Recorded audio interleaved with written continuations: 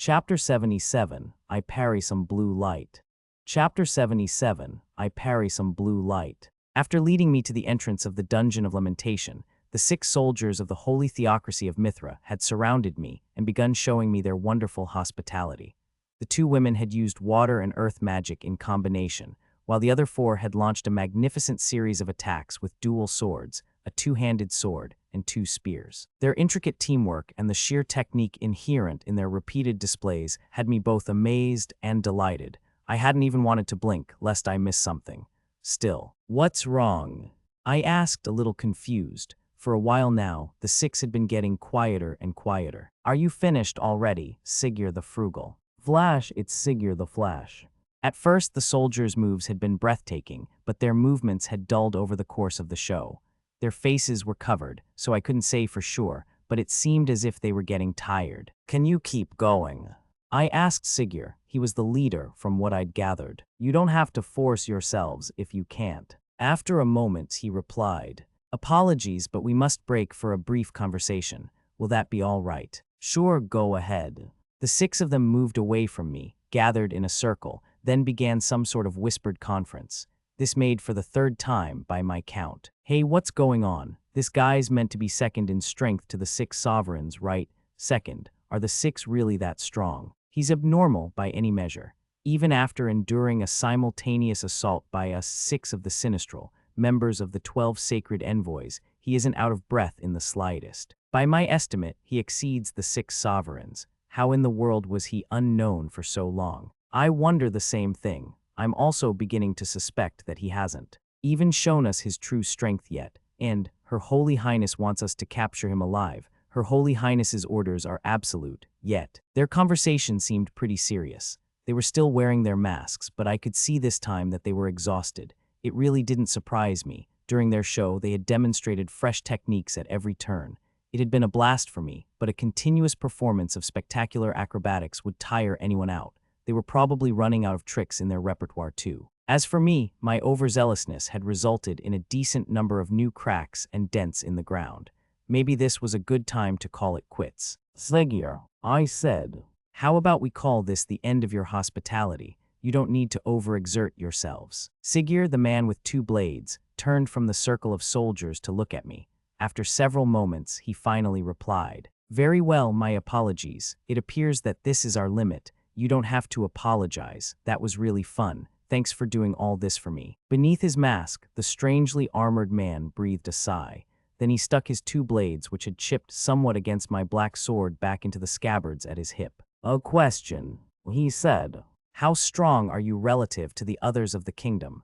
Me, I asked. I'm on the weaker side, to be honest. I do train and all that, so I think I'm better than your average guy off the street, but I know a lot of people who are way stronger than I am.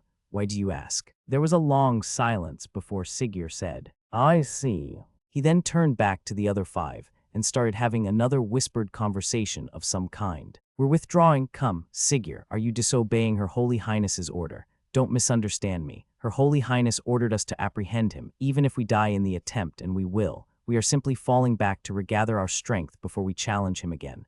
But that would mean, do you see any way for us to seize victory in this situation? As mortifying as it might be, the outcome is already clear as day. Tusk, fine. As much as I hate this, it's for the sake of our duty. We'll need to request support from Rava of the Dextral. Hey, are we just going to leave him here on his own? Yes, even if we had someone stay behind to watch him, they wouldn't be able to detain him. Plus, as long as he remains here, we won't need to worry about him interfering elsewhere. It is our best option, our only option in truth. This is pathetic, to think the 12 sacred envoys would be reduced to this. Sigurd turned back to me. Pile driver, he called out. We are leaving to fetch reinforcements. Stay here and behave yourself. Okay. Sigurd paused, then said, Good, no matter what happens, don't go anywhere. Surveys of the Dungeon of Lamentation have rendered it mostly safe since Her Holy Highness conquered it, but it still contains live traps. Be aware that a single misstep could mean your death. Yes, I'll keep an eye out then. With that, the 6 of them started going back the way we'd come.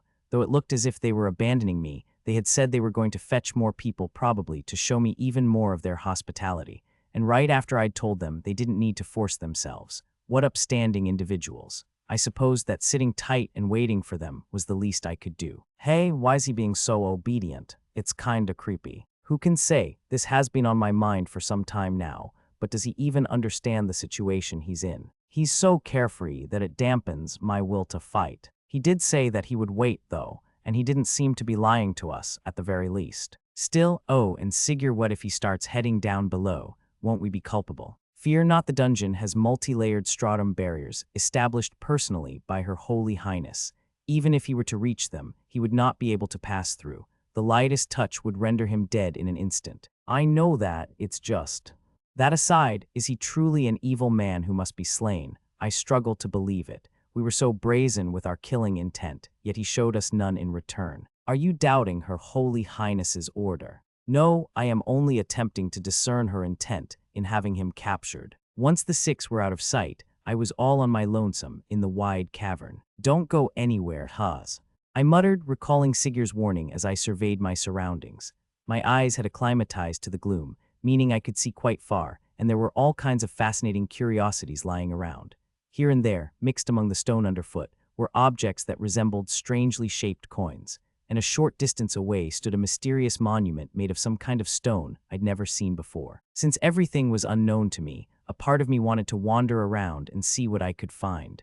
Still, it was probably best to obey Sigurd's request. The Dungeon of Lamentation, The six had told me it was an ancient dungeon with a long and venerated history.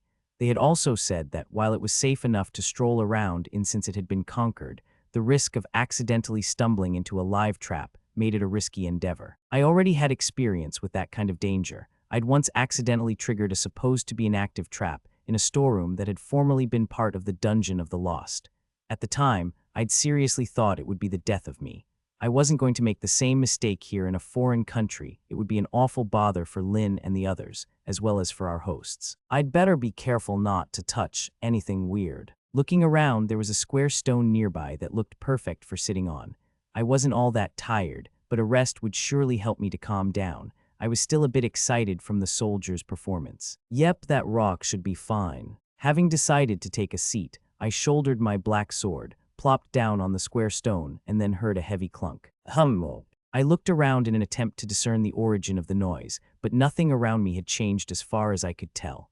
Then, while I pondered the mystery, I realized that my line of sight was getting lower. The rock I was sitting on was gradually sinking into the ground. Mysterious. The rock was sinking faster and faster. It couldn't be, could it? Oh, crud. The moment I realized my mistake, there was a deafening boom, and my surroundings shuddered violently. The entire floor had started to crumble, sending up a tumultuous din. Not good. This was so not good. Evidently, the square stone I just sat upon was part of a mechanism of some kind. I hadn't been able to tell that from its appearance, and Sigurd's assurance that this area was safe had caused me to lower my guard. On second thought, I supposed the floor was probably crumbling because of all the cracks I'd made in it before, but that didn't really matter right now. I was rendered completely helpless as I fell along with the shattered remnants of stone. Crap, below me was utter darkness. I couldn't see anything. A sense of powerlessness overtook me as I plunged through the gloom, stuck in free fall. I soon crashed into a jagged surface that felt like another stone floor, but I'd landed on my black sword, so we broke through and continued plummeting. Blind to my surroundings and unable to stop my fall, I was terrified, and that fear stayed with me as I smashed through floor after floor after floor. I wasn't even slowing down. In fact, for some strange reason, it felt like my sword was being forcefully dragged down into the darkness. As I fell even farther, I realized that it wasn't just my imagination the tugging was growing stronger. Something really was pulling me down. At a complete loss and with all kinds of doubts flashing through my mind, I simply kept falling through layer after layer of stone. Then, all of a sudden, I reached a space that was different from the rest. It's bright. Pale blue light illuminated the area, allowing me to see my surroundings. What is this place? The strange glow filled the entire space, and it was the same color as the light that the six from earlier had fired at me.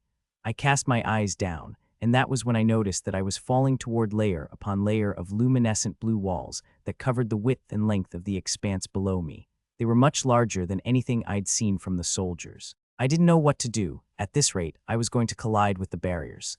My experience from earlier told me that striking them wouldn't put me in any immediate danger, but it would feel kind of uncomfortable and draining. Still, I didn't have the time to be deliberating. First things first, parry. I slammed my black sword into the first pale blue wall with as much force as I could manage, immediately shattering it into dazzling specks of light. The impact of the blow was considerable. My hands quivered and quickly went numb. Maybe colliding with the wall would have caused me more than a little discomfort after all. My on-the-fly decision had evidently been a smart one. Parry. Thus, I continued my descent, using my sword to smash through every luminescent wall in my way, each one fragmented into countless dots of blue light, brightening my surroundings yet further. Owing to that, I was finally able to see the ground far below me, which allowed me to adjust my position in midair to successfully land safely. Looks like I made it out okay. As I basked in the relief of having my feet on solid ground once more, I gazed around and saw that the scattering lights had vanished, again leaving me in utter darkness. Maybe I should have left one of those barriers intact somehow, not that regretting it now would do me any good. Where am I? I wasn't sure how far I'd fallen, but it had to have been a considerable distance. Based on feeling alone, I was fairly certain I'd gone through at least 10 floors. I started to cast a tiny flame to illuminate my surroundings, but then I noticed something else that was strange. The black sword in my hand was being tugged slightly farther into the darkness around me. What? It was subtle enough that I might have been tempted to dismiss it as my imagination, but my sword was definitely moving. I'd even noticed it earlier while I was falling. That pull was probably why I'd crashed through the sturdy stone floors with such ease, and now it was trying to drag me horizontally. Altogether, this was very unusual. I'd never had it happen before. Was the sword trying to tell me something? That seemed impossible, but when I strained my eyes, I could make out a small cave entrance in the direction my sword was pulling me. A scant amount of pale blue light was leaking out from within. Is there something over there? Faint hope sparked in my chest. Maybe the light meant there was a staircase or some other passage out of this place. But when I approached it, that hope was dashed. There were no stairs, only a vast cavern. The cavern was a strange place too, a semicircular cavity carved neatly into the stone, at the center of which floated a transparent gem made of some kind of pale blue crystal. The gem gave off enough light that I could properly take in my surroundings. I was a little disappointed that I couldn't see any exits or stairs, but I was also curious about the floating crystal, so I decided to approach it. That's pretty big. The more I examined the gem, the stranger it seemed. It was huge, 10 times my height, and far wider than my arm span, and made up of a jumble of smaller rectangular crystals with clean edges. It was also transparent, though tinged slightly blue, so I could see through to the other side, and of course it was levitating. I crouched down on the floor and examined the gem from below, but I couldn't see anything that might have been supporting it. As far as I could tell, it really was just floating in midair. To add yet another layer to the mystery, the crystal was clearly responsible for the pull on my black sword. Anytime I attempted to point the weapon in another direction, it would start fighting against me, wanting to turn back to the center of the gem. What's with this thing? I muttered. It seems a little too strange to just be a light source. Curious, I reached out to touch it, and that was when it happened.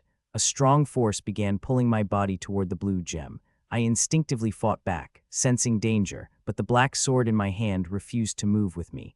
As though it had a will of its own, it also started pulling me closer to the crystal. My body won't. Then I plunged into the blue gem as though it were swallowing me. My consciousness went pure white. When I came to, I was in an unfamiliar place. There was a single woman collapsed on the ground, and behind her was a skeleton. Staring down at me from atop a golden throne was a gigantic skeleton, dressed in resplendent robes inlaid with gemstones. It looked exactly like the one I'd seen in the painting that morning. Chapter 78, Lynne and Tirrence. Chapter 78, Lynne and Tirrence. After knocking out the knights standing guard in the hallway and quietly opening the door, Princess Lindbergh entered the room to find Holy Prince Tirrence awaiting her with a smile. I knew you would come, Lynne. Do you know how long I have waited for the day you would visit my quarters? My heart's desire has finally been granted. The princess didn't respond. She just glared at the man before her, still gripping her sword.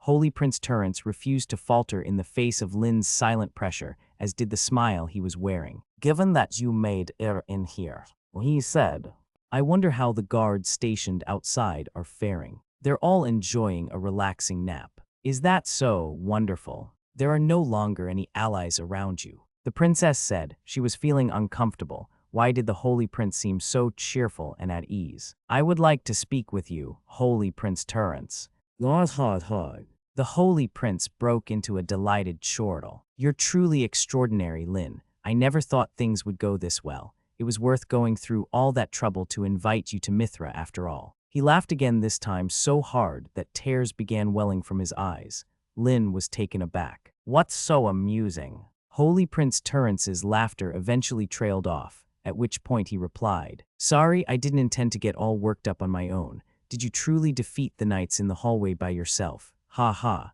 I knew you were incredible, Lynne. You've met all of my expectations. Still wearing a smile and completely unbothered by the sword that the distrustful princess was pointing at him, the Holy Prince slowly righted his posture and looked her in the eye. Thank you, he said. Truly, you dealt with all of my surveillance, down to the last. My actions were considerably limited under their watchful eyes. Holy Prince Tirrence, what in the world are you talking about? Ah, of course, this must be terribly sudden and confusing for you. But I wanted you to come here, on this day, and I was willing to resort to any means to make it happen.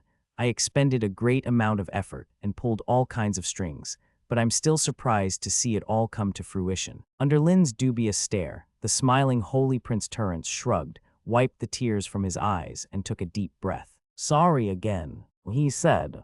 I couldn't contain my excitement. I'm just so happy, you see. This might be abrupt, but I want your help. I haven't been able to find anyone in this country whom I can rely on. As matters stand, I cannot see a single reason to help you. The princess said suspiciously. Explain yourself, if you please.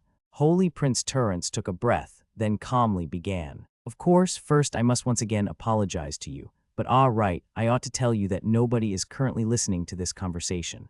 I've secretly modified this room to obstruct surveillance-type magic. It took quite a lot of doing to manage it without anybody noticing. But thanks to that hard work, this is the one place where I can speak to you truthfully. Truthfully. Though Lynne kept her sword at the ready, taken aback by the sudden change in the Holy Prince's behavior, she continued to hear him out. Yes, I wanted to speak with you alone, without anybody interfering. But as you know, that's no small feat in this country. I considered many methods before eventually coming to my decision. I would pretend to have fallen for you and use that as a pretext to invite you to my quarters. I thought it would cause minimal suspicion, you see, and I couldn't think of any other scheme that would allow us to be alone and free from surveillance. Though, it would appear that I accidentally caused you to hate me in the process. After a pause, the princess replied, Indeed, it was entirely counterproductive. Yes, I'm aware, I do regret it. I realized my mistake when I made my first attempt only to receive a reaction much worse than I'd anticipated. But I was already trapped in the act by then. Dropping it out of the blue would have drawn too much suspicion.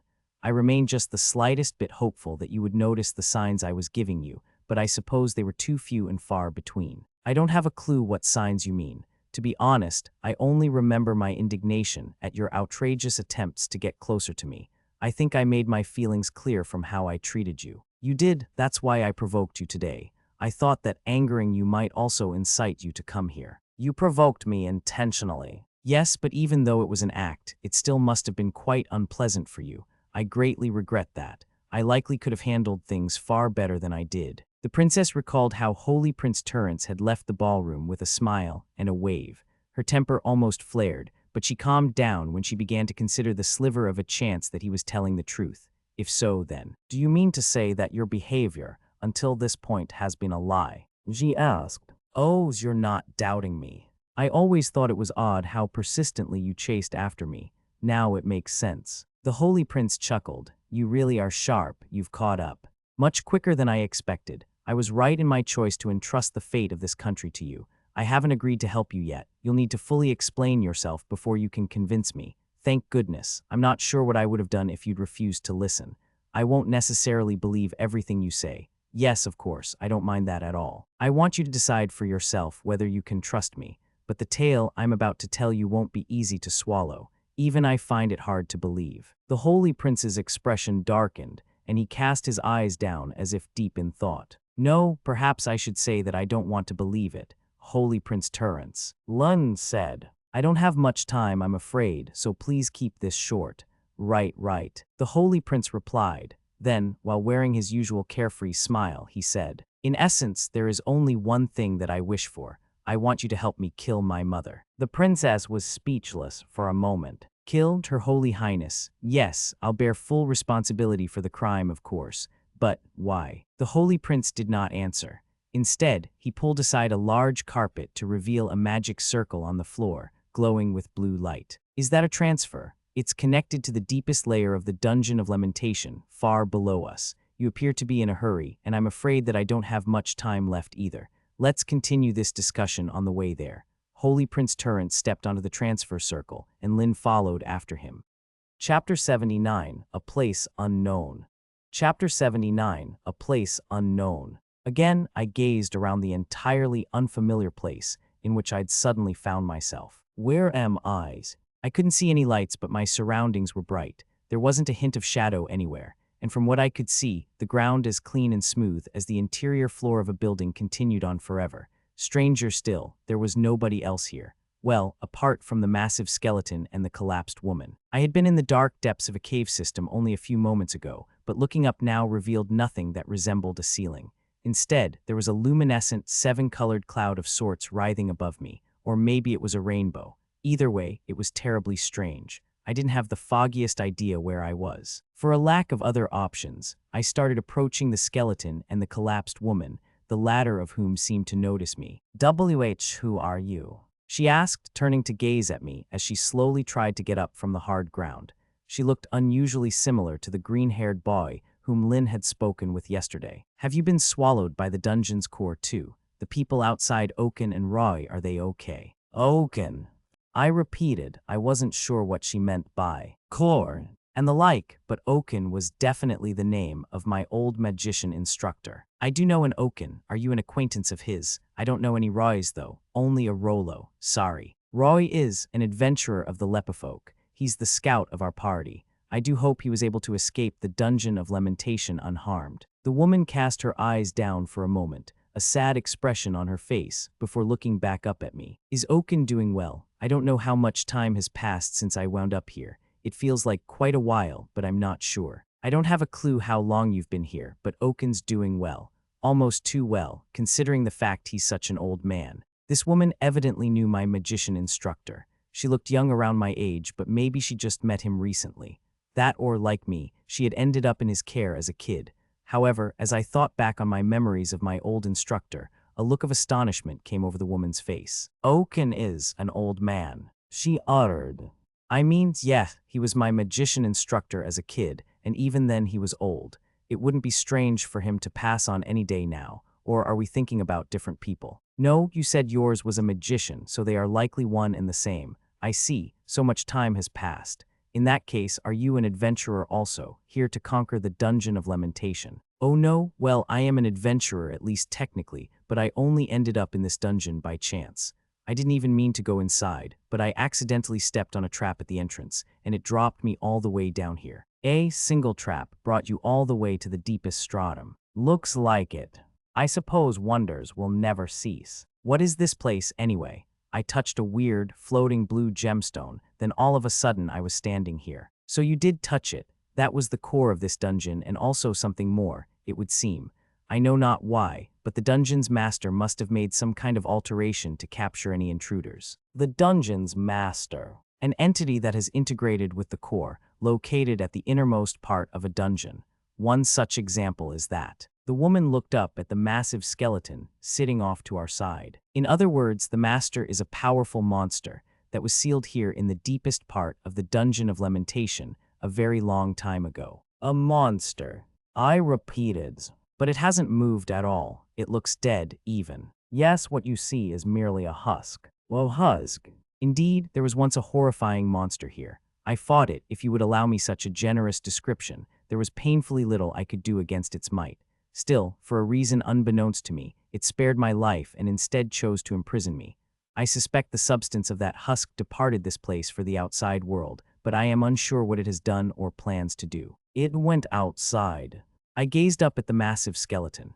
Its sheer size still impressed me. It was maybe twice as tall as the goblin I'd once encountered, and the more I examined it, the more it reminded me of the painting I'd seen upstairs in the cathedral. Beyond that, I certainly hadn't seen anything resembling this monster in the outside world. Its appearance was so terrifying that I would never have missed it. A monster husk, huh? I muttered, just to make sure it really was dead. I gave the giant skeleton a light tap on the shin with my black sword. The bone cracked slightly, and the entire husk twitched and trembled. Oops. I twitched as well, though out of surprise. I sincerely hadn't meant to cause any damage, but maybe I'd put a little too much strength into my tap. My thoughts began to race. What would we do if my carelessness woke it up again? The woman stared at me, surprised. Did you just what? I asked. I've tried to damage it before, but not even my best strikes left a mark. You cracked it with a single knock. Is that a bad thing? Not at all, the opposite if anything. Just what is that sword? It looks to be made of quite a strange material. The more I study it, the more unique it seems. The woman examined my black sword with great curiosity. I couldn't blame her. She was right about it having a unique appearance. This?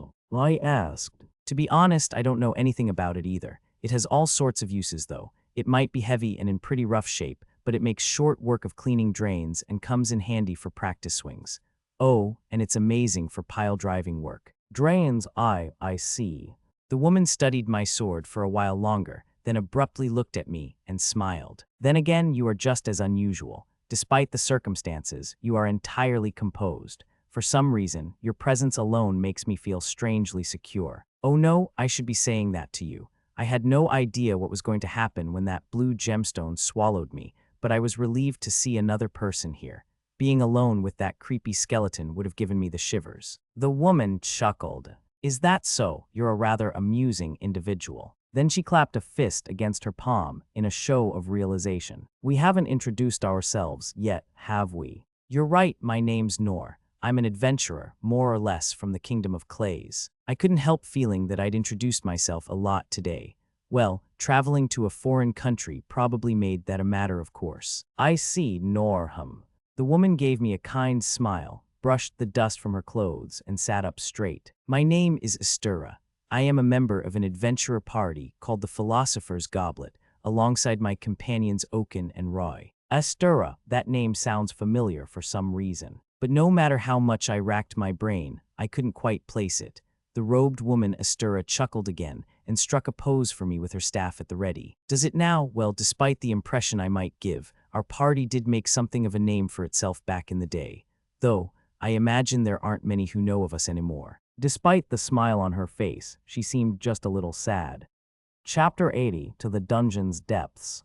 Chapter 80, To the Dungeon's Depths. How are you faring? I'm okay, don't worry about me, Inez. Rollo and I were in the Dungeon of Lamentation, beneath Mithra's cathedral, hurrying through the darkness as we headed deeper into its depths. And you're certain this is the right direction? I asked.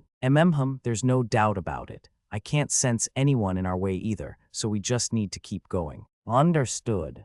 Part of me had been concerned about acting alone with a boy who had yet to even come of age, but those misgivings hadn't lasted very long. In truth, Rollo's growth was so remarkable that it made me question the worth of the strict training I'd endured over the dozen years since I was a child. I was moving at almost my top speed, wearing powerfully enchanted mithril boots that allowed me to run several times faster than trained soldier for hours on end, yet he was keeping up without showing the slightest sign of exertion. I was well aware that Rollo suffered various handicaps as a result of his upbringing. From what he had told me about his past, he had been forced into slavery at a very young age. His arms had also been damaged for as long as he could remember, marred with wounds so old and deep that not even Sane, the sovereign of salvation, had managed to heal them. Even now, they hindered Rollo in his everyday life, and on top of all that, his physical constitution as a demonfolk made it impossible for him to use magic directly. In essence, there were many things Rollo simply could not do. Yet he had refined those he could so well that they more than made up for any shortcomings. So far, our journey through the dungeon had gone unimpeded. We hadn't run into a single soldier. Rollo was using his finely tuned sense for changes in his environment to guide me through the darkness, avoiding any and all potential encounters. Furthermore, the magical tool currently in his hand was a specialized mana sensor, created to detect and visualize mana wavelengths matching the users in quality. It required extremely delicate manipulation of one's mana to use, such that even Awaken, the spell's sovereign, considered it tricky. Rollo was unbothered, though. He operated it while running full pelt beside me, his dexterity putting even the seasoned soldiers of the kingdom to shame. A mere few months ago, Rollo had entered the Kingdom of Clays as a frail young boy. The change in him beggared belief. I'd started serving Princess Lynne when I was 14, so I was keenly aware that prodigies truly existed in this world of ours. Still, It had never even crossed my mind that I might encounter another such individual in my lifetime. Rollo truly was a marvel. "Behind that wall," he said, pointing ahead of us while staring at the magical censer in his hand. "Very well," I replied. "Divine shield." Using my sword of light, I destroyed the spot Rollo had indicated. Dungeon walls were about as tough as dragon tusk, a material second only to adamantite, but that meant nothing in the face of my gift or Noor's black blade, for that matter. Prince Rain knew this, which was why he had conferred upon me a clear and concise duty. Smash through every wall that stands between you and your destination. Now we need to go down, Rollo said. Understood. In exact accordance with the order the prince had given me back in the kingdom, I destroyed every wall and floor in our path as we delved into the dungeon's depths. Rollo operated the magical censer in his hand, bringing us closer and closer to our purpose. Lord Rain's foresight has proved unnervingly accurate. I murmured under my breath. It was almost frightening how closely he had predicted every event since our entry into Mithra. I still recalled what he had said to us just before our departure. In all likelihood, High Priestess Astirras will reveal her true nature during her audience with you and openly make unreasonable demands, but there is no need to play along. Her inherent expectation is that she can conquer our kingdom, so assume that negotiations will never be on the table to begin with. Instead, focus on what happens after the situation breaks down. If relations between our nations get even worse, the High Priestess will move to begin the final phase of her intended plan. Before that can happen, you must make your move. In the worst-case scenario, Mithra could take Princess Lindbergh hostage, catalyzing an all-out war that dragged even the surrounding nations into the fray. The prince had stressed that before such a tragedy could occur, we needed to seize our opportunity to strike at our opponent's heart. Ever since the kingdom took in one of the demon folk, a race Mithra has deemed to be hostile, we have been besieged with criticisms from countries under the theocracy's influence. As such, the first thing we must do is obtain legitimate justification for taking Rollo into our care. There had been no formal declarations, but a war between the Kingdom of Clays and the Holy Theocracy of Mithra was already underway. Cutthroat political dealings were occurring all across the continent as various powers jostled for supremacy in the aftermath. Yet the kingdom, which had now given its opponents fuel for their outrage, was at a political disadvantage, and the more time passed, the worse its position became. There was hope, though. Evidence that would overturn the status quo. The theocracy harbors a dark secret involving the demon folk. Needless to say, it concerns the demons' hearts. If we could only obtain proof, it would give our kingdom the opportunity it needs, small though it may be, to turn our disadvantage on its head.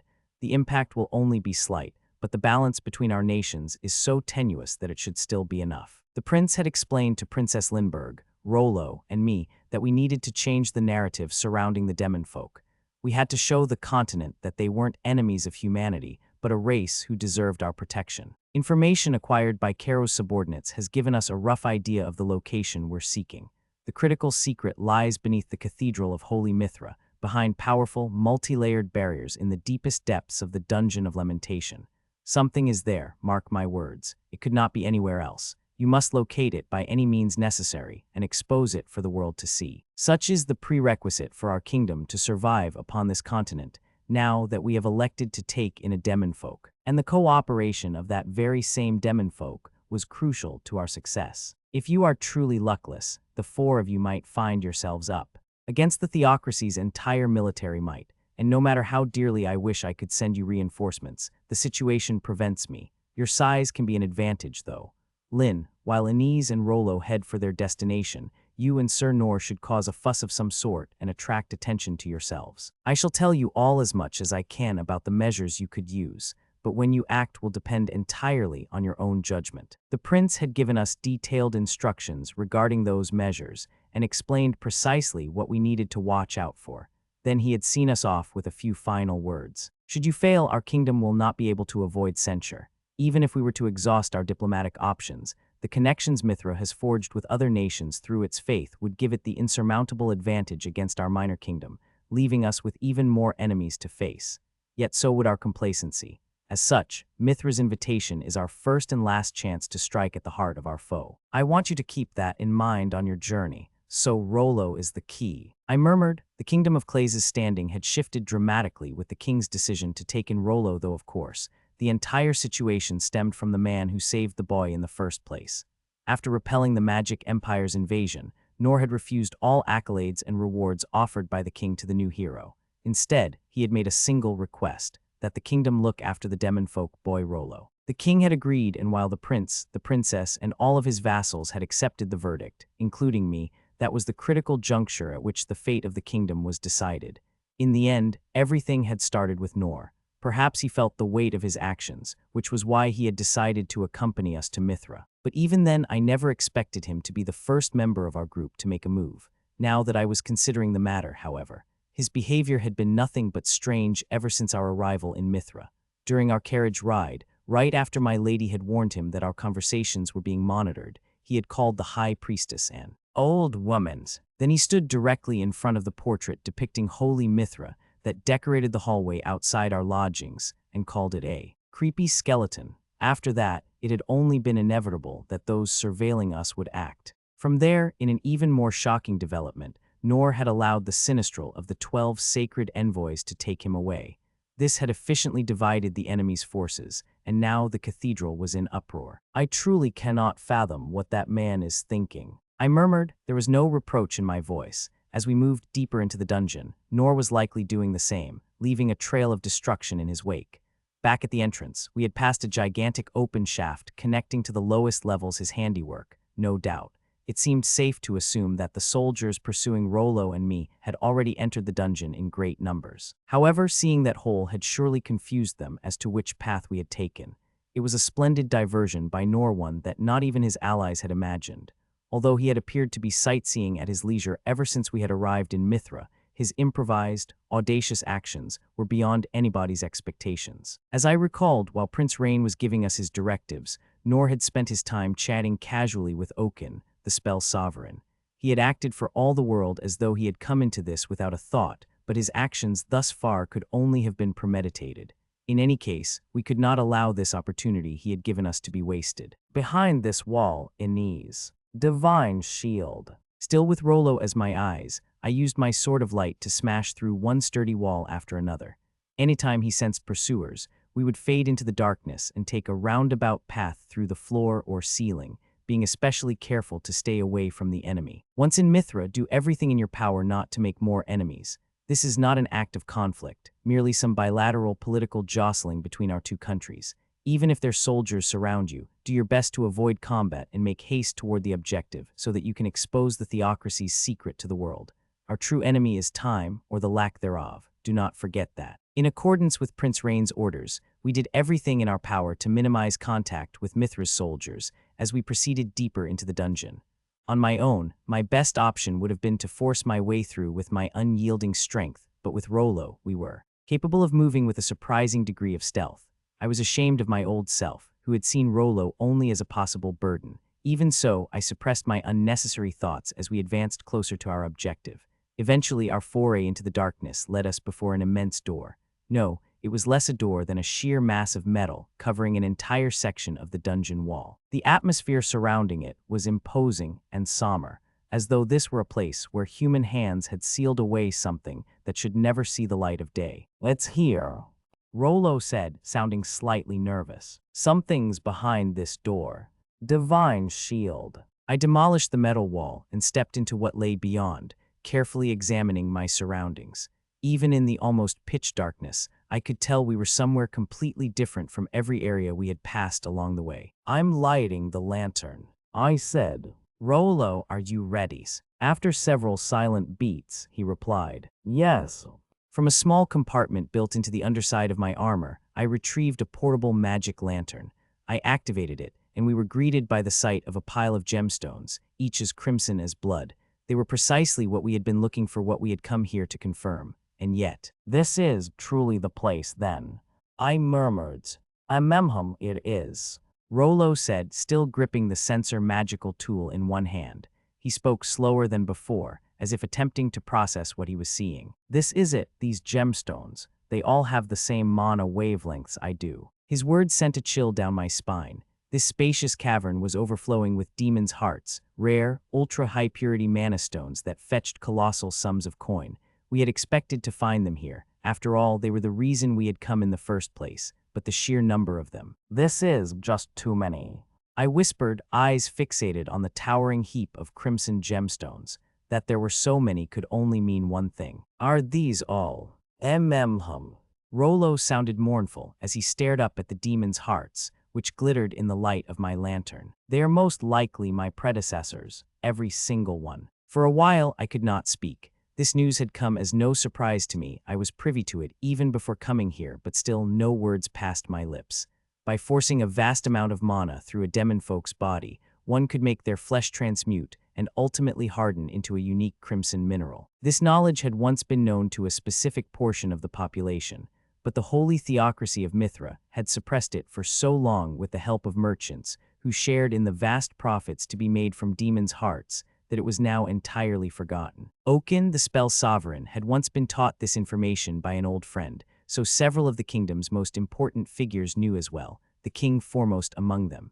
Prince Rain had informed Rollo and me before our departure, so I'd expected my resolve to be firm. Yet I could not move a step from where I stood. These are all shadows of past demonfolk. Rollo whispered. He had fallen to his knees in the darkness, tears running down his face.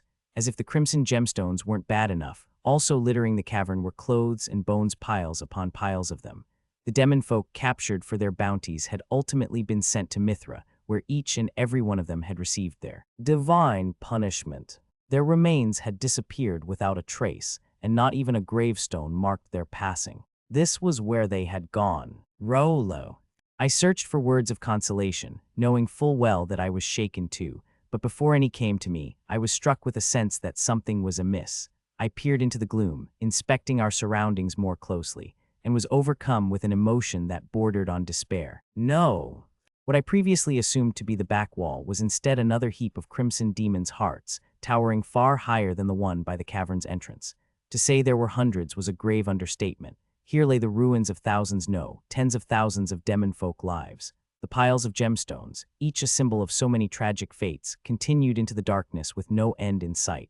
There were too many. Far too many. Over 200 years ago, Mithra had fought a war against the demonfolk, and a bitter grudge between them had endured ever since.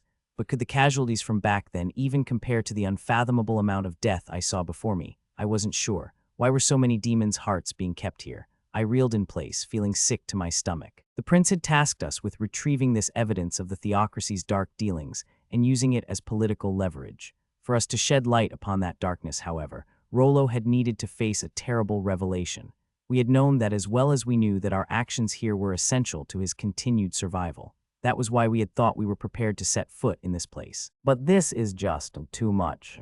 I whispered. I cursed my own insufficient foresight. This was too great a burden for a mere child for Rollo to have thrust upon him.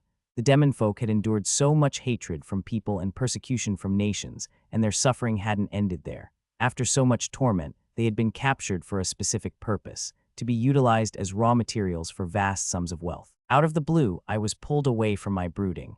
I could sense something moving in the darkness. What is that? I strained my eyes to determine the true nature of whatever I'd seen, and once again, I was struck with astonishment. What is happening here? It was a pack of monsters. They were relatively strong varieties which one could find in the deeper levels of our own Dungeon of the Lost, and they were spilling forth from the darkness, advancing on Rollo and me. I wanted to doubt my eyes. Why were there monsters here? It should have been impossible. What does this mean? I murmured as I faced the innumerable monsters suddenly appearing from the darkness. I was unable to conceal the bewilderment that welled forth from within me. Under normal circumstances, when a dungeon's core shattered, the dungeon it had once been connected to would stop producing monsters. Then, after specialists of the Adventurers Guild confirmed the two necessary criteria, the dungeon would be marked as conquered. High Priestess Astirras had already conquered the Dungeon of Lamentation all on her own, if the tales were true, and its resources had served as the foundation upon which the holy theocracy was built. That had been roughly 2.5 centuries ago. The dungeon should have been long dead, unable to produce any more monsters, and without any hope of reviving. But for there to be a throng of deformed, squirming monsters before us right now. This dungeon hasn't been conquered yet. In other words, it was still alive. Unrest seized my heart as I gazed upon the dozens of monsters already surrounding us. Rollo remained on the ground, kneeling among the crimson gemstones. What is happening in this country? I murmured. Dark emotions threatened to swallow me whole, as, before my eyes, a never-ending wave of monsters spewed forth from the darkness. Chapter 81, The Holy City. Chapter 81, The Holy City. And that's the gist, though I abbreviated much in deference to haste. Holy Prince Tirrence concluded, as we strode quickly through the dungeon's dark passageways. May I trouble you to share your thoughts? That was a lot to digest. I replied. The tale he told me had been one revelation after another, and they had all been hard to believe. If you thought I would take everything at face value, then I must apologize. To begin with, the very idea that the Dungeon of Lamentation is still alive is just. Yes, that's about what I expected. Doubt would be the natural reaction. Over 2 centuries ago, after conquering the Dungeon of Lamentation alone, High Priestess Astirras had received a revelation from Holy Mithra that had driven her to establish the holy theocracy upon those very grounds. But according to Holy Prince Tirrence, the dungeon had never been conquered in the first place. It remained active to this very day. In other words, the theocracy had been founded on an utter lie. It seemed too implausible to be true. When did you realize? I asked. I was 5 when I first began to suspect something was wrong. But if you're referring to the matter of the dungeon, that wasn't until much later. 5. Yes, on my 5th birthday, exactly 10 years ago, a certain incident sparked my misgivings. The Holy Prince explained, as we continued through the dungeon's gloom. Lynne, you know about the Church of Mithra's sacred scripture, do you not? The one said to have been written by my mother after receiving Holy Mithra's revelation. The one detailed in the teachings of the Savior. I'm no expert, but it has been decreed, Holy Mithra the Savior shall rise again. In preparation for this most hallowed of days, we, its believers, must gather in the Holy Land and construct a glorious city. No effort can be spared, for when our Savior returns, all those who have settled there shall receive life eternal. Until then, until we are raptured, we must live honorably in our Savior's name. This precept, which instructed believers to gather in the Holy City and prepare for the blessings and salvation they would receive upon Holy Mithra's resurrection, was considered the foremost dogma of the Church of Mithra. Its adherents were faithful, and there were many of them. Ever since the theocracy's foundation, it had engaged in relief efforts all over the continent, gathering more people toward the Holy City. The theocracy's humanitarian work, carried out by its missionaries dispatched to ailing nations, took many forms, but it mainly involved the intake of those who had lost their homes. Orphans were adopted and educated in remotely established churches, after which they immigrated to the Holy City. Slaves who had endured cruel treatment were bought and freed, then granted citizenship and employment, and refugees displaced by war were given somewhere to live and work. They were benevolent acts of charity in anybody's eyes, and the country that proactively carried them out was considered a wonderful place filled with compassionate people. In essence, the sacred scripture was the core of the theocracy's ethos and the driving force behind its development as a country. I shouldn't have expected any less from you, Holy Prince Tirrence said. Few individuals can recite the original text word for word, even within the theocracy. But why bring it up? I asked. You don't mean to tell me that precept contains lies, do you? No, it's the exact opposite. The opposite. I believe that everything recorded in the scripture is true. Holy Mithra genuinely does exist in this country, and the more I investigate, the more certain I become that gathering people truly is for the sake of its resurrection. What do you mean by that? When I was 5, I saw Holy Mithra with my own eyes, but it was nothing like its depictions in our sacred iconography. It was a colossal skeleton, and my mother was talking to it. I didn't know how to respond to Holy Prince Tirrence's news. The most I could do was stare at him. Nothing about his demeanor suggested that he was joking. Your astonishment is only natural. He continued, but I speak the truth. On the night of my 5th birthday, my mother took me from my bed while I was sleeping. I awoke in a strange, unknown place where I saw her conversing with a colossal skeleton in a language I'd never heard before. She was talking with Holy Mithra. I asked. Yes, I was unsure what they were saying, but it sounded like they were consulting each other about something. I distinctly remember how terrified I felt. Though I pretended to be asleep for the entire ordeal, I couldn't stop my body from shaking.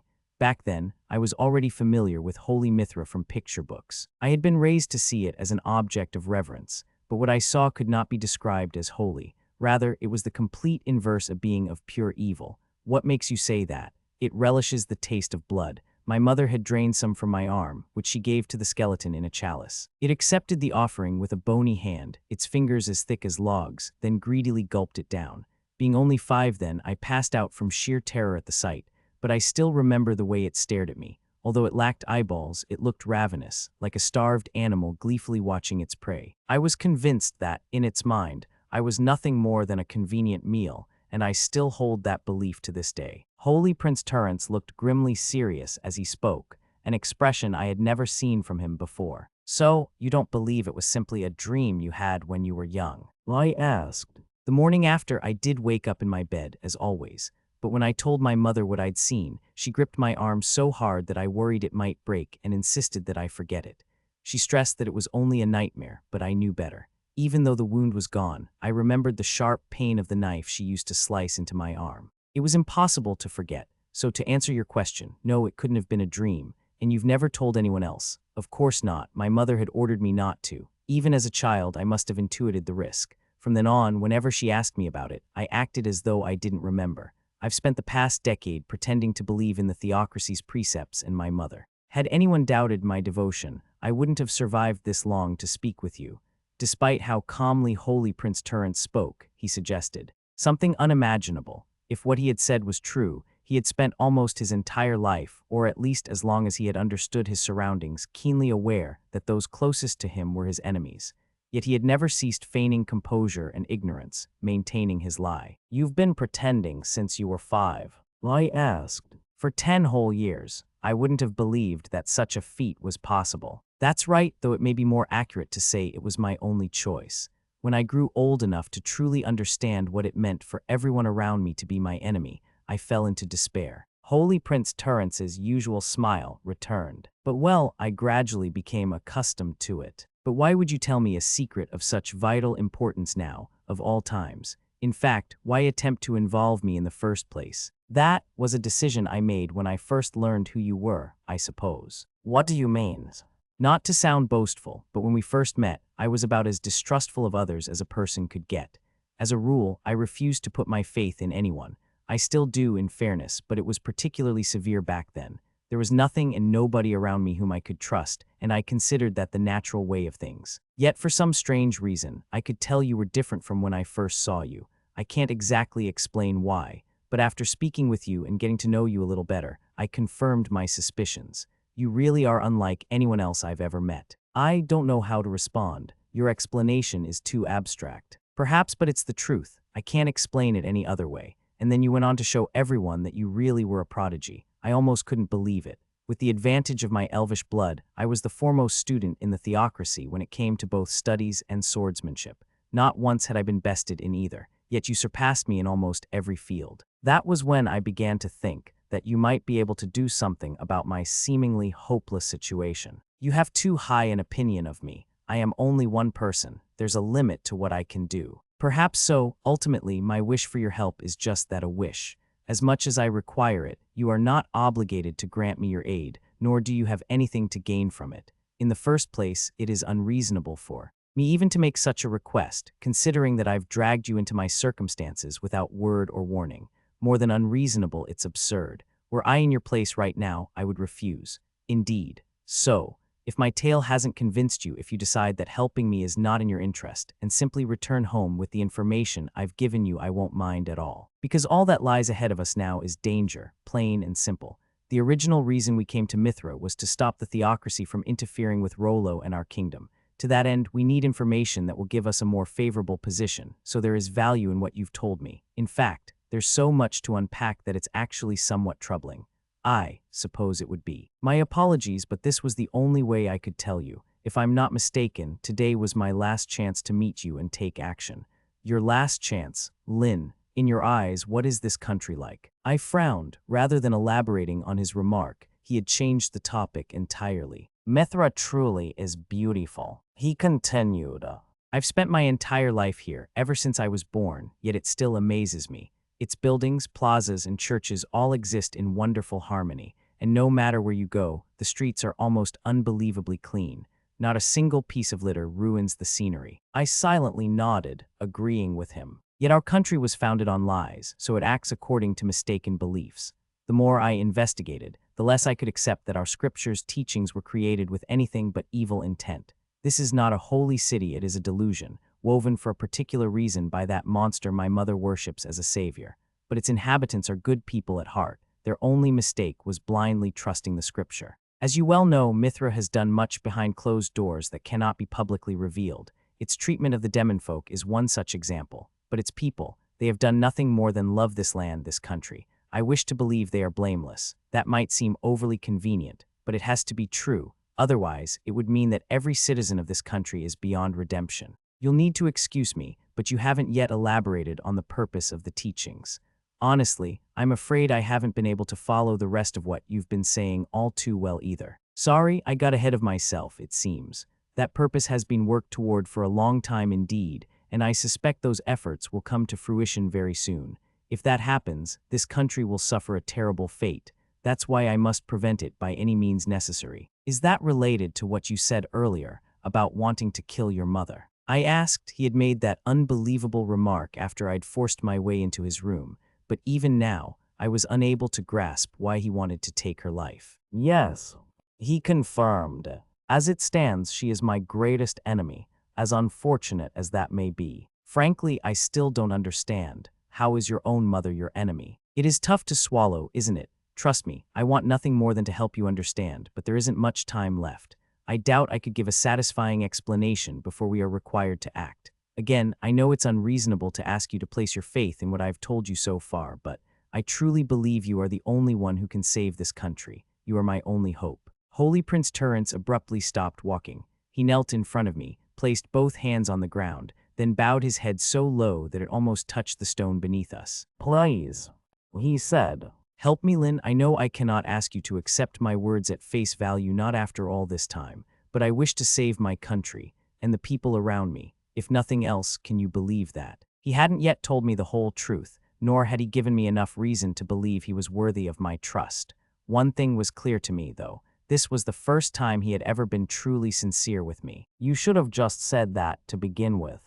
I complained. Fine, I'll help you, as much as I can, anyway. The Holy Prince looked up at me, a picture of surprise. You believe me? No, but as for Rollo, earlier he said you might not be our enemy. I see, he's able to read people's hearts, correct. I took precautions long ago to keep my emotions hidden, but the walls I put up evidently weren't as impenetrable as I thought. Indeed, your gratitude should go to him, for he is the one I believe. I suppose it should. I owe him my thanks. I owe you too, of course. You have nothing to thank me for, Your Holy Highness. I am only agreeing to help because I believe our objective to be just. Plus, as a member of the kingdom's royal family, the lowest-ranking member, mind you, I think it is in our national interest for me to lend our neighbors my assistance. Do not mistake this as sympathy for a friend. Our interests have merely coincided, so there is no need for words of gratitude. In response to my declaration that I couldn't yet trust him, Holy Prince Tirrence studied my face for a while.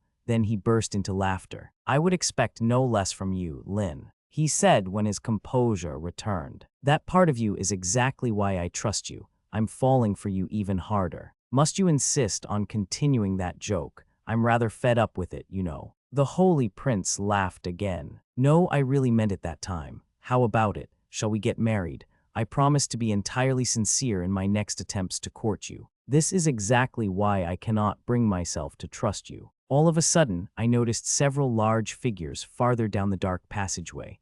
I didn't need a light to tell that they were monsters. It would appear the dungeon really is still alive. I noted. Are you more willing to believe my story now? Yes, a little. Up ahead, a swarm of monsters began surging toward us, blanketing the sizable dungeon passageway. The situation seems to have taken a rather sharp turn for the worse. Holy Prince Tirrence said, I had wanted to give you more details, but I suspect our new friends aren't going to stand by and let me. I suspect not. I agreed. According to the Holy Prince, our destination lay ahead of us, farther down the passageway, in which case, our only option is to cut our way through. I mused aloud. I think I'll increase our pace somewhat from here on. Will you be able to keep up? Holy Prince Tirrence chuckled. I was considered a child prodigy too, you know, at least until you came along. I may not be as capable as you, but I'm no slouch either. Then the plan is simple. Go through the front. I'll take point, so please assist me as much as you are able. As I faced the swarm of monsters and readied my sword, a quiet voice came from behind me. Princess Lindbergh, I am truly sorry to have dragged you and your companions into my personal circumstances. After a moment, I replied, I'll hear your apologies later, Your Holy Highness. Let us make haste. We can continue this discussion while we run. However, the very moment I prepared to clash with the oncoming wave, the ground around me burst open, revealing another pack of monsters leaping at me from below. I immediately brought my sword into position, but before I could act, a flash of light tore through the darkness. Something long and fine had beheaded all of my would-be ambushers. What was? I looked over my shoulder at the Holy Prince and saw gleaming silver threads hanging from his fingers, gently drifting through the air. Mithril wire, he explained. I was hiding it in my clothes. It's a very me weapon, don't you think? Well, I suppose it's more of a trump card, which is why I avoid using it in front of others when possible. Should you have shown me then? Of course. He replied in his usual carefree tone. I've entrusted you with my fate, after all, and with the fate of my country. Please don't arbitrarily force that kind of thing on me. It's bothersome. As the Holy Prince stood there, smiling, an entire pack of monsters sprang at him from behind. I dashed forward, weaving through the gaps between the drifting silver wire, and cut them all down before they could reach him. Wonderfully done, Lynne. I expected no less of you. If you have time to speak, you have time to help. Tirrence. Thus, we ran as fast as we could into the darkness of the dungeon's depths, cutting through the teeming waves of monsters that surged forth in a futile attempt to bar our way. Chapter 82, To Astirras. Chapter 82, To Astirras. Astirra. I mumbled. I feel as though I've heard that name before. Indeed, the woman I'd met after stumbling into this strange place had given me her name, and something about it sounded very familiar. Was I just misremembering? No, I really had encountered it before. I was certain. The exact specifics of when still escaped me, but perhaps it had been somewhat recent. You do? Astirra asked. Have I become famous by chance? She giggled. Do they tell legends about me, the beautiful adventurer who risked her life to save her companions? No, nothing like that. Oh, I suppose I shouldn't have gotten my hopes up. Astirra looked slightly disappointed, but I'd only been telling the truth. I was reasonably sure I'd heard the name from Lynne. Astirra, who was that again? As I did my best to remember, the scenery around us warped and twisted, and a woman's voice echoed out of nowhere. So this is where you were. I must admit, I didn't expect a little mouse to burrow into a place like this. How did you get past my layered barriers? A sudden tear opened up in empty space, revealing a swirling expanse large enough to fit a person. We both stared at the vortex as a single woman stepped out. She was clad in white robes inlaid with gleaming gemstones, much like the massive skeleton to our side. Who is she? Astirra asked, looking shocked. I was a little surprised too. The woman bore an eerie resemblance to Astirra. No, scratch that had they been wearing the same clothes, they might have passed for identical twins. I couldn't spot a single distinguishing feature between them. As I examined the woman more closely, though, something felt off. The mood that clung to her was cold somehow. So while she certainly looked the same as Astirra, she came across as entirely different. Who's that? I asked Astirra. A family member of yours. She looks just like you. No, I don't believe so. She replied, sounding troubled. Who is she? I suppose that meant they weren't sisters or the like, then. I am Astirra, the woman said, facing the other Astirra directly as we gave her studying looks. The High Priestess of the Holy Theocracy of Mithra. Astirra. I murmured. I was only getting more confused. So they were both Astirra, but this new one was the High Priestess. What was that supposed to mean? Wait. High Priestess. The memory finally returned to me. Lynne had mentioned the name. Astirra. While telling me about this country's High Priestess. Still, as I examined the woman before me, I started to doubt my memory. Is that really the High Priestess Lynne mentioned? I mumbled. The High Priestess was supposed to be an older woman of more than 2 centuries. This, Astirra, however, looked much younger than that. I'd also heard that every single person in Mithra revered her, but that felt wrong too. This new woman seemed awfully cold compared to the Astirra standing next to me. She wasn't at all like the person Lynne had described. Sure, there were bound to be people who preferred a cold personality in their leader, but I just couldn't picture this woman having the adoration of an entire country. Who are you? The Astirra next to me asked. Why do you share my name and face? The cold Astirra, she seemed a little nasty too, actually put a hand to her mouth and laughed. Goodness me, she said. You have a lot of nerve asking that question. considering that you are nothing more than my imitation. I was gracious enough to let you remain, since I thought you might eventually be useful in some regard. Is that any way to speak to your benefactor? I'm an imitation. What are you talking about? No, it couldn't be. The Astirra beside me whirled around and stared up at the colossal skeleton sitting behind us. Her expression became grim, then she turned back to the mean Astirra. Are you? Silence. A bolt of lightning struck the ground by Astirra's feet, leaving behind a violent gouge. Though it hadn't been a direct hit, the impact caused her to stumble to the ground. You have no need for such information, the mean Astirra said. Now stay there and be quiet. My business is with the gentleman. She turned to me. You there, please give me that object in your hand, though I know not what it is. It seems rather dangerous. What, my sword? I asked. Why, it appears you have misunderstood me. I am not making a request. If you cannot understand that, then I must teach you the error of your ways. Once again, lightning bore down on us. Parry I swung without hesitation. The bolt collided with the black blade of my sword and went careening off to the side, then slammed into the ground a short distance away. How strange, the mean Astirra said. That was supposed to kill you. Why are you doing this? I asked, confused. It's kind of dangerous, don't you think? The mean Astirra didn't answer my question. If that did not suffice, she said, slowly raising her hand toward me. It will put something of a burden on this body, but I suppose there is no avoiding it. In her hand, a strange light sparked into being. I strained my eyes, trying to get a closer look when black bolts. A massive streak of dark lightning shot from her hand, blanketing my entire field of vision as it crackled and expanded on its way toward me. My instincts screamed that I couldn't let it touch me. I would definitely die.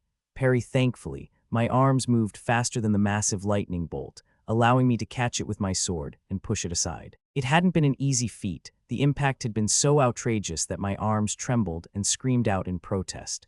The bolt landed behind us, causing the ground and the air to quake. A moment later, there was a thundering boom. That was close, I muttered. A chill ran down my spine when I saw the massive crater that now marred the ground.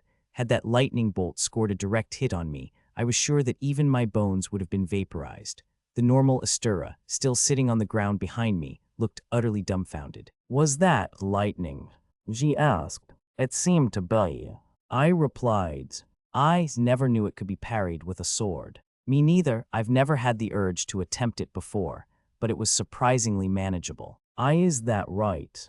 Of course, I didn't doubt that my sword was the reason. A standard metal blade would have conducted the electricity and given me a lethal shock.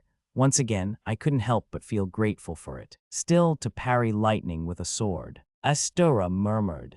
I would have thought that following it with your eyes would be enough of a challenge. If you'd asked me a while ago, I might have agreed. As it turns out, though, I know a guy who can thrust a spear even faster. Maybe lightning isn't all it's cracked up to be. Why your acquaintance is faster than lightning? I'm finding it hard to believe that such a person exists. Yeah, Gilbert's pretty amazing.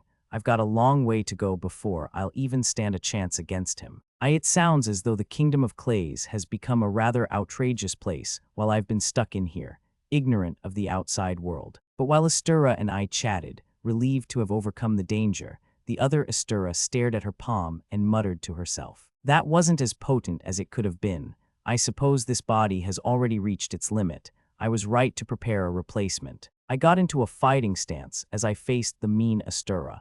I'd sensed danger radiating from her this entire time. Are we still doing this? I asked. It would seem so.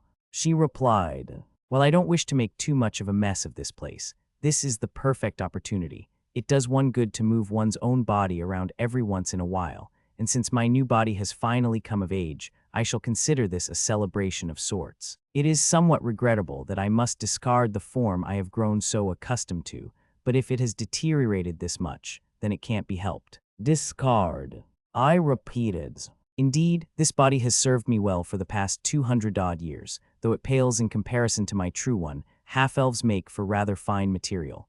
Truth be told, I didn't expect this reproduction to be capable of bearing a child. I do wish I'd realized earlier. The mean Astirra turned to the woman behind me. Then I wouldn't have needed to keep you here for so long as a spare. What are you saying? I asked. None of what she was ranting about made any sense to me. I must not have been alone in my confusion, because Astirras looked equally lost. But now you may rest easy, the mean Astirras said. I no longer have any use for you. Your purpose ends here. I don't understand. Astirras muttered. I simply mean that I already have a new body and a replacement for that one besides. As such, I no longer need you. Or this. The atmosphere around the white-robed Astirras changed. Black smoke began pouring from her body, and an ominous smile spread across her lips. From here on, you shall fight against my true form. Suddenly, the mean Astirras collapsed to the ground, as though all the strength had disappeared from her body. What? I could only blink in surprise. What just happened? Then the air around us began to change. I couldn't work out exactly what was happening or where, but it felt as though something big had moved. It didn't make any sense. Nobody was here except the three of us and that creepy skeleton. Don't tell me. I turned, driven by a premonition, and saw that the colossal skeleton behind us had shifted. Its palm was now pointing straight at us. It can move. As Astirras and I stared in shock, the area around its skeletal hand began to sparkle like the starry night sky. The multitude of tiny lights gathered into the center of its palm, shrinking into a single, beautiful point no larger than a grain of sand. Then the grain shook violently and erupted into a blinding flash. Black bolts. A jet-black streak of lightning, drastically bigger than the last, burst forth from the skeleton's hand and raced toward us with all the might of a natural disaster. Parry, I devoted my all to bringing my sword to bear, then caught the attack in the nick of time. There was an intense burst of black sparks, and my arms rattled uncomfortably. The impact was so preposterously strong that I almost couldn't believe it. This was incomparable to the lightning strike from earlier. My arms were battling a weight I'd never experienced before, as though my already heavy black sword had suddenly become several times heavier. The weapon shuddered violently, threatening to rip my fingers from my hands. It genuinely felt as though an entire mountain was pushing against me. The pain wasn't only in my hands and arms. The muscles across my entire body vibrated, wailing for mercy, but I couldn't pay them any mind right now. Unless I could deflect this massive lightning bolt, Astirras and I would die for sure. Fighting against the immense pressure that threatened to destroy my arms, I forced my sword into a swing and sent the black bolt as far away as I could manage. It crashed into the ground well away from us, shrouding the entirety of our surroundings with a dark flash. There was a pause, then a cacophonous boom reached our ears as an equally intense shock wave washed over us. The ground rumbled violently, disrupting our balance. In the distance, I thought I glimpsed a massive hole where the lightning had struck, but I couldn't know for sure. The force of the resultant gale almost sent me flying bodily away. It was all I could do to keep my eyes open. Goosebumps rippled across my skin. Although we'd avoided an instant death that had only been a single attack, we were far from being out of the woods. I stuck my sword into the ground and crouched, desperately trying to keep the wind from blowing me away. Then, out of nowhere, the gales buffeting me disappeared. Are you all right? Astirras asked.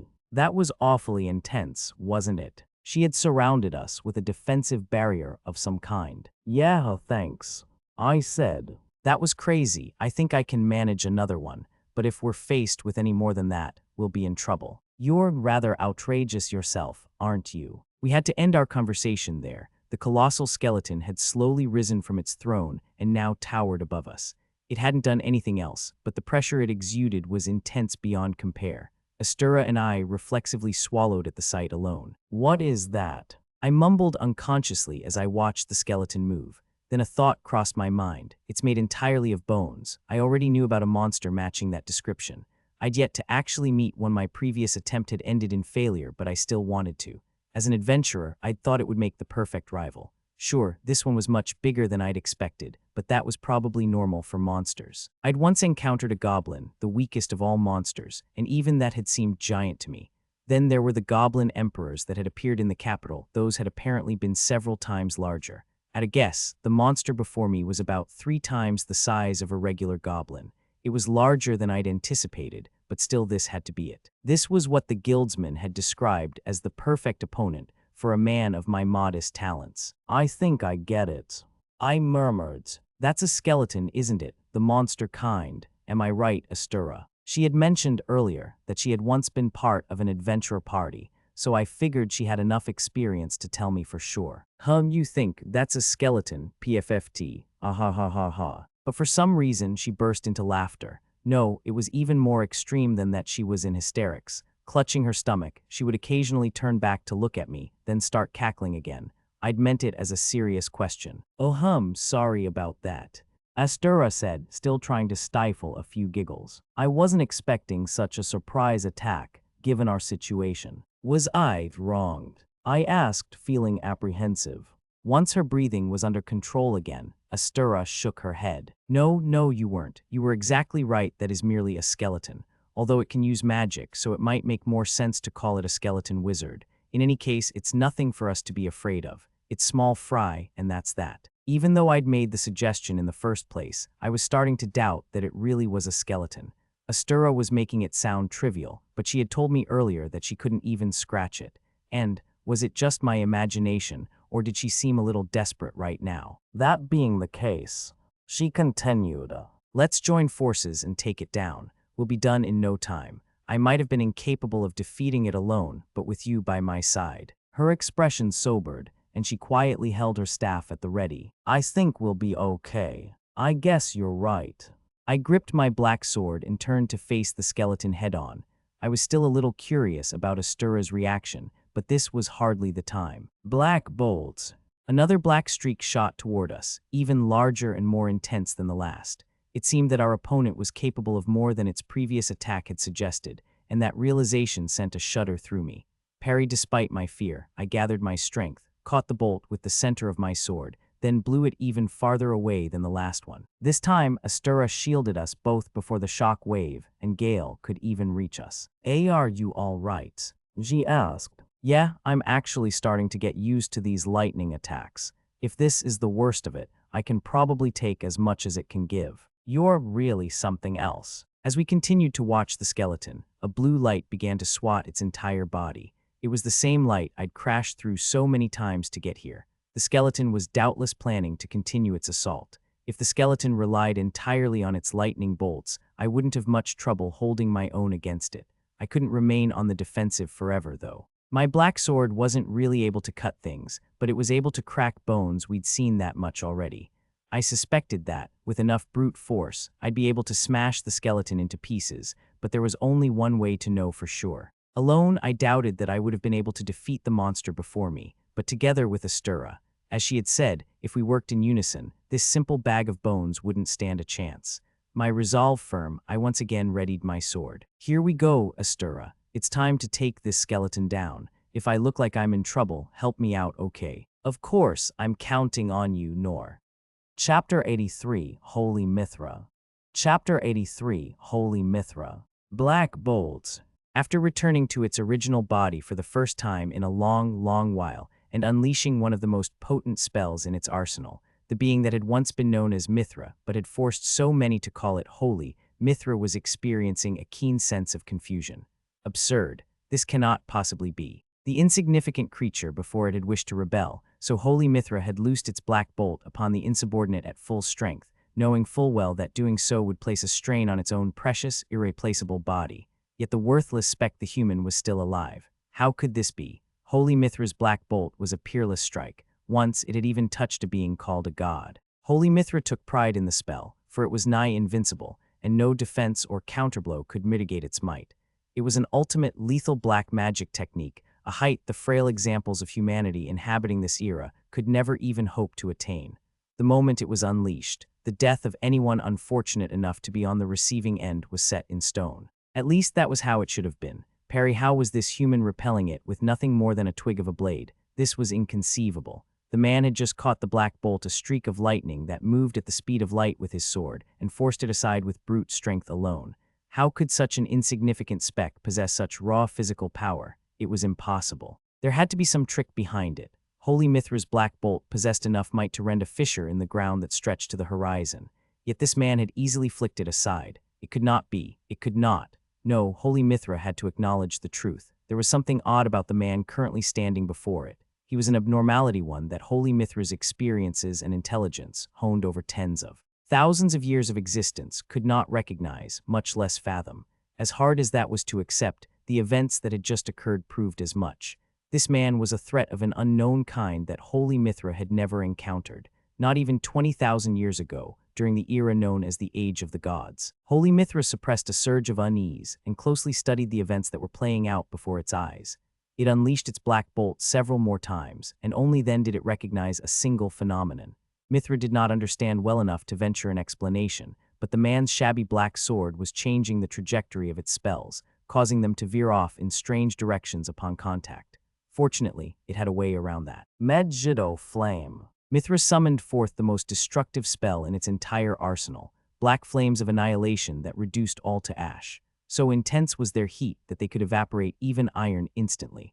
And though Mithra had been planning to preserve its mana for the next several thousand years, it drew upon its reserves unsparingly to blanket the entire area in this dark inferno. This was its trump card, the most destructive of every spell and technique that Mithra possessed.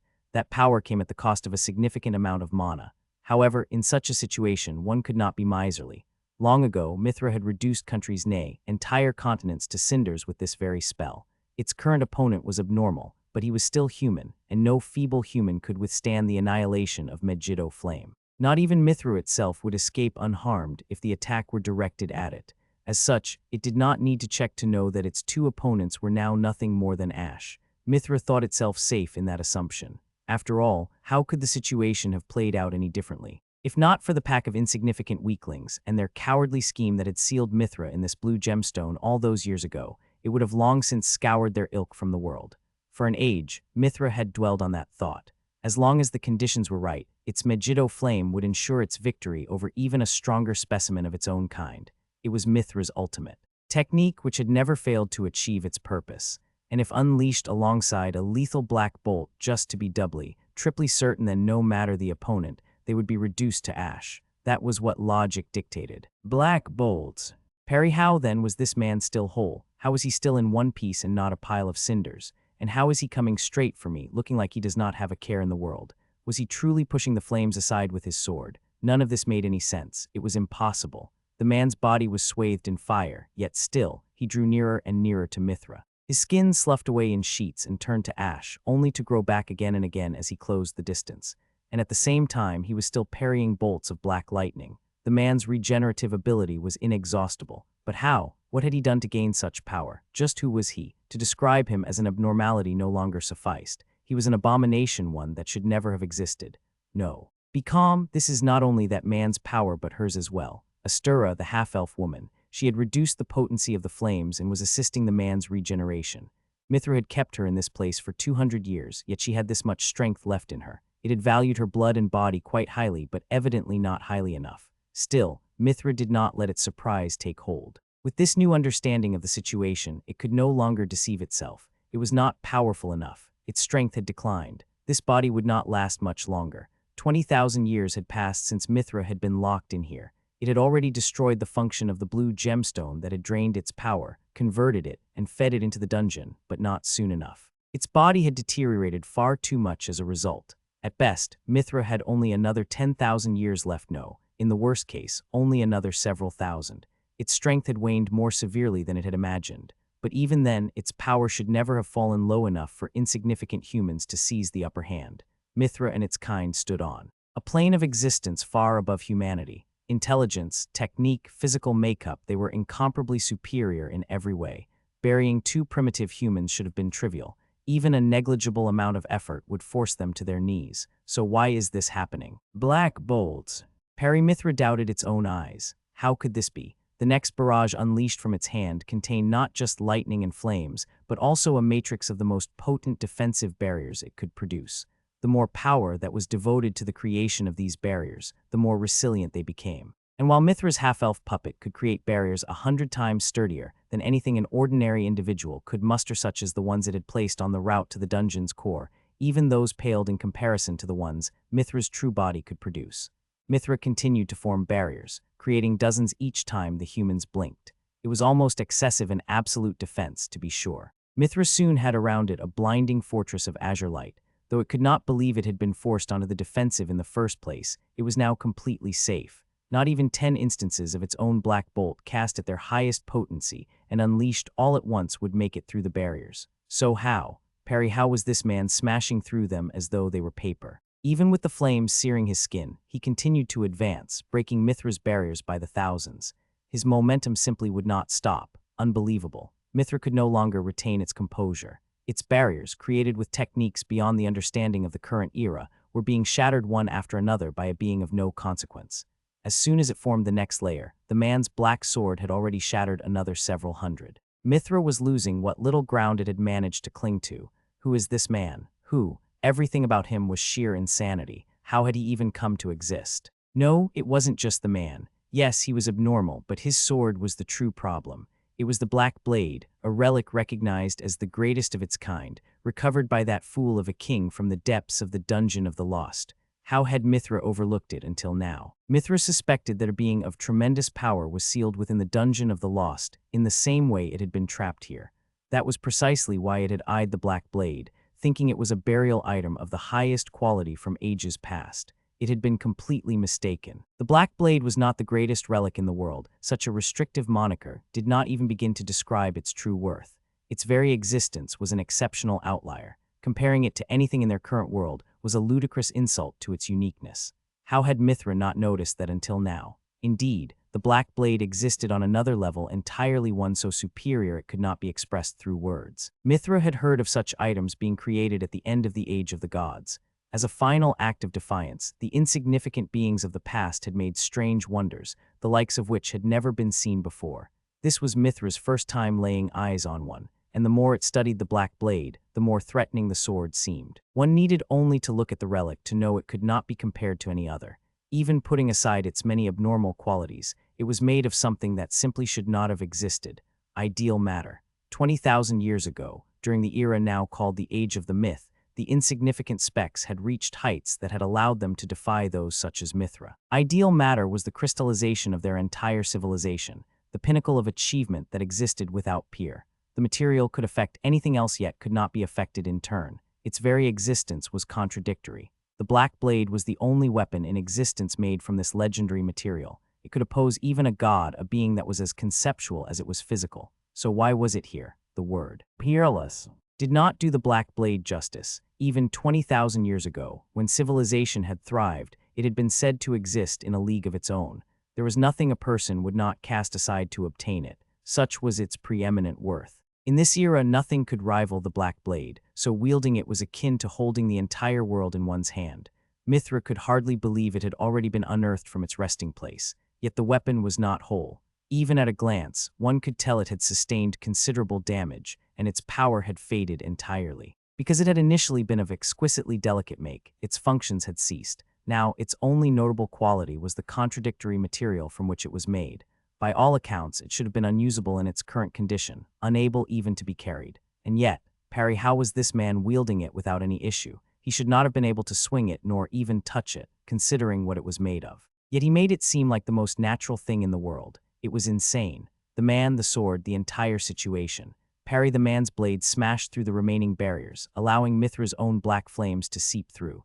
Mithra was quickly enveloped in the conflagration, and its body burned. Unable to breathe air through its hollow throat, Mithra let loose a silent scream. 20,000 years had passed since it had last felt such agony, such unease, such confusion. This was wrong. No, it was impossible. At this rate, Mithra, holy Mithra, once said to be the closest existence to the gods themselves, would die at the hands of two primitive, inferior animals. Was this really the end? Would the last blow truly be dealt by this nobody who had appeared out of nowhere without word or warning? Mithra had never considered such an end for itself. How, Parry, how is this man's sword reaching me? Everything about the man was wrong. Everything about him was contradictory. He could use a sword that should not have been usable. He could react to lightning that moved too fast for the eye to follow. He could pierce through barriers that were supposed to be impenetrable. Then he shattered Mithra's jaw, which should not have been reachable. Mithra unleashed another soundless howl from a throat with no flesh to burn. How long had it been since it had last experienced this feeling, since it had last feared the unknown? At once, it abandoned its plans. Ah, this is it, the end. The future it had carefully laid out for itself had been changed, and there was nothing that could be done about it. No longer could Mithra leisurely chart out the steps of its resurrection. The being standing before it now had dragged it from its intended path, but even then, Mithra lamented what had slipped through its fingers. First, Tirrence. Mithra had doted on the boy, eagerly awaiting the day he would become its new body. And what an exquisite body he would have been. He had finally reached an age when he was capable of propagation, and the exchange with Mithra's current puppet Tirrence's mother had been just around the corner. How vexing it was that the plan had been thwarted at the 11th hour. Second, Lindbergh. Mithra had been on the verge of obtaining her as well. She would have served as a mere backup for its new form, but her potential as a new mother body was immense.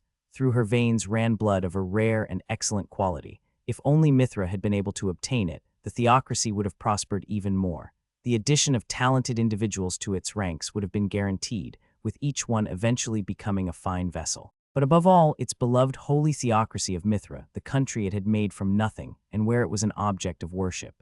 Mithra had gathered people from all over the great continent, created a doctrine to facilitate its eventual resurrection, and established political influence to support the religion that revered it.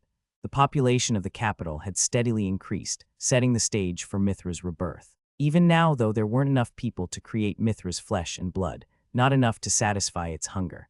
The theocracy had to be nurtured for a little while longer. Patience would make the eventual reward so much sweeter. That was why Mithra had endured. So much had gone into its plans and schemes, all for that final moment of delight. To lose everything was truly regrettable. Mithra had devoted so much time to creating something special, only to see it all collapse before the finish line. Still, there was nothing to be done about it. As regrettable as it was, there was no sense in raging against the inevitable. Right now, Mithra's only focus was defeating the man, and unless it brought its full strength to bear, it would not win.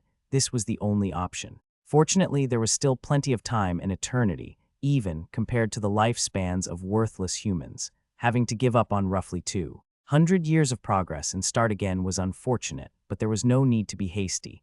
Mithra needed only begin again. As long as it survived, there would always be another chance. As the black flames continued to burn and rage, Mithra quietly accepted its fate. It was time to reap the rewards of seeds sown long ago. This was coming a little earlier than anticipated, but that was all. Perhaps it was even a blessing in disguise. This version of the theocracy would serve as a mere rehearsal for when the new nest was established. There had been many events with which Mithra had not been satisfied, but this second attempt would provide a chance to manage things differently.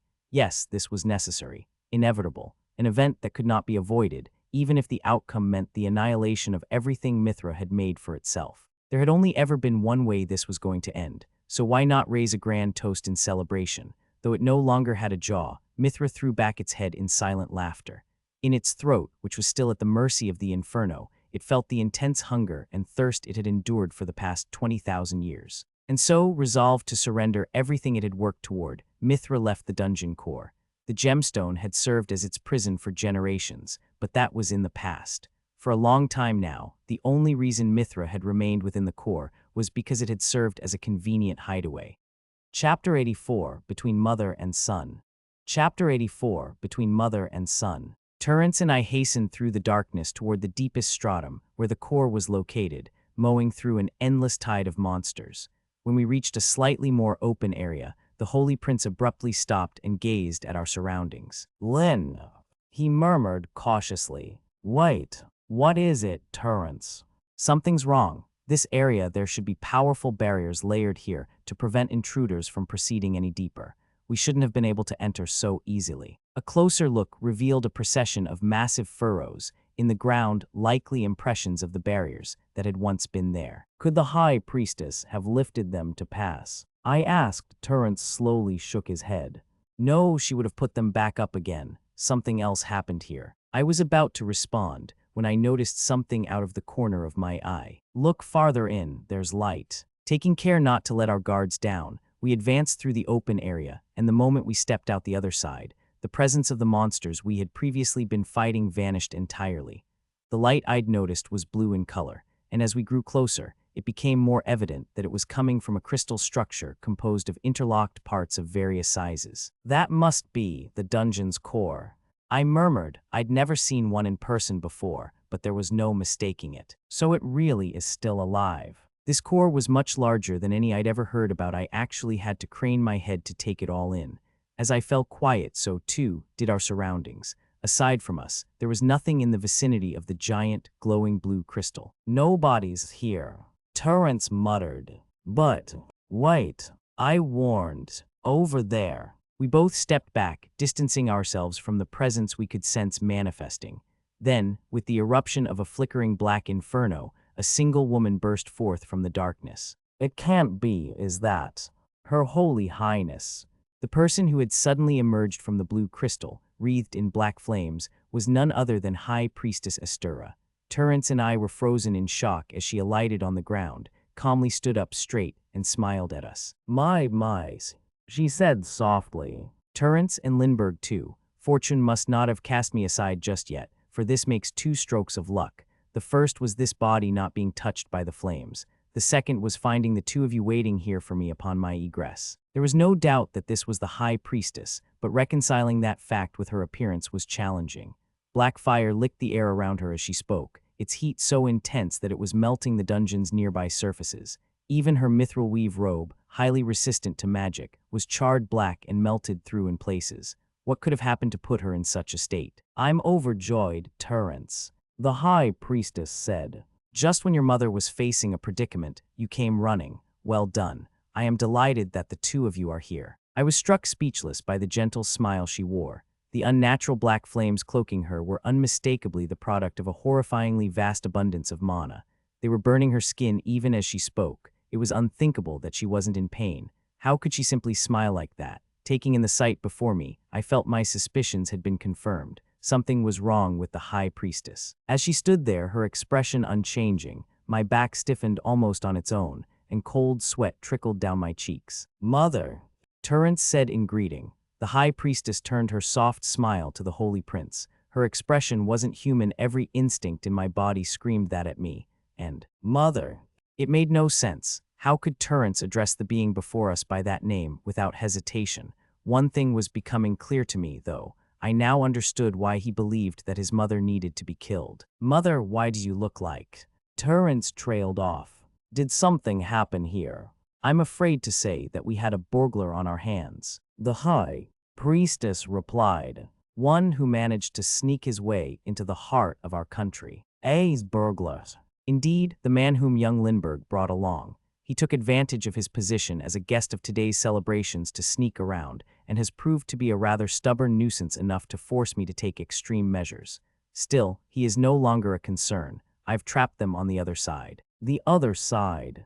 And while I will not go so far as to say that escaping is impossible, it will take a significant amount of time, at best.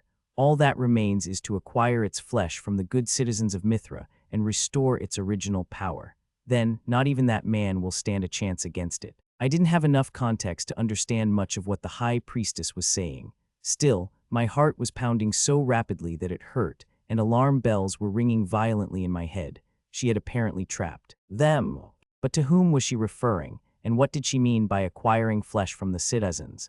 I had my suspicions, of course, but even considering them sent a shiver through me. Every fiber of good sense within me refuted them. "Wait," I murmured. "I'm cold." The chill I felt wasn't a temporary phenomenon. It grew more intense with each passing moment. Accompanying it, a mounting sense of dread sent goosebumps rippling across my entire body. Something was coming, something unknown and unthinkably horrifying. The moment I came to that realization, the space around us warped and distorted. A silent howl rang out as something huge manifested before us, enveloped in black flames that burned so bright they were blinding. The cavern's walls were scorched black, then wholly evaporated, and the air instantly became hot enough that my throat burned in pain. "What is that?" My breath caught in my throat. Standing there, wreathed in black fire so intense that it melted the surrounding rock as though it were ice, was a monstrous figure resembling a gargantuan skeleton. The mere sight was overwhelming. It felt like its presence alone would crush me to a pulp. The colossal skeleton had a broken jaw and wore the same scorched, mithril weave robe we'd seen on the High Priestess. It was also still alight, its flames flickering in the darkness. I'd never encountered such a monster before, not even in reference or history books, but I had seen its likeness depicted more times than I could count. After all, it was a religious icon found all over the holy theocracy. "Holy Mithra," I murmured. The most Tirrence and I could do was gaze up at the gargantuan, flame-wreathed skeleton. Its mana reserves resembled a vast torrential river, a force that no human could ever contend with. Standing before it, I couldn't even find the confidence to move a finger. We were in the presence of Holy Mithra, the one and only focus of the entire theocracy's worship. The being who, several centuries ago, had provided the Church of Mithra with its teachings through the High Priestess. As I stared, the High Priestess's earlier remarks drifted back into my memory. She had said that all widow needed to regain its power was flesh from the citizens. but what did? Refer to, as much as I didn't want to admit it, I already knew the answer. Holy Mithra, the being before my very eyes. And with that realization came understanding. I now knew what Tirrence had meant when he had told me that the being known as Holy Mithra had been meticulously preparing for this day. In all likelihood, for the past couple of centuries, ever since the theocracy's founding, it had manipulated the country from the shadows, wearing the high priestess as a disguise. It had gathered its adherents to this city to use them as sustenance to gain more power. Everything here, the entire religion of the Church of Mithra, had been created for that purpose, and no other. Correct, Lynne, the high priestess said. This is the venerable Holy Mithra, our country's true lord and savior. Another realization forced itself upon me. This wasn't a being that any human could deal with. Merely standing before it was terrifying. The atmosphere was so oppressive that I felt as though a vise were clamped around my chest, and my body was as mobile as a heavy slab of rock. This being was on a level far, far above humanity. It was pointless even to compare them. So intense was the fear crushing my heart that it warred with the terror locking me in place. I almost believed I could break free of the hold on me and run away. So it wasn't a dream after all. Tirrence said, "Was it, mother? I suppose you have met Holy Mithra before, haven't you, Tirrence?" But to answer your question, no, it wasn't. Holy Mithra is no mere fairy tale. In fact, today is the very day of resurrection foretold in the Church of Mithra's teachings. Now, Tirrence Lindbergh, come this way. Join everybody in receiving the blessing of eternity. Smiling, the high priestess beckoned us closer. Approaching her would put us in danger, that much was obvious, but so would staying still. If I wasn't going to run, then I needed to take up my sword and resist. Against such a daunting opponent, however, not even my full strength would be enough. The moment that thought took root in my mind, my legs locked. Without any regard for my will, my body had succumbed to despair. "Mother," Tirrence said quietly while I stood frozen next to him. "May I have a moment of your time?" He had called her mother. Again, there hadn't been fear or hesitation in the word, but neither had there been affection. It had sounded utterly devoid of emotion. "Yes, Tirrence," the high priestess replied. "I must discuss something of vital importance with you, alone if possible. Must you now? Well, I suppose there is nothing wrong with seeing to you first. Come here." The high priestess smiled genially and spread out her arms, paying no mind to the burns on her skin or the gargantuan skeleton at her back. Any lingering doubts were now nowhere to be seen. There was something deeply wrong with her. It was as though, like Holy Mithra, she wasn't human either. I tried to warn Tirrence not to go, but the words refused to leave my throat. "Lynne," he said in a whisper. "It appears that this is as far as my vain struggle will get me. I'd wanted to achieve a little more if I'm being honest, but I was evidently too naive when it came to thinking ahead. Tirrence, you must escape this place, by any means possible. I'm sorry for heaping my troubles on you so unilaterally. Nonetheless, now you know what kind of being that thing is, don't you?" I simply nodded, still unable to move my mouth as I wanted. "I truly am grateful that you've accompanied me this far, but now, you must escape, and if you can, inform those above of what happened here. I suppose it's quite shameless of me to leave you, yet another request isn't. Consider it further proof that you're the only one I can rely on. I'll buy you as much time as I can, so, please." Tirrence spoke in his usual light-hearted tone. Then he turned to the high priestess and slowly began approaching her. "Come along now, Tirrence," she said. "You cannot keep Holy Mithra waiting. There's no need to rush me, mother. I'm coming." Tirrence continued at a slow, steady pace. I knew what he was about to attempt, but my body still refused to move. The high priestess chuckled. "To be quite honest, Tirrence, I truly regret that your end must come here and now. Like this body, you possess blood of very fine quality, but there's no other choice. I'm afraid not now that I know what that man has in his possession. Fear not, though, you will not go to waste. I couldn't have put it better myself, mother." Tirrence replied, "I don't intend to throw my life away either. Wait." I choked out. "Wait." I saw Tirrence pull a red dagger from the inner folds of his jacket. It was the Crimson Reaper, a relic from the Dungeon of Lamentation that promised to claim its victim's life with a single stab.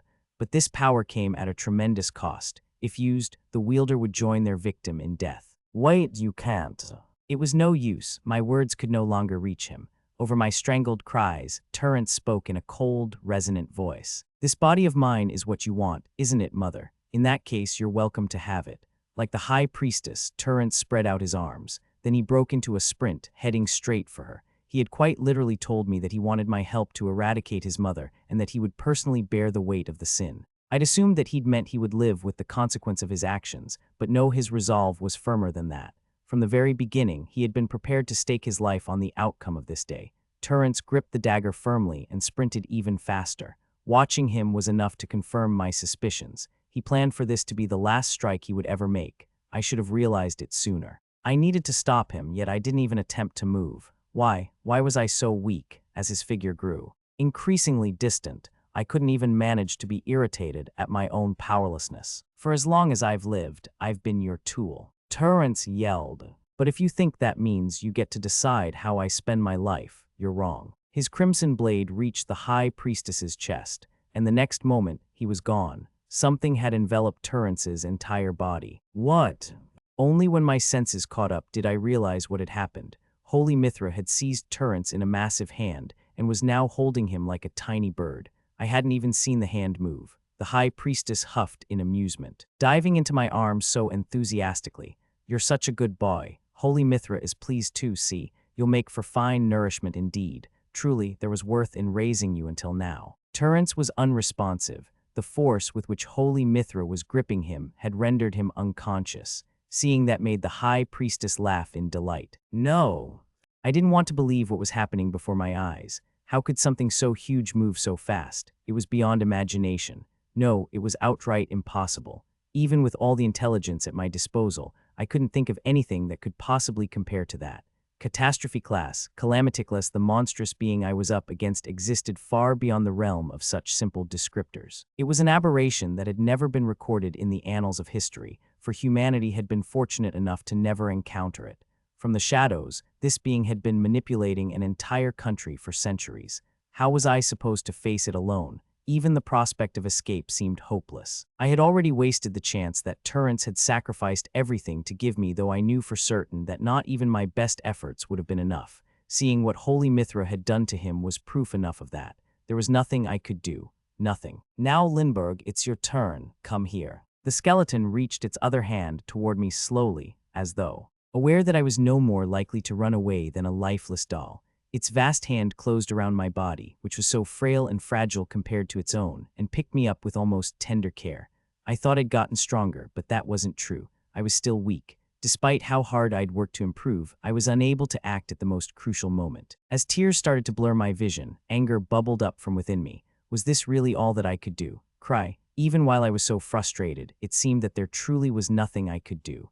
The gargantuan skeleton opened its broken jaw wide, then held Tirrence and me above its gaping maw. The High Priestess laughed. Oh, how I look forward to this. There is such wonderful potential lying dormant within you both. How great of a boon will it be to Holy Mithra, I wonder. I truly cannot wait to see. May your futures be blessed and happy. I closed my eyes and accepted my fate. Giving up on everything, I simply waited for the monster to drop me into its mouth. And waited, and waited. Puzzled, I opened my eyes and saw a fireball manifest in the corner of my vision. Standing within it was a human-shaped figure holding a familiar black sword. Finally, we're out. I really thought we were going to die in there. The High Priestess took a step back. You're...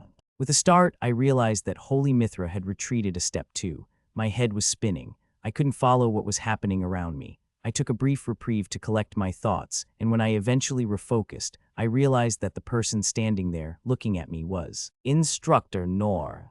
Lynne, what are you doing here? Shouldn't you be at the ball? It was Instructor Noor. He stood in front of Holy Mithra and the High Priestess, and just like them, he was encased in flames. I didn't have the time to recognize anything else, though Holy Mithra immediately released its grip on Tirrence and me, tossing us through the air, and its arms vanished from my sight. No, it was going to crush Instructor Noor. Even for a man of his talents, Holy Mithra was too fast to parry. There was a thundering impact that threatened to tear my ears from my skull. Then I suddenly realized that one of Holy Mithra's skeletal hands had shattered into fragments of bone. This had all taken place while Tirrence and I were still sailing through the air. It had happened so quickly that I hadn't been able to follow any of it. I just barely found my bearings in time to grab Tirrence and land with him a good distance away from Holy Mithra. Then my legs wavered and I fell to my hands and knees. Was it because of the terror I was feeling? No, not at all. The blow exchanged just now had caused our surroundings to shake violently.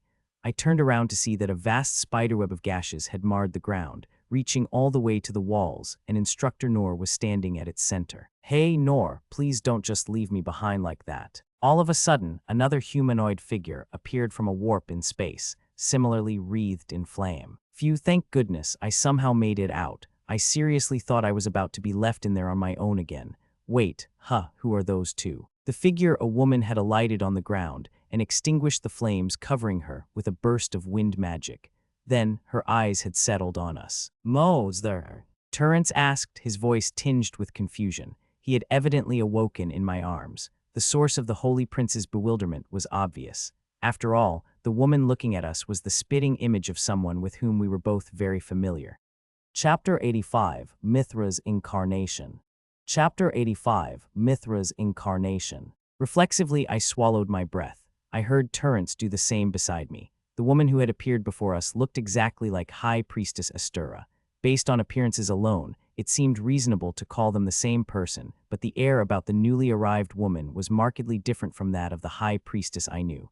Just who was she? "Instructor," I said. "Might I ask who that woman is?" "Her name's Astirras," Instructor Noor answered plainly. "Astirras." So she shared not only the High Priestess's appearance but her name too. My bewilderment only deepened. Hello," the woman said, wearing a gentle smile as she studied my face. "It's a pleasure to meet such a charming young lady.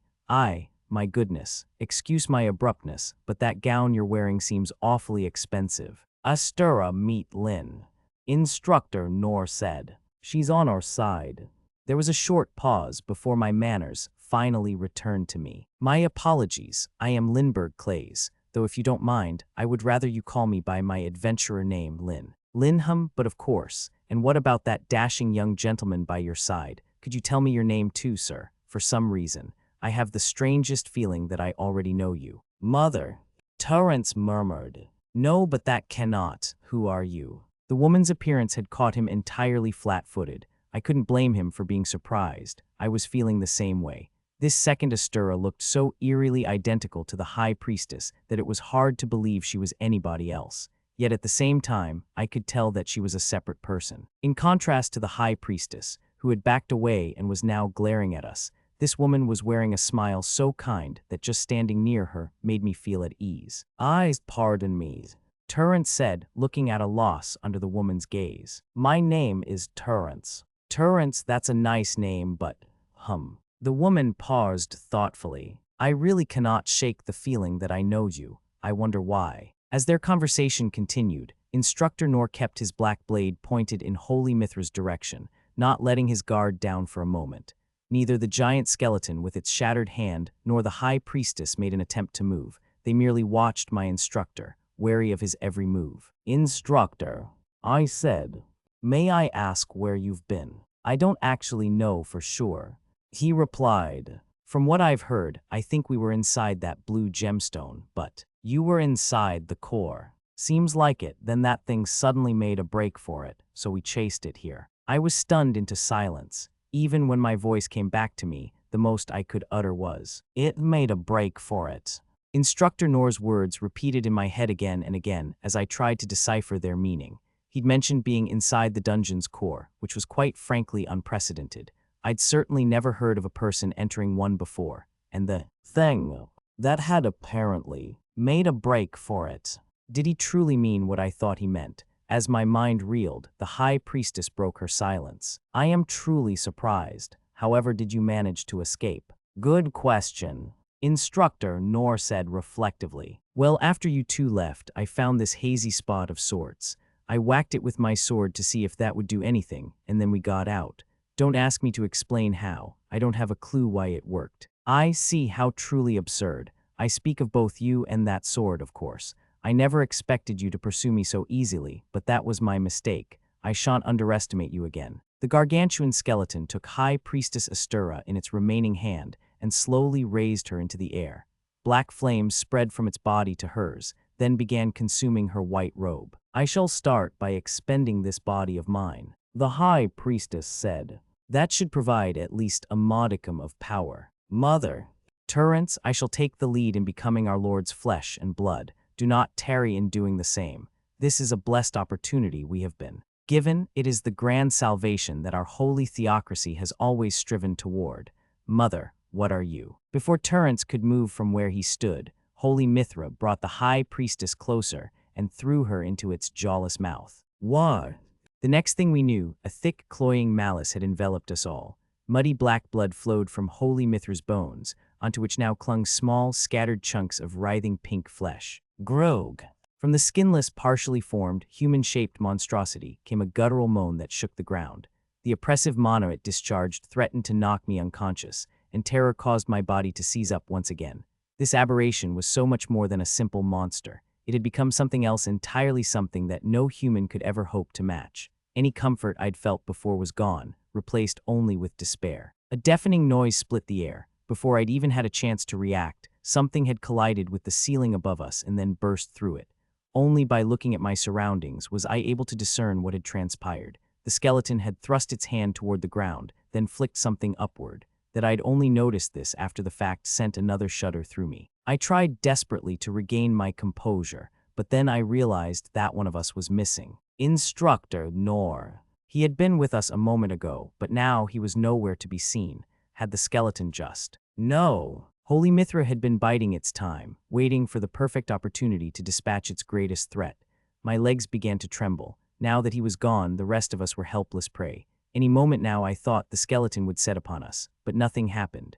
The abomination pocked with fleshy lumps kept its gaze trained on the fresh hole above us, uttering a string of deep, repulsive noises. Ungu, how, del, delecta, blee. With a start, I realized the monstrosity wasn't just making sounds, it was actually speaking. Grug delicious, delicious, grrrah. All of a sudden, it began slamming its fist into the bedrock around it. Was it lashing out in delight, or had it simply lost its mind? The dungeon's ground and walls burst apart as if struck by 1,000 explosions, reduced to a tapestry of cracks and craters. Debris rained down from above, shaken loose by the impacts, but Holy Mithra ignored them as it finally turned to us and spoke once again in its unpleasant, strangled voice. Tirrence Lindbergh, I think I shall save you for later. After all, it would be such a shame to end you. Here ear. The monstrosity's bloodshot, incomplete eyeballs stared down at us. Its repulsive voice echoed throughout the dungeon, chilling me to the bone. Emmogd magni, ficent this blood is, magnificent far better than I imagined. I did not know that elvish blood was so delectable, and nourishing. I want more to consume, but my sources are limited. I shall wait, then I shall feast to see consume. It all now would be such a waste, but so delectable, ugh. Again Holy Mithra lashed out as though in a frenzy.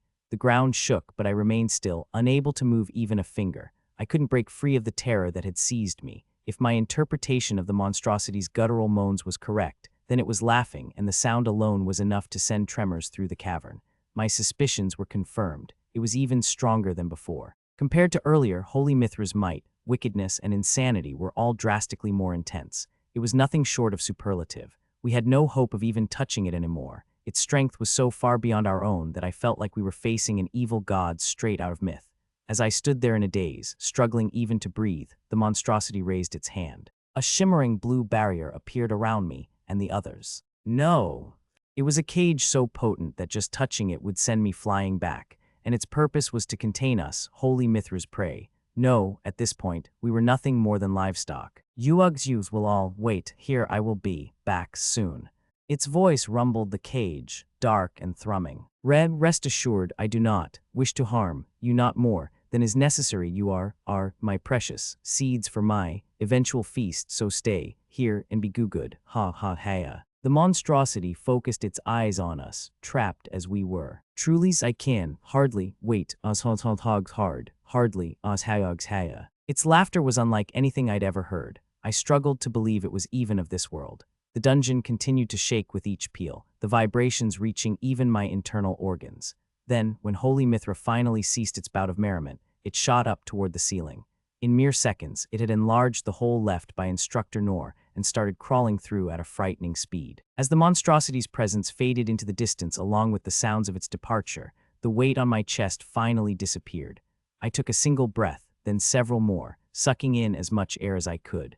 Only then did it occur to me that I was drenched in a veritable waterfall of cold sweat and that my throat was bone dry from the tension I was feeling. Suddenly, the woman who had arrived with instructor, Noor, called out to Tirrence and me. Lynne and Tirrence, was it? Why, yes, Astirras. I paused to reconsider. Your Holy Highness. Oh no, I'm not a high priestess or anything. I'm just Astirras, an adventurer. But while we're on the subject, what was with that woman? Pardon me, I'd like to tell you, but I'm not quite sure where to begin. Astirras chuckled. That's quite all right. I wouldn't mind sitting down with you to learn all the details, but I suppose this is neither the time nor place. He needs my help. Your help? I echoed. Did she mean instructor Noor? But how would she do anything while we were trapped in this cage? Indeed, I think he needs it at least. That bone monstrosity seemed even stronger than it was earlier. And there. The woman swung her staff at the barrier, creating a small crack. Then, with a light tap, she turned the breach into a larger opening. Oh. I stared at her, awestruck. Tirrence was doing the same. How did you? She giggled, then threw out her chest. Well, I wasn't going to let all that time I spent trapped in the core go to waste.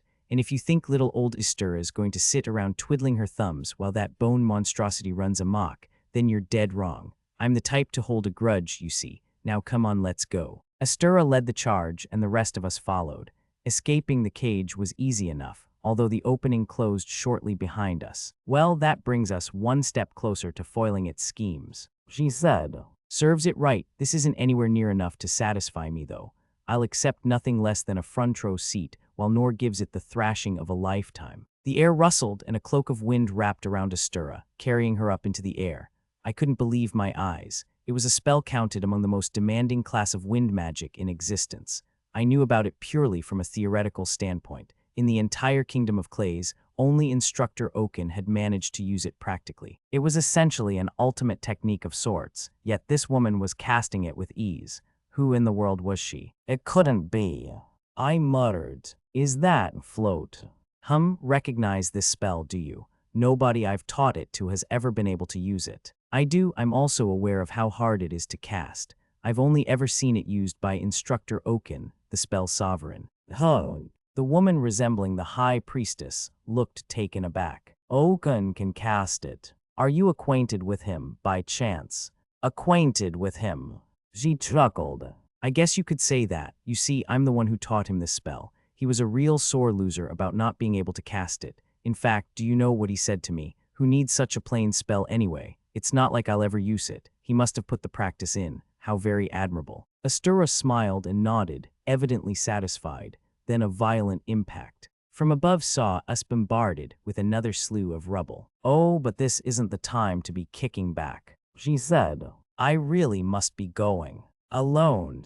I asked. Despite how I might look, I was once a renowned adventurer. She replied with a sharp, sportive puff. I've had more brushes with death than I can count, in large part because a certain reckless someone was always charging ahead. Someone you seem to know, I might add. Let me tell you, he was drat. Look at me. It's been so long since I've had company that I can't help but chit-chat. I'd better refocus. The woman adopted a more serious expression before charging the cloak of wind surrounding her with mana. A sudden gale whipped into existence, fierce enough to send any one of us flying bodily away, and then disappeared just as quickly. The debris falling from above gradually lost its momentum, then began to follow new trajectories that avoided us entirely. At that moment, I came to a realization. This woman was an outlier too. The finesse with which she controlled the wind was astounding. She had somehow focused a windstorm powerful enough to level a major building into a cloak, which she was manipulating as easily as she could move her fingers.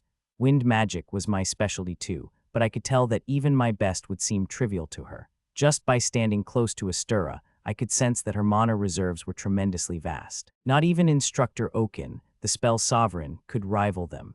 This woman's very existence was unbelievable. I hadn't felt this way since my first time meeting instructor Noor. Well, I'm off, she announced. In the meantime, you two should get someplace safe. Then, with a gust of wind, she ascended through the hole in the ceiling and disappeared from view. We should make haste too, Tirrence, I said. Let's start heading back up. For a long moment, he didn't respond. He was staring up at the hole Astirras had disappeared through, partially dazed. Lynne, he finally said. Do you think, could that woman possibly be my Tirrence, we need to warn the others of the danger and start evacuating the city. I'm sorry, but we don't have time for this conversation. Right, of course, sorry. Besides, I don't think you need to worry about her. She'll be fine. I'm sure you'll get to see her again. I'm not sure where that's coming from, but if you're attempting to console me, thank you. In truth, that hadn't been my intention at all. I'd only said those words because I'd needed to hear them. My feet, rooted to the spot as they were, wouldn't have listened to me otherwise. Only by feigning confidence was I able to shake the dread that racked me at the thought of getting any closer to the despair-inducing monstrosity up above. I was well aware that my assurances were no more than desperate wishes, but I needed to say them. The alternative was succumbing to hesitation and despair. So once again, I voiced my forlorn hope. Everything is going to be fine. Instructor Noor is up there too. Strangely enough, when the words left my mouth, the weight on my shoulders started to fade. It was then that I remembered why was I letting my fear get the better of me. I couldn't abandon hope yet. With Instructor Noor on our side, it was much too early to give in to despair. Letting my terror keep me here wasn't an option. We can't just cower in a place like this. I said, there are still things we can do to help. Let's go. Tirrence hummed in agreement. You're absolutely right. And so the two of us retraced our steps, running as fast as we could. We needed to get back up to the surface. Chapter 86, The Philosopher's Goblet, Part 1. Chapter 86, The Philosopher's Goblet, Part 1. Inside a bustling tavern crowded with adventurers, 3 individuals sat together at a table. A half-elven woman with a gentle smile and beauty that drew the eye, a short man in magician's garb quaffing a tankard of beer, and a slender man with distinct pale blue hair. I hope our delve goes well. The Dungeon of Lamentation won't be a walk in the park. The remark had come from the woman of the group. Her words weren't laden with meaning, they were just a casual wish that the trio's upcoming adventure would see them safe at the end. The short man seemed to interpret them differently, however. He placed his tankard on the table and scoffed. Ha, none of that nonsense now, Astirras. Of course it'll go well. How many dungeons do you think our party's conquered already? And most important of all, we have me Awaken, the genius magician. Seeing the short man's ever-so-familiar confident smile and hearing his thoroughly pompous declaration, the woman breathed a small sigh. I have no idea how you can always strut about saying such embarrassing things, Awaken.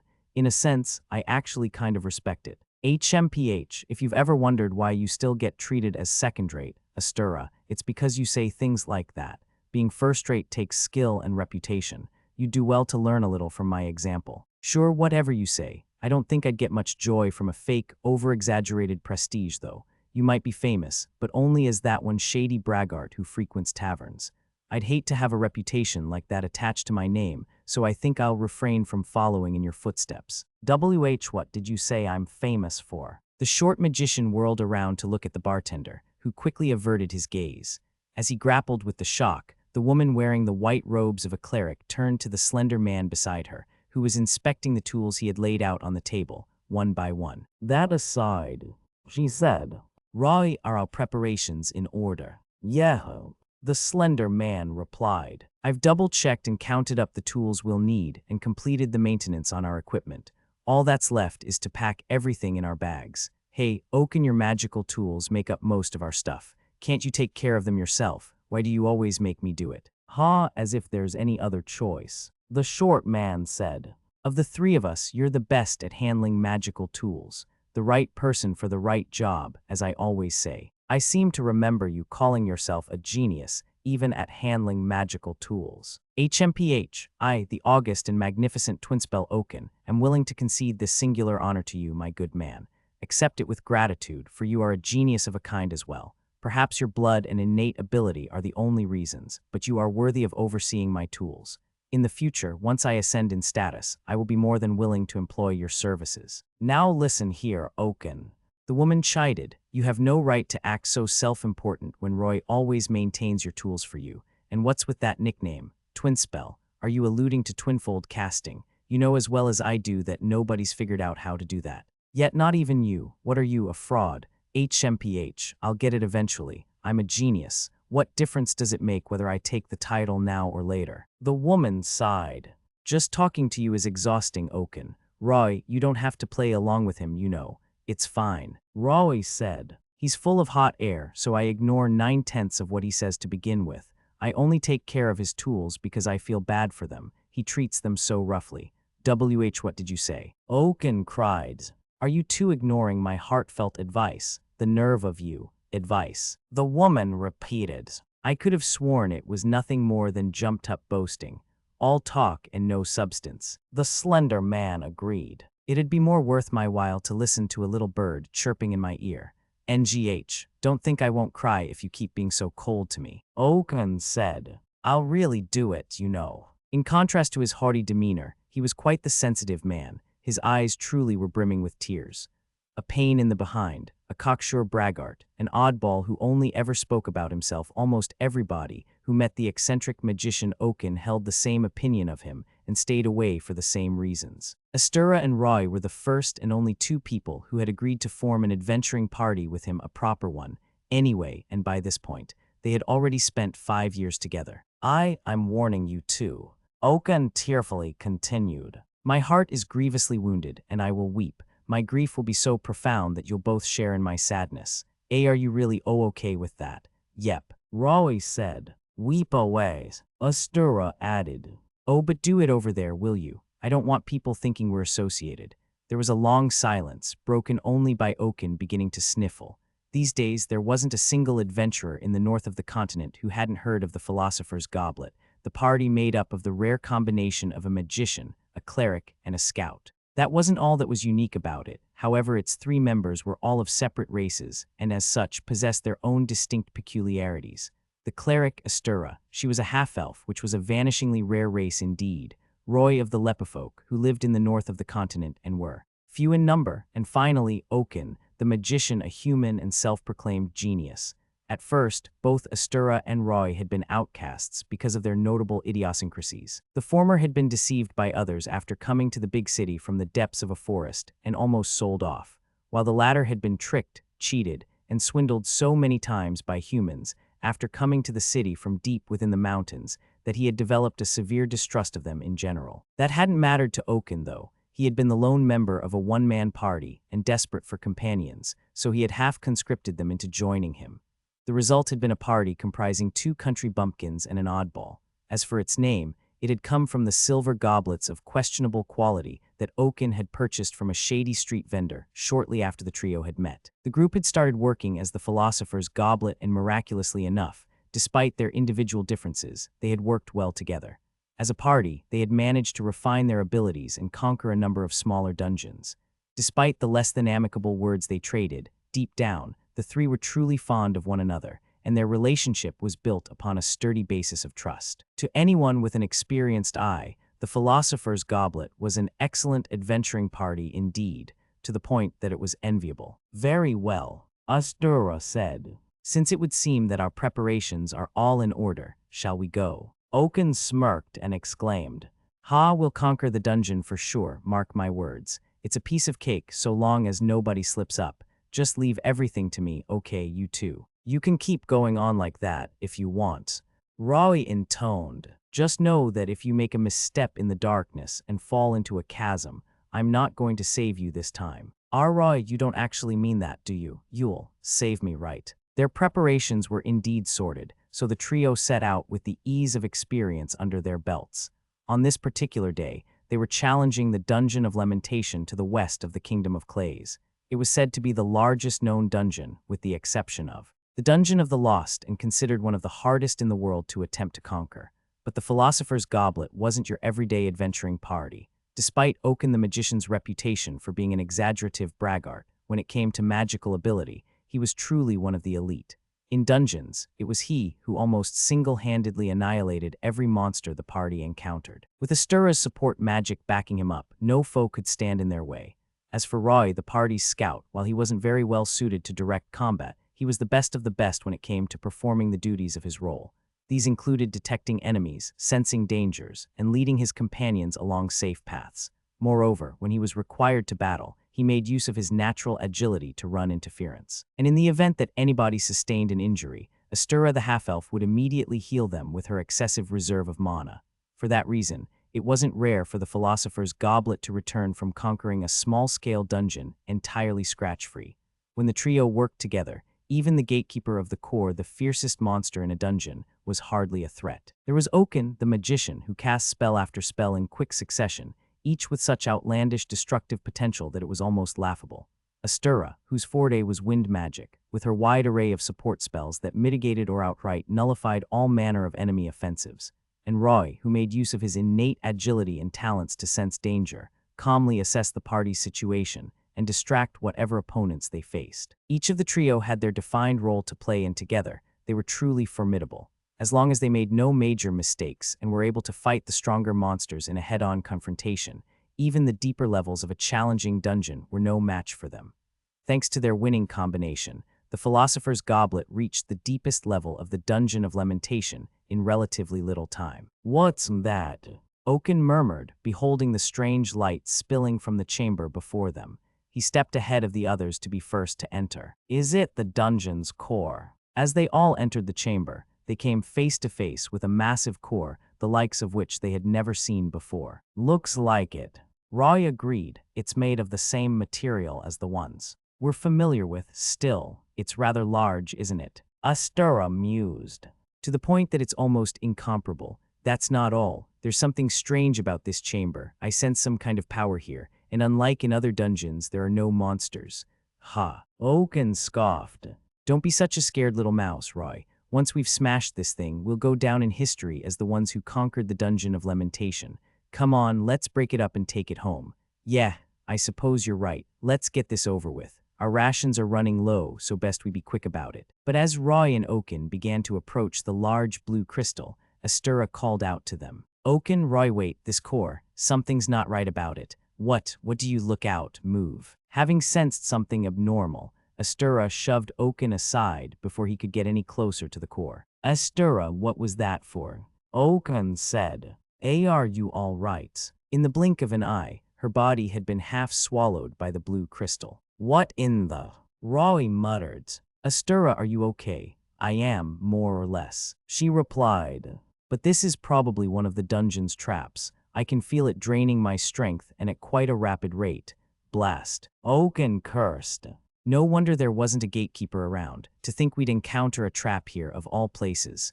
"Oaken, Roy, keep your distance. It'll pull you in too. Can you get out under your own power?" Roy asked. "I can't do anything about magical traps. I don't think I can. I've somehow managed to stop it from pulling me in any deeper, but I've already lost a lot of mana. I'm trying, but I don't like my chances. Oaken, back her up with spells from a distance. I'm, NGH, already doing that." Then, through the tension filling the air, Roy sensed that something was approaching them. "Not good," he said. "Monsters are coming, a lot of them, Tusk." Oaken clicked his tongue in annoyance. "At a time like this, come on, Oaken, let's wipe them out. Can you fight while supporting Astirras?" "Of course I can. Who do you think I am? I won't let a single one past us. You'd best back me up properly, Roy." "Yeah, let's do this." An entire day passed with Astirras still half engulfed by the crystal. Oaken and Roy had wiped out every swarm of monsters that had come their way, but there was no end in sight. "The next wave's coming. Get ready, Oaken." Tusk again. Though they were only two, Oaken and Roy had exterminated countless monsters already. However, the seemingly limitless swarms continued to spill out of the darkness, with only intermittent intervals between each wave. It had been an entire day without sleep, rest, water, or food. Though the pair's kills numbered in the hundreds, they were at their physical limits. They had attempted all kinds of methods to pull Astirras free from the core, but none had worked. The trio were reaching the end of their tether. "Oaken, Roy, please run," Astirras said. "There's nothing else you can do for me. At this rate, I'll just put your lives at risk too." "Enough of that, Astirras. Don't give up. A small pinch like this is nothing for one such as Oaken. The next wave of monsters is coming. Get ready for combat." Blast. They had just staved off a huge wave, yet another was already on its way. The swarms were clearly becoming more frequent. Not only that, but the number of monsters each contained was increasing. The situation was desperate. The party was on its last legs. Yet even so, Oaken never once stopped reassuring Astirras. "It'll be okay. Roy and I will figure something out. Don't give up. We'll get you out of there, I swear it." But his face was already as pale as a corpse, and it was obvious that his mana was on the verge of running dry. Their mana potions had run out a while ago, and there were no other options for them to pursue. "It's okay, Oaken. You've already done enough." "Don't talk like that, Astirras. I'll get you out of there right now. Just watch me. No, Oaken, she's right. We need to withdraw or else we'll meet our end too. Don't even joke about that, Roy. As if we could flee and leave one of our own behind. In contrast to Oaken's indignation, Astirras smiled gently. It's okay, she said. Please, Oaken, just go. The three of us agreed upon what we'd do at a time like this, didn't we? I'm glad I was able to go on adventures with you both. Now go. Oaken, we should do as she says. Roy added, don't forget the vow we all made before coming here. It was your idea in the first place, wasn't it? Blessed. Oaken swore. Hellfire and damnation. They had indeed made a vow one to flee if their lives were ever endangered. In the event of a catastrophe, they would each focus on self-preservation. If things get hairy, I'm getting out of there, so you two had better do the same. And no hard feelings between any of us, all right. That declaration had come from none other than Oaken himself. Screw the vow, he exclaimed. Like I give a damn, Astirras, I'll never. Sorry for this, Oaken. Roy interjected. Then, with one swift blow to the back of the head, he rendered the magician unconscious. Thank you, Roy. Please make sure he escapes with you. I'm sorry, Astirras. Forgive me. She chuckled. There's nothing to forgive. I'm asking that you do this. Live well, Roy. Yeah, I'll never forget you, I swear. And one more thing. Astirras looked to Oaken, who was now hanging limply in Roy's arms, and smiled sweetly. When he wakes, give him this message from me. I had so much fun on our adventures together. Thank you. A silent moment passed between the companions before Roy eventually replied, Yeah, I will. Thus Roy the scout turned his back on Astirras as she was slowly dragged into the blue crystal and escaped the dungeon with Oaken over his shoulder. Oaken awoke inside an inn, lying in a bed. When he noticed that his wounds had been bandaged and tended to, he sat up in shock. Roy, he said, then, after taking a few moments to gather himself. Where is this? Why am I here? Oakens, you're awake. Hey, answer my question. What happened to Astirras? It took Roy a while to find the right words, and when he finally did, he spoke them in a low voice, as though he was having to force them out. She died, covering for us. Silence fell over the room. Oaken confirmed that nobody else was around, then shot his companion a stern glare. Why, Roy, why did you abandon her? Because she wanted us to. The only alternative was us all dying together. She saved us. Bullshit. Oaken slammed his fist into the wall nearest the bed, caving in the wood. Ignoring the blood dripping from his fist, he continued, still glaring at Roy. Why did you stop me? How could you be so quick to give up? I could have saved her. I could have. Face the facts, Oaken. You were on the verge of collapse. If we had stayed any longer, we would have been wiped out. She made the right call. Don't give me that shit. You think I can just accept that? I still had. Admit it already, we weren't strong enough. Think about how she must have felt. She left me a message for you, you know. You should at least hear it, ooh. Enough of this, I get it now. Get what? Oaken held a bloody hand up to Roy. You're no companion of mine, he said, wringing the words from deep within his throat. Not anymore. I don't want anything to do with a guy who will abandon his allies at the drop of a hat. Anything. Yeah. A heavy silence weighed on the pair for a brief while. Well, Roy said, his voice gentle. I don't want to stick with a guy who'd disregard a vow he made with his allies. Oaken turned his back to Roy and slowly rose from the bed. He took up his equipment, everything had been packed and arranged neatly by the bedside, and started dressing himself. This is it, then, he said. As of today, the Philosopher's Goblet is no more. Do what you want. That was what you told us at the beginning, wasn't it? So, it stands to reason that it should hold true at the end. Yes, from here on, neither one of us will ever have anything to do with the other. I never want to see your face again. His injuries still not healed, Oaken marched out of the room. On that day, the accomplished Philosopher's Goblet disbanded. A death among the group had caused friction between its remaining members, and an abrupt altercation, a tale as old as time among adventuring parties. Stories of such fallings out were common wherever one went. They were so common, in fact, that they wouldn't even make for good accompaniments to the first round of drinks at a tavern. One member of the newly disbanded party decided to journey alone, while the other returned to his birthplace. It was a commonplace end to the dreams of commonplace adventurers. The story of the Philosopher's Goblet had come to a close, but the same could not be said about its members. For them, it was only the beginning. Chapter 87, The Philosopher's Goblet, Part 2.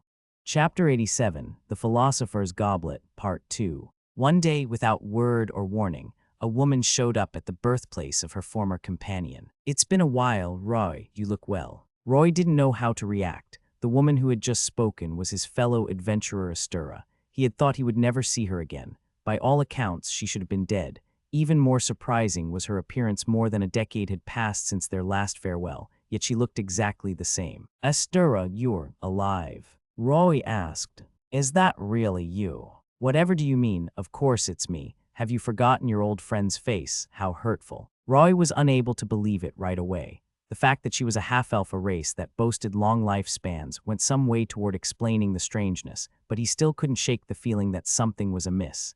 Yes, this woman appeared to be the Astirras he had known, but the air about her was entirely different. Still, there were very few individuals who knew the location of Roy's birthplace. Since olden times, the Lepifolk had made their home deep within a harsh mountain range, far from human settlements, and so well hidden that one would not be able to reach it without precise knowledge of how to get there.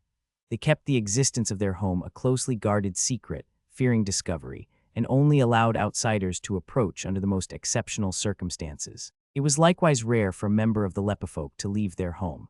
They had no reason to. Their lives were fulfilling enough in the mountains, where they had access to everything they could ever need. From birth, the Lepifolk possessed the unique ability to understand and share their own thoughts with other living creatures. Using this power, they borrowed the strength of animals to till their fields and find game in the forests, so not even the largest families ever feared going hungry. Though their lives were modest, that was plenty enough for them. Away from the mountains, however, such powers became a hindrance. If a Lepifolk were ever to leave their home, they would always be met with trouble, for they could read even the emotions of other people. There was a mutual understanding among the Lepifolk, and most conflicts were settled before they could even truly begin. Outside, however, there was no such harmony. Those who didn't possess the race's talents were unable to read emotions, so any encounters they might have with the Lepifolk would be entirely one-sided.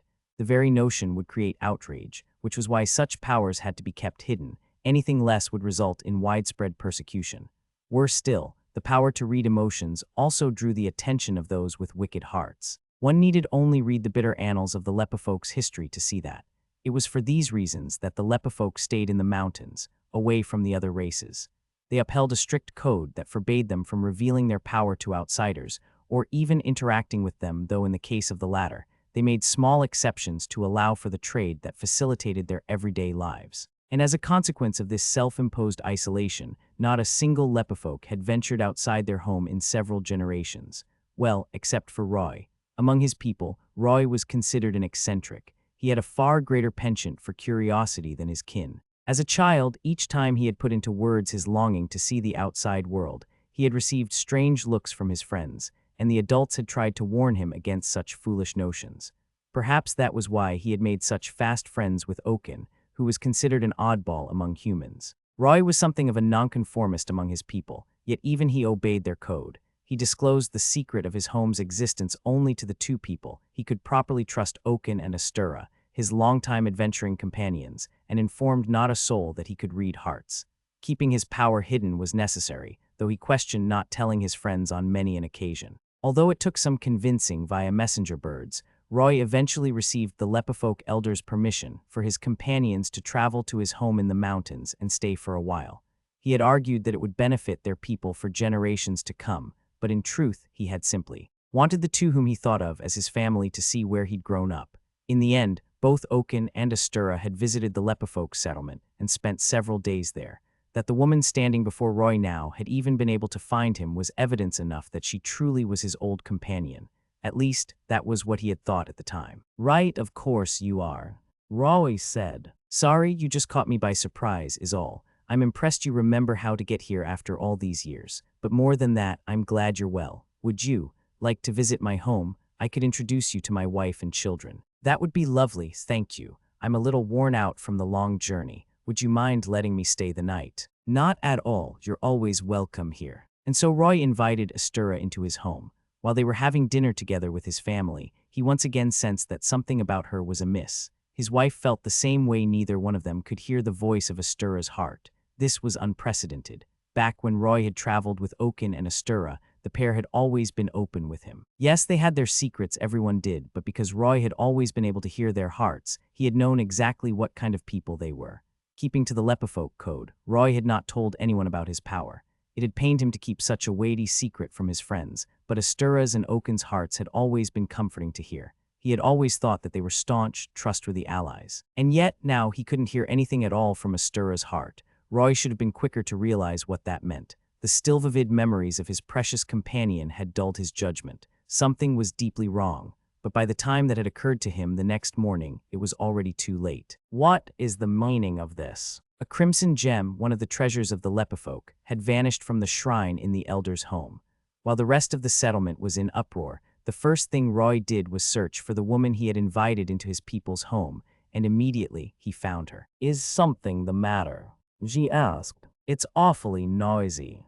More concerning still, Roy noticed what the woman was holding in her hand. "What are you doing, Astirras? That's one of our settlement's treasures. You need to give it back." "Oh, I'm going to keep it. It's what I came here for, after all." Roy had once abandoned Astirras in the Dungeon of Lamentation, fleeing only with Oaken over his shoulder, and the guilt of that decision had eaten away at him ever since. In his eyes, what she was doing now was an act of revenge. He stepped forward and dropped to his knees. "Astirras, I know you bear a grudge against me for what I did, but that has nothing to do with everyone else. If you want revenge, take it on me and me alone." "Oh, right." The woman chuckled. "Revenge, whatever do you mean? I don't hold a grudge against you or anyone. In fact, I'm actually quite grateful. You're the one who told me about this, after all." "What?" Roy couldn't recall ever telling Astirras about the crimson gems, the treasures of the Lepifolk. The only time she might have found out about them was during her stay in the settlement all those years ago, when she had visited the elder's house to pay her respects. Certainly, there was a chance she had glimpsed one then, but what did that mean? Had she managed to discern its significance with a single glance? "This is as magnificent as I suspected," the woman said. "Before, I dared not even assume that such a treasure existed in this time and age. But now, what good fortune. Holy Mithra's resurrection will require a tremendous amount of blood, and dare I say it, no other solution will serve as well as this one." "What?" Roy asked, failing to understand her. "Astirras, what are you talking about?" In response, the woman simply turned her back to him. "This gem was the only reason I came here. Now that my business is complete, I must be going. You can't just take it with you. Those gems are the history and heritage of our people, our very ancestors. We can't allow a single one to leave this place. Please, if nothing else, you must return it." Roy's pleas were heartfelt. That he didn't act was partly because he couldn't bear to raise a hand against someone he felt so indebted to, but above all else, it was because he didn't want to cause any more harm to his former companion, whom he had trusted above all others. He continued to appeal to her, begging her to return what she had taken. Perhaps he just needed to explain the treasure's significance. Surely then his old companion would understand. And so Roy told the woman the truth about the crimson gems, that they were the remnants of what had once been his ancestors. He explained that when a Lepifolk reached the end of their lifespan, they could flood their bodies with mana in a burst of strong emotion, transforming themselves into a unique gem, one more lustrous than any other that contained a vast amount of mana. Roy surrendered this information, not knowing what the woman truly was. "I see, so this is a condensed form of the blood of your people, and this is only one of many, you say. My, that is very pleasing news indeed." The being wore a smile so crooked it sent a shiver down Roy's spine. The Astirras he knew would never have made such an expression. "Astirras, I don't know what you're planning, but please don't take it out on the others. Do whatever you want with me, but you can't take our treasure with you. You're saying I should make do with you, but that would be such a waste." "A waste." As Roy stood in place, dumbfounded, Astirras' expression morphed into one of delight. "After hearing what you've told me, I've changed my mind," she said. "Henceforth, I shall dedicate everything here to my master. Indeed, I'm quite convinced that's the best option. Thank you, Roy. Your information was very helpful." Who are you?" Roy asked. "Are you truly Astirras?" "But of course, I am Astirras, who adventured together with you and Oaken. But I am also Astirras, faithful servant of Holy Mithra." "Servant?" Roy was struck speechless. Such words would never have come from the mouth of the Astirras he knew. And that was when he finally realized, her appearance aside, this woman was nothing like his former companion.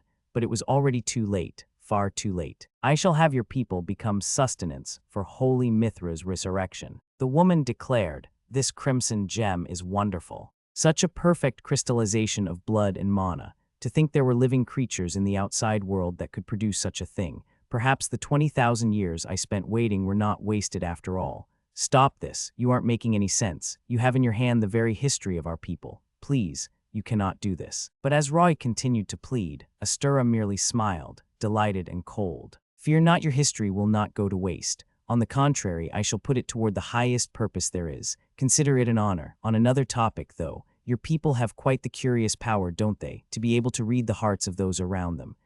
Wait, Astirras, how do you?" Roy had told neither Astirras nor Oaken about his people's ability. While he grappled with his confusion, the woman's smile became broad and rapturous. He had never seen such an eerie grin before. "I've just thought of an excellent idea," the woman said. "Please do look forward to it." Then she vanished. Roy was desperate in his search for the woman, using any and every resource at his disposal, but she was nowhere to be found.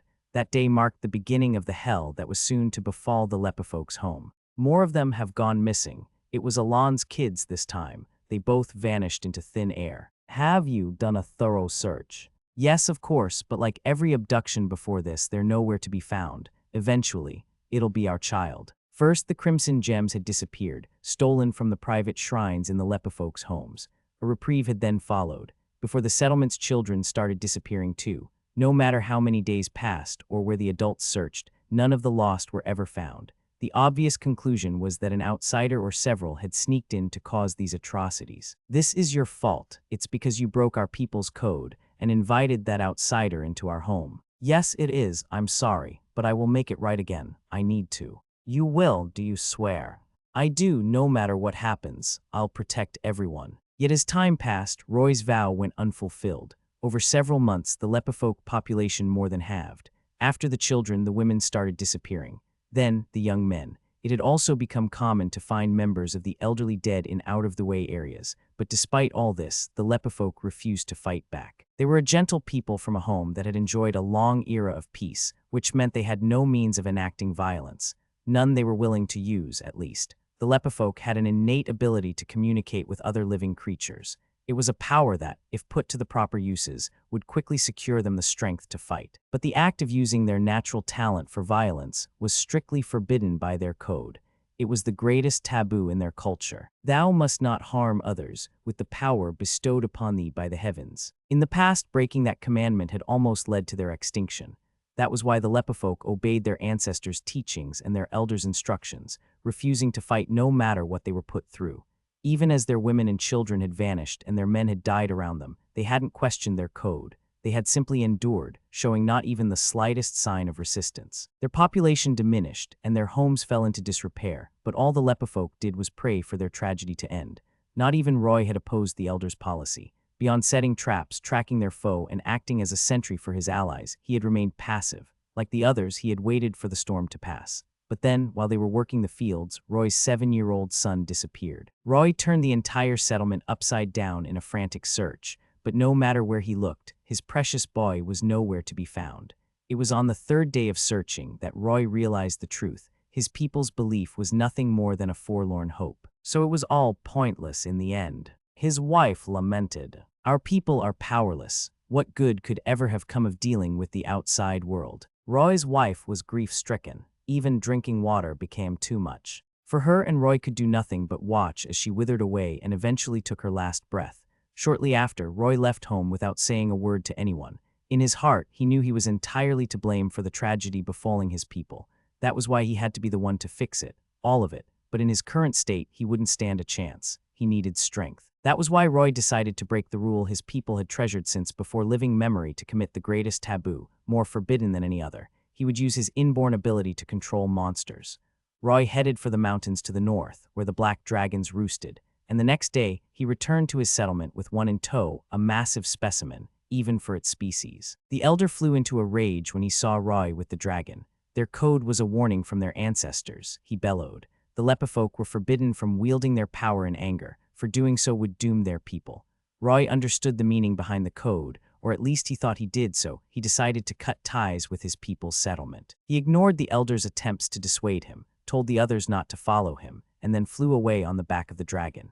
In exchange for committing the most severe taboo among his people, Roy gained tremendous power overnight. He was able to bring more and more fearsome monsters under his control, and using them, he hunted down and annihilated all those who had raided the Lepifolk's home.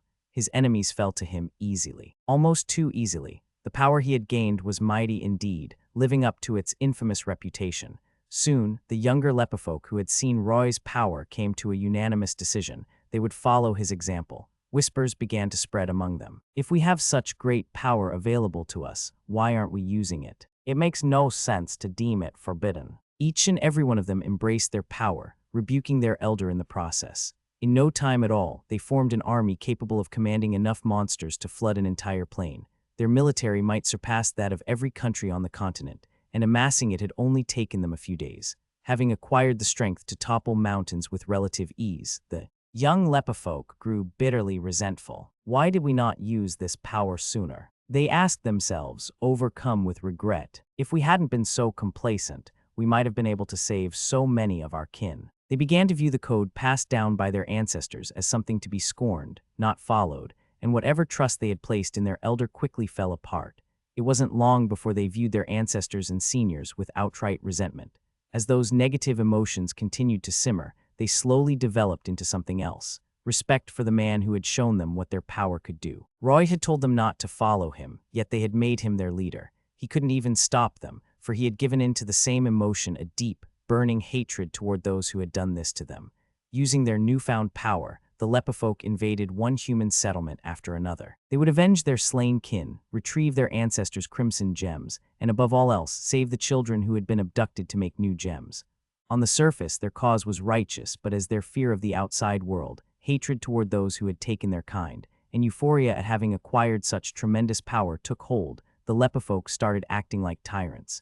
We've had so much taken from us. We can't stop until we've taken it back. Destroying everything in their path, they continued searching for their missing kin, and they found them one by one. Some were slaves, others were corpses, still others were mere shards of red gemstone in the possession of their buyers. Each time the Lepifolk found another member of their family, their hatred grew even more intense. In the end, everyone who had witnessed the horrific fates of their kin had the same desire: to continue on their path of revenge. Look how much has been taken from us. We must balance the scales and repay them in kind. Although they didn't know their foe's true form, they aspired to obtain even more power, and as their strength grew, so did their ambitions. Their hatred birthed naught but more violence. The Lepifolk killed and were killed in great numbers. A river of blood followed them wherever they went. But no matter how violent the situation became, Roy, who had come to lead his revenge-driven kin, found himself unable to stop. Even through all their wanderings across the continent, they had yet to find his son. Still clinging to a faint sliver of hope, Roy attacked human settlements indiscriminately in his search, following even the smallest leads wherever they took him. Any human who stood in his way was dispatched without a second thought. He even took on armies and crushed them entirely. The tragedy of the Lepifolk could no longer be stopped. They had become the enemies of humanity, locked in a ruthless rampage that would continue for years to come. In their heart of hearts, they believed their bloodshed would one day return them to a quiet, peaceful existence in the mountains. That was why they killed with no regard for the consequences. But that day never arrived. Instead, the Lepifolk came to be known by a new name: Demonfolk. They were wicked beings who hated humans and used monsters to carry out their evil deeds. By the time Awaken, who had traveled deep into the mountains to train his magic in isolation, met his former companion again, the Demonfolk had been the enemy of all other races for over a decade. Their leader, Roy, had also adopted a new identity: the Demon King. Chapter 88, The Philosopher's Goblet, Part 3. Chapter 88, The Philosopher's Goblet, Part 3. A Demonfolk Hunt, Awaken was well into middle age, the prime years of one's life, when the commission fell into his lap. Through his solitary training, he had become able to perform twofold casting, a technique thought to be a mere fantasy among magicians. The feat had secured him the title Twin Spell, and rumors of his prowess had already begun to spread across the land. However, since Awaken had spent more than 2 decades alone in the mountains, he had very little knowledge of the Demonfolk. At most, he had been told they were a recent phenomenon, having suddenly appeared on the continent between 10 and 20 years ago, and that they possessed the mystifying ability to control monsters. All in all, they were a hostile race known for massacring humans. During his old adventuring days, Awaken hadn't heard even a whisper about these Demonfolk. but they were said to be a most formidable enemy. In the blink of an eye, they could whip up an army so frighteningly large and powerful that the armed forces of many countries paled in comparison. This wasn't just speculation either. They had already crushed many large cities and armies. The demon folk were strong not only because they held the yoke of dragons, magical beasts, and other fearsome kinds of monsters, but also because they were exceedingly resourceful. It was said that their merciless strikes on human settlements could occur anywhere on the continent without the slightest indication. Because the demon folk posed such a serious threat, adventurers' guilds across the continent had started putting bounties on them. However, of all the adventurers who took these commissions, only a few ever returned alive, those who turned tail and ran before the fight could even begin. One such example was the survivor of a failed offensive by a clan of more than 500 veteran adventurers. He had fled in terror to report their defeat, saying their entire force had been wiped out in about as long as it would take someone to blink. Humans won't ever stand a chance against them. Of course, such rumors had only piqued Oaken's interest in the demon folk. If they are as powerful as everyone says, he mused, then they might just be the perfect opponents for me. Oaken had returned from his training in the mountains and was now once again completing commissions as an adventurer. Still, he was devoted to a single purpose, further delving into the secrets of magic. So long as he could do that, nothing else mattered to him. He wasn't even particularly concerned about rushing headlong into danger. If he died as a result of his own shortcomings, then he would consider it his destiny. Embracing this mindset, Oaken had accepted one dangerous commission after another, even some meant for gold-rank adventurers, and completed them all alone. Yet none of them had satisfied him, which was why these demon folk sounded so promising. They were the perfect opponents against whom he could test his skill. Thus, Oaken accepted the new commission put to him. It was supposed to be for a large group, but he set off alone to meet the rumored vanguard of the demon folk's offensive against humanity. The vast open plain that was Oaken's destination was teeming with swarms of monsters. It was an abnormal sight, to say the least. One wouldn't see such large gatherings even inside dungeons. There had to be demon folk here, the magician thought, and with that conviction he confronted the horde before him, easily over several thousand strong. The battle of one man against an entire army was about to unfold. First, he unleashed his specialty, scores of maximum potency lightning strikes capable of blasting his opponents to smithereens. His opening salvo provoked every monster he could see, and they all surged toward their assailant. Oaken pushed his twofold casting as far as it could go, using continuous support spells alongside his devastating offensive, cutting through the veritable avalanche of oncoming monsters as easily as one would cut down weeds. Cacophonous booms ran across the open plain as fire, ice, and lightning danced together, creating destruction that could only be described in terms of natural disasters. Such a tremendous army of monsters would have put an ordinary man on the brink of despair, but Oaken was overwhelming them all alone. He remained perfectly calm as he reduced the horde to cinders with meticulous care. After all, the true reason for his being there had yet to appear.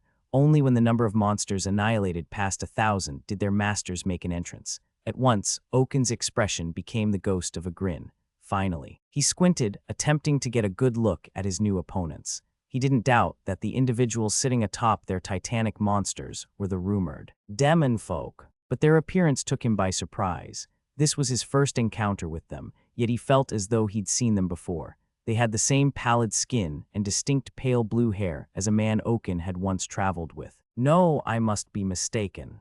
Oaken was quick to disregard the thought. Yes, these demon folk bore a striking resemblance to the kin of his former companion, but they couldn't be the same people. He remembered the Lepifolk as a kind and mild-mannered race, utterly incapable of any sort of violence. They certainly wouldn't have worn such twisted, hateful expressions. Still, the comparison was hard to ignore. Even as he continued his assault, tearing through the oncoming threat with arcane might, Oaken couldn't quite shake the feeling that something was wrong. The demon folk were strong. Some sat astride massive dragons, commanding them to douse Oaken in flame, while others directed packs of smaller beasts to make swift, coordinated attacks. Yet neither Flamedrake's enormous, fire-breathing dragon monsters nor black direwolves, so fearsome and imposing that a mere handful could rule over vast swaths of open plain, stood a chance against a man who had acquired twofold casting. As long as Oaken's mana lasted, he could maintain his barrage of magic at full potency, laying waste to his opponents, and that was precisely what he did. His momentum was so impressive that he started to believe his victory was set in stone, but that feeling didn't last long. The demon folk were much calmer than Oaken had first assumed. They were also more cunning. Understanding that their opponent had challenged them alone, they gradually pulled back their forces and switched to attacking him with small, continuous groups, denying him any time to rest. Eventually, Oaken ran out of the mana recovery potions he had prepared, and as soon as his fatigue began to show, the demon folk gathered their forces together and put pressure on him all at once. Oaken had easily slain more than 1,000 monsters, but that was only a fraction of the demon folk's army. The number of monsters they could control was staggeringly high, far surpassing his expectations. As they closed in around him and the last dregs of his mana dried up, he recognized his defeat and dropped to his knees. So this is all that I amount to. Oaken scoffed at himself. It was the only thing he could do. For the past few decades, he had pursued strength and nothing else. He had needed to do away with his weakness, the same weakness that had rendered him helpless when it mattered most and caused him to lose everything. He thought he had grown a little stronger since then, but at this 11th hour, he was forced to recognize his limits. No matter how much strength he gained, there was only so much he could do on his own. Conversely, no matter his shortcomings, there was always hope as long as he had companions by his side. Oaken scoffed again. Companions. It had been a good, long while since he'd had any of those. If he died now, there wouldn't be anyone to mourn him, but maybe that was a good thing. Perhaps it meant it was okay for him to die here. Resigned to his fate, Oaken remained motionless, waiting for the monsters surrounding him to tear him to pieces. "Stop, don't move." But then he heard a familiar voice come from behind the horde. At once, the monsters and demon folk all stopped in their tracks. "Oaken, why are you here?" The monsters parted to reveal a man. He rode atop a black dragon, a larger specimen than the rest, and was covered in scars. Oaken had thought he recognized the voice, but when he saw the expression of the figure approaching him, he started to doubt his conviction. Could this person really be? "Roy, is that you?" Although he'd put his thoughts into words, wisps of doubt still clung to him. This man seemed so drastically at odds with the Roy he'd once known. The lines marking his face were deep and jagged, carved steadily by hatred, making him look almost like a stranger. Nevertheless, he truly was Oaken's former companion. "Roy, why are you here?" Suspicion overtook Oaken's nostalgia. He had come to this plane as part of a commission to hunt demon folk. But if Roy was here too, then that meant. "I asked you, Oaken, what brings you here after all this time?" Roy paused for a moment, considering. Let me guess, a bounty." "Yes, the Adventurers Guild commissioned me to hunt demon folk. But Roy, why are you?" "I'm sure you've figured it out by now. We are the demon folk." Given the circumstances, there couldn't have been any other explanation, but that didn't make it any easier for Oaken to accept. Roy, who had never been able to kill so much as an insect, was one of the demon folk massacring people across the continent. As Oaken studied his old companion's face, which bore the scars of pain and anguish, he spoke the doubts that had come unbidden to his mind. "What happened, Roy? You were never the kind of man to wear that expression. Something must have happened, right? And, demon folk, what's the meaning of this?" For a while, Roy was silent, and a dry gust of wind blew across the plain. Then he quietly said, "It was Astirras. She's alive." "Astirras, truly, but why would that lead to?" "She came to my home, stole a crimson gem, and immediately left." "A crimson gem, what's that?" Roy didn't answer the question. Instead, his voice became a deep growl, as though he'd suddenly become another person entirely. "It wasn't long after that our children started to go missing, then our women." Roy spoke as though cursing the world, a cry of rage and a weeping lament delivered in a single breath. Paying no mind to Oaken's surprised stare, he continued, directing his venom-filled words at someone unknown. "Next, they killed our men, our elderly. They tore up our river and fields and set fire to our homes. In the end, our settlement was a ruin. It was peaceful and beautiful once. She came and destroyed it all." Oaken could no longer see his reflection in Roy's eyes. The glimmer he remembered was overcast with an overwhelming hatred toward a single person, more intense than anything he had ever witnessed.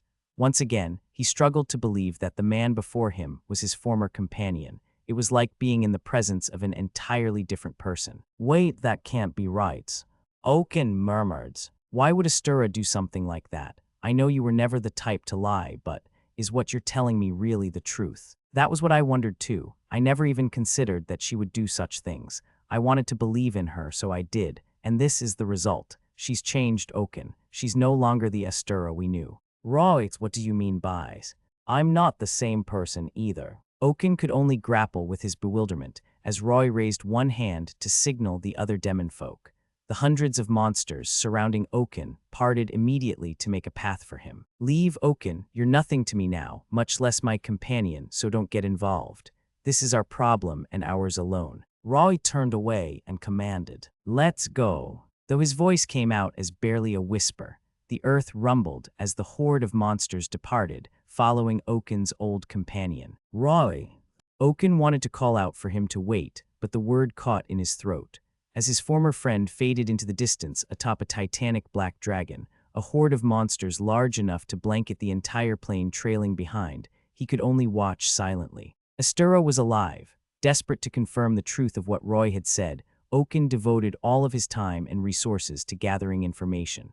His hard work was rewarded when he discovered the tale of the half-elf who had conquered the Dungeon of Lamentation alone, and then founded a country atop it around the same time the demonfolk had started to draw attention to themselves. His path decided, Oaken departed for Mithra, the capital of that very country. The self-proclaimed Holy Theocracy of Mithra was centered around its grand cathedral, where High Priestess Astirras was said to reside. After forcing his way through its heavily guarded doors, Oaken demanded an audience with the woman bearing the name of his old friend. His brute force approach was acceded to, and the next thing he knew, he was being led to a room decorated with dazzling gemstones. High Priestess Astirras' room, if his guides were to be believed. This room, but Oaken couldn't help but frown as he took it all in. The sheer gaudiness was precisely the opposite of what he'd come to expect from the Astirras he remembered. But before he could contemplate much longer, a woman who was the spitting image of the one he'd once known appeared. "Oaken, it's been too long, I've missed you." She was unmistakably Astirras, the irreplaceable friend he'd once lost to death's embrace. Their reunion should have been a relief. "Astirras, I spoke with Roy. Is it true what you did to his home?" However, the first words out of Oaken's mouth weren't an exclamation of delight, but a sharp, pressing question. "Roy's, who might that be?" The woman replied, "Ah, you mean the leader of the demonfolk. They're giving me quite a headache at the moment, you know. I really must stamp them out as soon as I am able." Astirras sounded far colder than Oaken had ever imagined. He was quick to voice his doubt. "Who are you? Are you truly Astirras?" In terms of appearance, she matched the Astirras in Oaken's memories to every detail. There wasn't the slightest discrepancy. She really hadn't changed at all. But at the same time, he could no longer sense the gentle air she had always possessed. What was the meaning of this? "What a strange question." The woman replied, "I don't believe my appearance has changed in any way, has it? Or are you somehow misremembering me? I am Astirras, the one and only. Here, look." She approached Oaken so that he could examine her face more closely and smiled.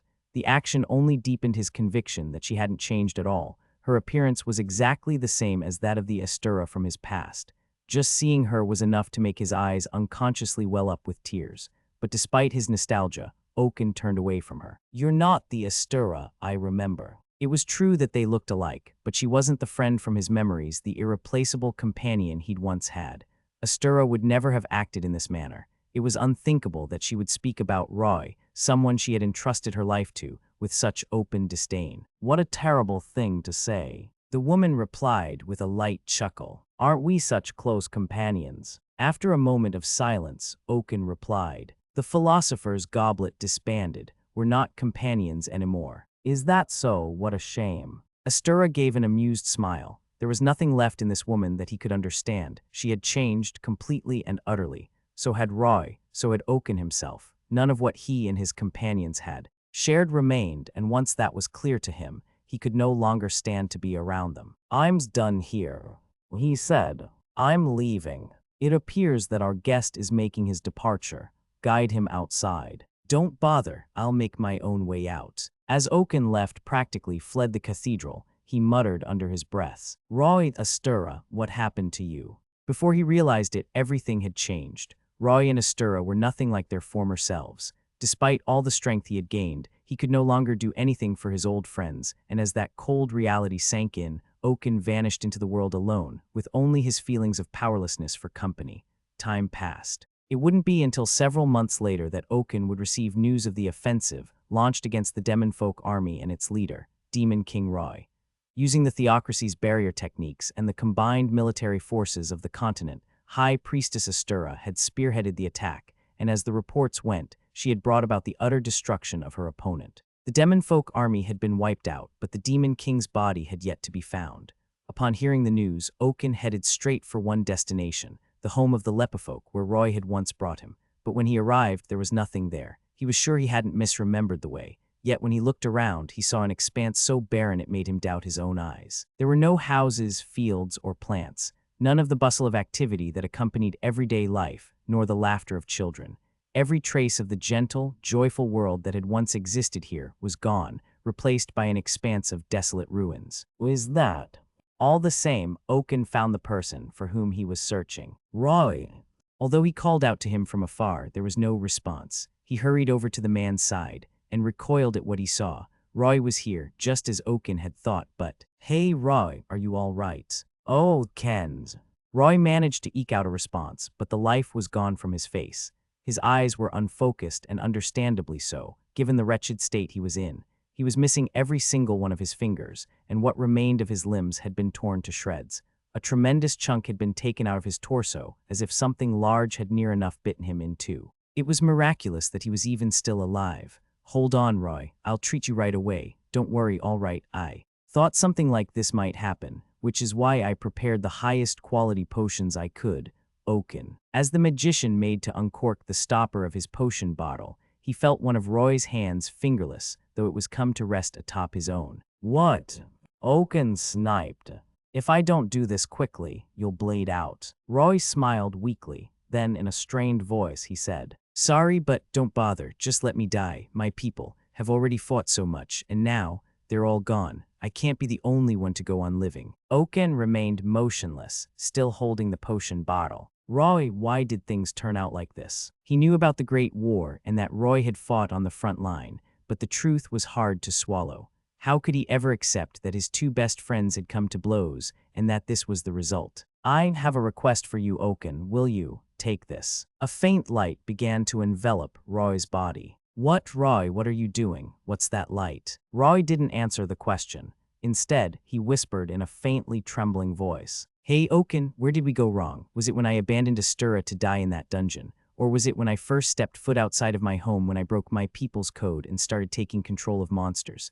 I suppose, whenever it might have been. It was all my fault in the end, huh?" "Of course not. Don't be stupid, Roy. That's not true at all. It wasn't you. It wasn't your fault." That was all Oaken could say. If only I'd been stronger back then. If only I hadn't parted ways with Roy. No, if only I hadn't formed a party with them in the first place. If only I'd done things differently, then it wouldn't have ended up like this. If only, if only, if only. Regrets whirled around and around in Oaken's mind, leaving him unable to form words. "Oaken," Roy said quietly. "Why did things turn out this way? Why did Astirras do what she did? Why did I have to kill so many people? Why did so many of us have to be killed? I don't get it, Oaken. I can't. After all this time, after everything I've done, I still don't understand." Small cracks began to appear on Roy's face, allowing red light to seep through. Oaken didn't know what was happening, but he could tell that Roy was giving up his life in an attempt to achieve something. "Roy's no."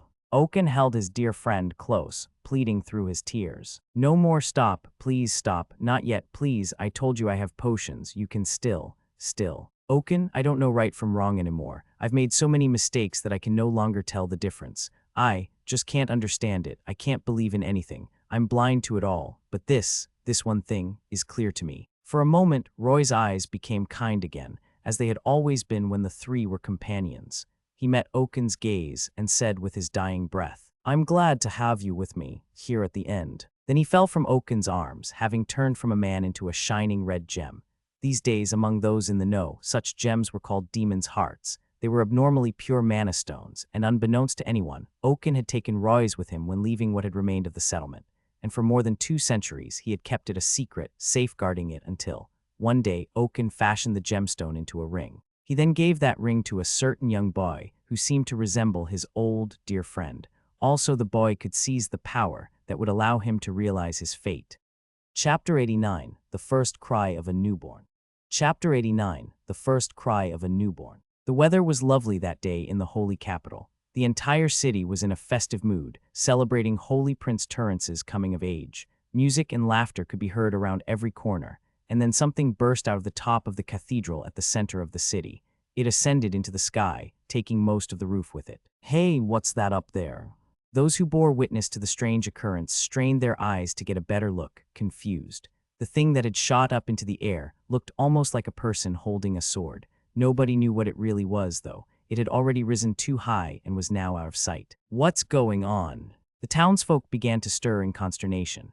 Everybody knew a grand celebration was being held in the cathedral, with foreign dignitaries from all over in attendance. Yet the building's upper structure was now in ruins. Throughout the city, the lively music celebrating the Holy Prince's adulthood stopped as everyone stared up at the exploded roof.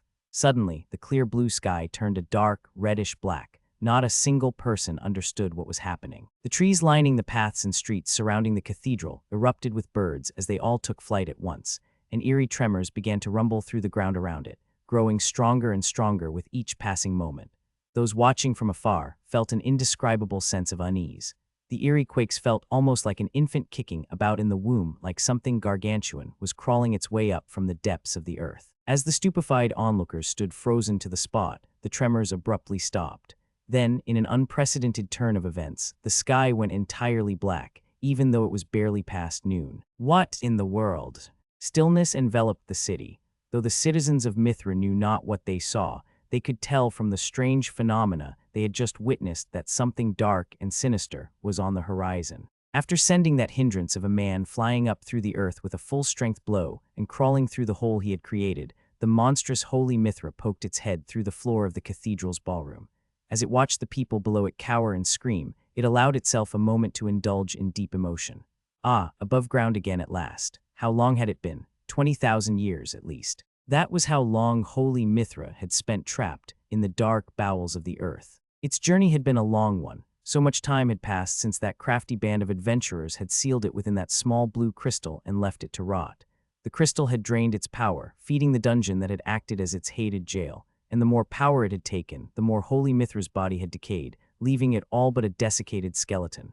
Ah, I need sustenance. I need flesh. To sate 20,000 years of hunger, Holy Mithra wanted blood, delicious, vitalizing blood. It evaluated the tiny figures beneath it, running around and attempting to escape. Wide eyes. Its unintentional cry of delight upon seeing so much flesh shook the walls of its very own cathedral, but the cracks and fissures only amused the monstrosity as it slowly scanned the ballroom. Ah, it all looked so delectable. Holy Mithra's tongue had yet to form properly, but it mentally licked its lips in anticipation. The high-ranking dignitaries of nations all over would make for a fine feast indeed. That might not have been its original reason for gathering them, but it was glad it had done so.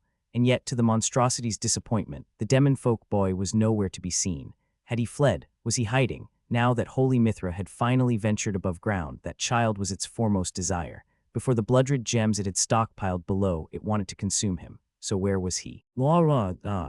Irritated, it surveyed its surroundings again, confirming the demon folk's absence. The flesh and blood of the half-elf woman it had resisted consuming for so long had been exquisite, but the child would surpass even that.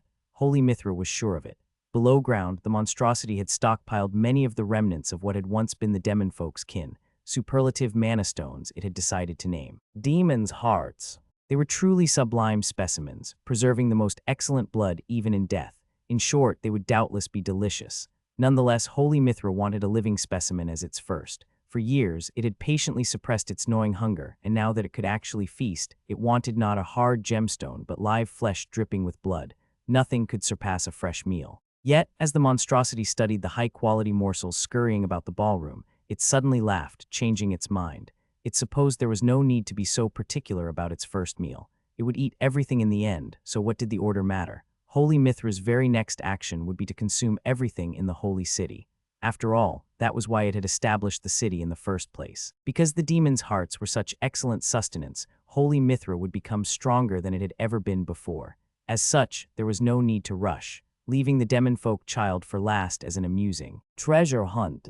Might not be a bad idea. Even if weeding him out proved troublesome, it would only need to stroll about the city devouring every last structure until nothing was left.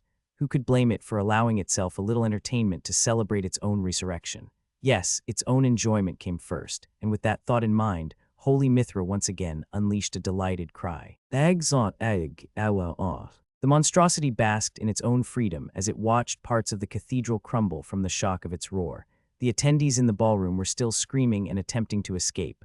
Ah, everything will finally be mine. At last, Holy Mithra would turn the entire city into its flesh. The thought made even the sight of the mithril-clad soldiers, whose order the monstrosity had established pointing their blades at it, invoke nothing more than tender affection. Because of them and those like them, Holy Mithra would finally be reborn. Everything the monstrosity saw with its half-formed eyeballs seemed to sparkle with radiant light. The rapture it was feeling from the bottom of its heart escaped its mouth again in the form of a shout. The sound resembled a chain of thunderclaps. Each rumbling peal echoed throughout the holy city, striking fear into the heart of every citizen. It was the cry of a newborn, of the monstrosity known as Holy Mithra, a shout and a blessing from and for itself, a cry to celebrate its new reign over the outside world. Today was a special day indeed, one to be commemorated. Holy Mithra would devour all the living creatures the meat before it, and on this blessed occasion, be born into the world anew. The cathedral was in ruin. Its floors, walls, and ceiling continued to crumble from the pressure of Holy Mithra's cry. As the monstrosity reveled in the pleasure of knowing that no one here could ever hope to resist it, it slowly reached out to sample the awaiting banquet, trembling in anticipation of the first drop of blood it would taste here above ground. Holy Mithra was caught up in its own delight. It focused entirely on sating the hunger it had endured for 20,000 years. That was why its unfinished eyes overlooked the speck high above the cathedral it had ordered the city to construct in its name. Even as the dot in the sky became larger and larger, heading straight for it, the monstrosity remained entirely unaware. Lord.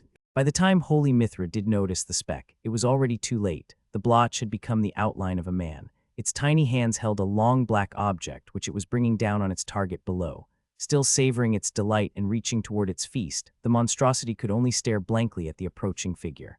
Ah, I've seen both of those things somewhere before, have I not? Yes, it most definitely had. It had seen the black object and the man not too long ago. As it recalled, they were realizations struck as Holy Mithra finally recognized the person bringing the black blade down upon its head. But there was nothing to be done. Parry, because no sooner had the monstrosity realized its situation than its head was smashed with a merciless crunch. Holy Mithra, which had just crawled above ground and begun to approach its long-awaited first meal, dropped back down the deep, dark hole from whence it had emerged. The war between saint and demon. The war between saint and demon. Several years had passed since the first appearance of the unidentified race that led monsters and used them to attack humans. Fearing the threat they all posed, the populace had given them an equally threatening name, demonfolk. Intelligent and human in appearance, they could command giant monsters such as dragons at will. Combined with their canny tactical awareness, they were able to crush the garrisons of city after city in their path. It was the first time humanity had ever encountered a calamity of this nature. Despite their human-like features, the demonfolk looked particularly sinister. Their skin was pale, and their strange eyes were so deep that they almost seemed to suck you in. From out of nowhere, they appeared alongside hordes of monsters, always clad in black. They were the shadow at the door, an ill omen that none wished to encounter, and not a single soul knew where they hailed from. Among them was a tall man with a long staff who commanded a black dragon even larger than the rest. He was rumored to be their chief, and was the bane of all who sought to vanquish the demonfolk. No matter how mighty the regiment or army that challenged them, he would crush them by force in a direct fight, leaving a mountain of corpses in his wake. He was more feared than any other, and his unmistakable presence in the demonfolk's vanguard had earned him an appropriate moniker, the King of the Demonfolk or the Demon King. Backed by many governments, the Adventurers Guild placed larger and larger bounties on the demonfolk, who were using their monster hordes to cause untold damage across the land. Skilled adventurers took notice of these tasks and banded together in great numbers to complete them. However, the demonfolk were much stronger than anyone had expected. Not even veteran adventurers who staked their livelihoods on slaying savage monsters could rival a horde of the largest and most ferocious of them, unified under commanders with human intelligence. Word quickly spread that such bounties weren't worth the risk, so adventurers started giving them a wide berth. Nobody was willing to challenge the demonfolk's incursions. Many countries' governments were equally as intimidated. After losing their militaries to the demonfolk, their terror prevented them from further action. For a long time, nobody dared oppose the demonfolk, until one person announced her intent to vanquish the threat entirely, Astirras, the head of state of the new theocracy. This woman, who introduced herself as the High Priestess of the Church of Mithra, was the very same individual who had gained fame for conquering the highly formidable Dungeon of Lamentation on her own and suddenly establishing a new country in the same location. To the leaders of the biggest continental powers at the time, Astirras made a proposal. She would act as a decoy to lure the demon folk onto an open plain, where a combination of armies would then surround them, leaving their foe vulnerable to a direct confrontation and subsequent extermination by the theocracy's holy knights, a military force established and commanded by Astirras herself. Her sudden appearance and plan to confront the evildoers seemed to inspire the whole continent. Few who attempted to slay the demon folk came back alive, if at all. Anyone who bared their swords at them were ultimately overrun by monsters until not even their bones remained. But at the same time, the demon folk always allowed those who fled in terror to escape unharried. Because of this, those who ran away were generally able to return to tell tales of the gruesome spectacles they had witnessed. They spoke about the monsters under the demon folk's control, how their claws tore through people with utter disregard, and their feet trampled upon piles and piles of corpses as they reduced the settlements in their path to rubble and ash. And as these stories passed from person to person, such cruelty and atrocities burgeoned. So too did the people's fears. Some who heard the tales had lost family to the demon folk, so each retelling only deepened their loathing. As the war between humanity and the demon folk continued, towns and villages gradually became battlefields, and as each settlement became lost to the ensuing devastation, more people became homeless. Such people weren't without hope, however, for the theocracy of Mithra extended a helping hand to those who were displaced. They provided sanitary dwellings and ample food, and readily accepted people from all walks of life. Once those who moved to Mithra had their hunger and fear alleviated, their next need was revenge. And while High Priestess Astirras eased her way into their hearts with gentle kindness, she did not condemn their loathing. If that is what you wish, then you should strive to achieve it, because, beyond a doubt, there was meaning in the pain you suffered. I'm sure the path that brought you to Mithra leads to that purpose. I have faith that Holy Mithra will bestow power upon those who take up the fight against evil. One by one, those who sought revenge, even mere children, took up their blades and became holy knights of the theocracy. They dreamed of the day they would avenge their slaughtered family members and incinerated homes, and with that deep loathing in their hearts, they threw themselves into their training. Their battle prowess improved rapidly thanks to the instruction of High Priestess Astirras, a half-elf proficient in the art of war, and it wasn't long before they could match the elite battalions of the greater powers that neighbored the theocracy. Indeed, the Holy Knights were strong. The source of their strength was twofold: their indomitable will, born from hatred dressed in cries for justice, and the red gemstones given to them by the High Priestess. High Priestess Astirras called these wondrous, miraculously high-purity mana stones, demons' hearts, and gave them freely to the Holy Knights who ventured out to hunt the demon folk, inlaying them into their weapons and armor. Equipped with such strength-enhancing gear, a force of only several knights accomplished what entire armies had failed to do. They slew a demon folk. As the Holy Knights took down one band of demon folk after another, proving that the feat once thought impossible was anything, but they drew the attention of the rest of the continent. These eyes naturally wandered to their equipment, especially the standard-breaking demons' hearts they used. None of the influential merchants at the time had ever laid eyes upon such products, and everybody wanted to know their origin. But no matter how much time and effort they devoted to their search, their queries led them to a single dead end. Only High Priestess Astirras knew the production method. As such, the merchants all started attempting to ingratiate themselves with her, toadying and cajoling in their quest to secure immense profits. Demons' hearts were the perfect commodity in all regards, which made them immediately desirable in the eyes of anyone hoping to get rich.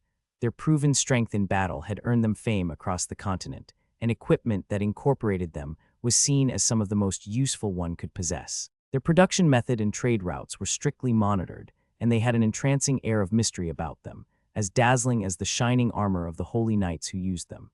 Incidentally, tales of the Holy Knights' heroics were likewise spreading across the land. In the end, the High Priestess gave a small selection of merchants the rights to deal in demons' hearts, though they had to make life-and-death pacts of confidentiality. In the blink of an eye, both these merchants and the theocracy of Mithra accumulated a vast amount of wealth, and in the span of a few years, what had previously been a small, newly founded country accumulated enough power to join the influential players on its part of the continent. Alongside this growth, High Priestess Astirras' fame also grew, and many stood in awe of her ingenuity. Meanwhile, almost as though acting in concert with the High Priestess's rapid ascension, the demon folk started raiding more frequently and with greater intensity. They had taken a particular interest in the Holy Knights' equipment, inlaid with demons' hearts from the High Priestess, and attacked whatever towns the knights sojourned in with almost frenzied determination. Although the Holy Knights were capable of turning the tables on their attackers, there were times when they failed to seize victory. On such occasions, the defeated knights would be mercilessly slaughtered by the demon folk, who would then strip their equipment of demons' hearts. This ebb and flow conflict between the Holy Knights and the demon folk gradually became commonplace. The former despised their foe and saw it as their divine duty to vanquish them, while the latter leaned into their brutality in an apparent attempt to keep up with the knights, who were gaining in strength as time passed. Yet more ferocious monsters were brought into the fray as the demon folk gathered larger and larger hosts for each of their strikes. But none of their armies proved as formidable as the Demon King's own. Once the Demon King's army settled in a location, it would remain there for some time to establish a fortified base of operations for the demon folk, but once it decided to move, no matter what terrain it traversed, it would reduce everything in its wake to a wasteland. Each time the army relocated, it would also grow in size by absorbing the surrounding monster populations. The Demon King's host had used this method to become a vast, destructive, moving force of nature, far too great for any one country to challenge. And it continued on its path unchecked, for nobody on the continent could resist it. The voices of those who feared the demon folk soon reached a climax. Every living soul who wished for peace entrusted their hopes to the Holy Knights, humanity's last defense against an entire race of evildoers. And that was when High Priestess Astirras announced her plan to vanquish the demon folk once and for all. The allied forces of the continent agreed to the High Priestess's proposal and were quick to act. First, the entire cohort of Holy Knights took up a position on an open plain, serving as a decoy, while the combined armies of cooperating nations acted in support. The Demon King appeared astride his black dragon soon enough with a teeming horde of several thousand monsters in tow, and with that, the stage was set. The full might of both sides had gathered in one place. Although neither the Holy Knights nor the demon folk moved, their presence filled the plain with the thick, heavy air of war. The two armies, each big enough to shake the earth with an advance, stood close enough to stare each other down, and amid the stillness, Roy and Astirras, their respective leaders, decided to break from their forces to parley. They were about to exchange words for the first time in years. High Priestess Astirras spoke first. "Roy, we finally meet." Silence, then in a low voice filled with hatred, the Demon King responded. "Astirras, where are the members of my race you abducted?" In the face of Roy's animosity, Astirras simply smiled. "Abducted?" she asked. "Whatever do you mean? Don't play the fool with me. Give back my brethren and the crimson gems you took, all of them." "Ah, you mean the demons' hearts. I don't plan to part with those anytime soon, I'm afraid. They fetch quite a nice sum on the market. But if you truly are desperate, I suppose I could part with some for a reasonable amount. They're precious commodities, but I'll make an exception for an acquaintance." Roy did not speak. His expression, twisted by hatred, said it all. Astirras merely smiled again, thoroughly enjoying herself. "All right," she said. "It might interest you to know that Awaken paid me a visit." "What nonsense are you spouting after all this time? He and I no longer have anything to do with each other." Astirras chuckled. "So cold, Roy. We were all such close companions once, were we not? Awaken was terribly saddened that you've become this way. You don't even deserve to speak his name, not as you are now." As though responding to Roy's irritation, the black dragon behind him took a heavy step forward, creating a fissure in the earth. "You're my enemy now. I see no reason for us to speak any further." "Is that so? But I was just about to let you surrender. There was never room for us to negotiate in the first place." Roy's wrathful voice echoed across the open plain. At once, the black dragon to his rear opened its vast maw and released a violent burst of its breath weapon. It seemed that Astirras had predicted such a move, however, as she immediately formed a barrier in front of herself. The black dragon's raging blast of light crashed into it and dissipated. Then she hopped back, drifting through the air as she returned to the ranks of her holy knights, and gave the signal for them to begin their charge. "Very well, let us begin." Both armies charged, moving no way but forward. The Demon King's forces, bringers of death, clashed with the Holy Knights.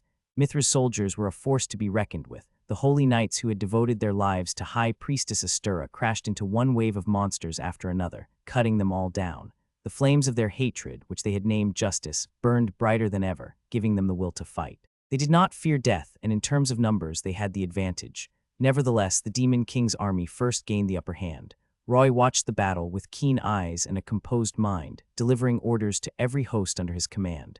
Though they were outnumbered, one would never have guessed it from how they tore through their enemy, yet the Holy Knights stood their ground. The battle continued for 7 days and 7 nights, without a single break in the tension hanging over both armies. The Holy Knights were receiving logistical support from the largest unified military the continent had ever seen, whereas the Demon King's forces lacked a fixed base and even the most basic supplies, having already been short on food when the engagement started. The longer the fighting continued, the more fatigued the demon folk became, but their might was so impressive that it barely even fazed them.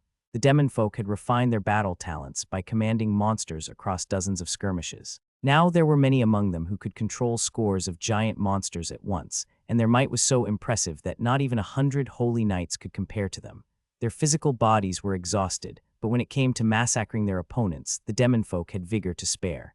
Victory was well within their reach, or at least it would have been, had the fatigue in their hearts not been mounting. Despite how relentlessly the demon folk had searched, much of their family was still missing. Their days had consisted of unending raids and massacres, yet their enemies only seemed to increase in number. More and more of their comrades were dying around them, and while those who remained were all exhausted from their long and arduous journey, there was still no end in sight. Their hearts, worn down by the path they had traveled, were lost. The demon folk knew by virtue of their inborn ability that the holy army they now faced comprised the family members of people they had once killed. Some of the knights were the children they had spared out of guilt after razing their towns. Yet the demon folk couldn't stop fighting. They couldn't stop moving forward. There was still the chance that, somewhere out there in the world, their stolen family was waiting for them. If their kin were suffering, then they had to find and save them. To that end, the demon folk were willing to sacrifice anyone who got in their way. They had no other choice. Each and every one of them clung desperately to this excuse, using it to justify the deeds they had committed. They knew of their sins but continued to fight, believing that if they could just defeat the theocracy, they would be able to see their family again. Though the demon folk were lost one and all, they tried to suppress their conflicting thoughts to focus on the enemy ahead, but it was no use. In a sweeping moment of clarity, they all came to the same realization. The halcyon days they had once enjoyed, the blissful scenery of their home, no matter what lengths they went to, such things would never return. Even if they did one day find their family, they were no longer worthy of embracing them. One faint, solitary voice became the catalyst for collapse, a single, isolated murmur. "I don't want to kill anymore." Because they could read hearts, the speaker's brethren didn't even need to hear the remark. In a flash, grief and sorrow disseminated among them until it had spread through their entire army. The impact of that single lament was enough to make the demon folk forget their task and rob them of the strength to keep fighting. The stifled emotions they had never put into words that they had relegated to the deepest recesses of their hearts abruptly began to overflow. Someone had opened the dam. They could no longer ignore the pain they all shared, and amid that wave of sadness they came to a profound understanding. These holy knights bearing their swords at us were one and the same. They were all mourning lost family. They were all driven by hatred. But only the knights were facing the cause of their suffering. The demon folk had devastated their homes, killed their loved ones, and robbed them of their merry lives. Was it not just for them to face judgment at the hands of those who knew the same grief? Just like that, most of the demon folk lost the will to fight. Even as the holy knights bore down on them, swords ready to strike, they stood rooted to the spot, simply accepting their fate. Mere moments ago, they had worried their journey would never end. Yet here they were. This was their punishment for all the sins they had accrued. Somewhere, deep in their hearts, this was the demon folk's shared wish. Even so, some of the Demon King's army refused to give up. They bolstered themselves with their conviction that their family was still out there, waiting to be rescued, and threw themselves back into the fight with desperate fervor. "Ah, right, I forgot to tell you, regarding the things you have so desperately been searching for." Such ominous words had come from none other than High Priestess Astirras. She floated in the sky above her foe, looking down on them as if sneering at the exhausted remnants of their army. And with that mocking expression, she dealt her killing blow. "I regret to inform you that you shan't ever find them. They've all been used up, you see." Those who had once called themselves the Lepifolk doubted the High Priestess, so they took it upon themselves to ascertain the truth. Using the power bestowed upon them at birth, they peered into her mind, and immediately regretted what they saw. Astirras was telling the truth. The kin they were searching for had already been turned into crimson gems. Worse still, within the High Priestess's memories was a kaleidoscope of gruesome horrors they would never have dared to imagine. The final days of their beloved family members. Those who had been turned into gems shortly after being abducted were the lucky ones. Others had been dissected alive, forced to endure the agony as they were slowly hacked apart in the name of experimentation, or had vast amounts of mana forced through their bodies, dooming them to excruciating deaths. The demon folk heard the screams of their loved ones in the high priestess's heart, heard their own names being cried in desperation, and could only watch as those they cared about most died weeping. At once every demon folk on the battlefield dropped to their knees, their hearts full not of anger or hatred but of emptiness. Everything they had done, everything they had striven toward for the past however many years, it had all been for nothing. The rivers of blood they had forced themselves to spill served no purpose. Their last thread of hope had now been severed, leaving them to wallow in their own powerlessness. High Priestess Astirras' tone was almost mocking as she continued. I congratulate you on your tireless efforts thus far. I am more grateful to you and your families than you could ever imagine. I must admit, not even I thought you would play the role of the villain so well. You have truly left your mark on history. Because of you, the people's hearts have come together, and my work is progressing excellently. You have been the most wonderful assistants, aiding the development of the paradise I wish to create. Thank you. I feel nothing but gratitude toward you. At last, the demon folk came to a realization. This entire time, they had been in the palm of this monster's hand. Astirras had planned everything that had occurred since the crimson gems were stolen. Like a farmer waiting for her crops to ripen, she had anticipated the hatred that had grown and then flooded the continent, and eagerly awaited the perfect time to harvest it. She had stolen one. Grub. To sow something even more bountiful. Though they hadn't known it, the demon folk had been used. Their internal conflicts, their ceaseless rampage, the blood they had spilled to take back their loved ones, nothing had been too sacred to exploit. To this monster, even the comrades they had lost while traveling their cruel path were but a source of amusement.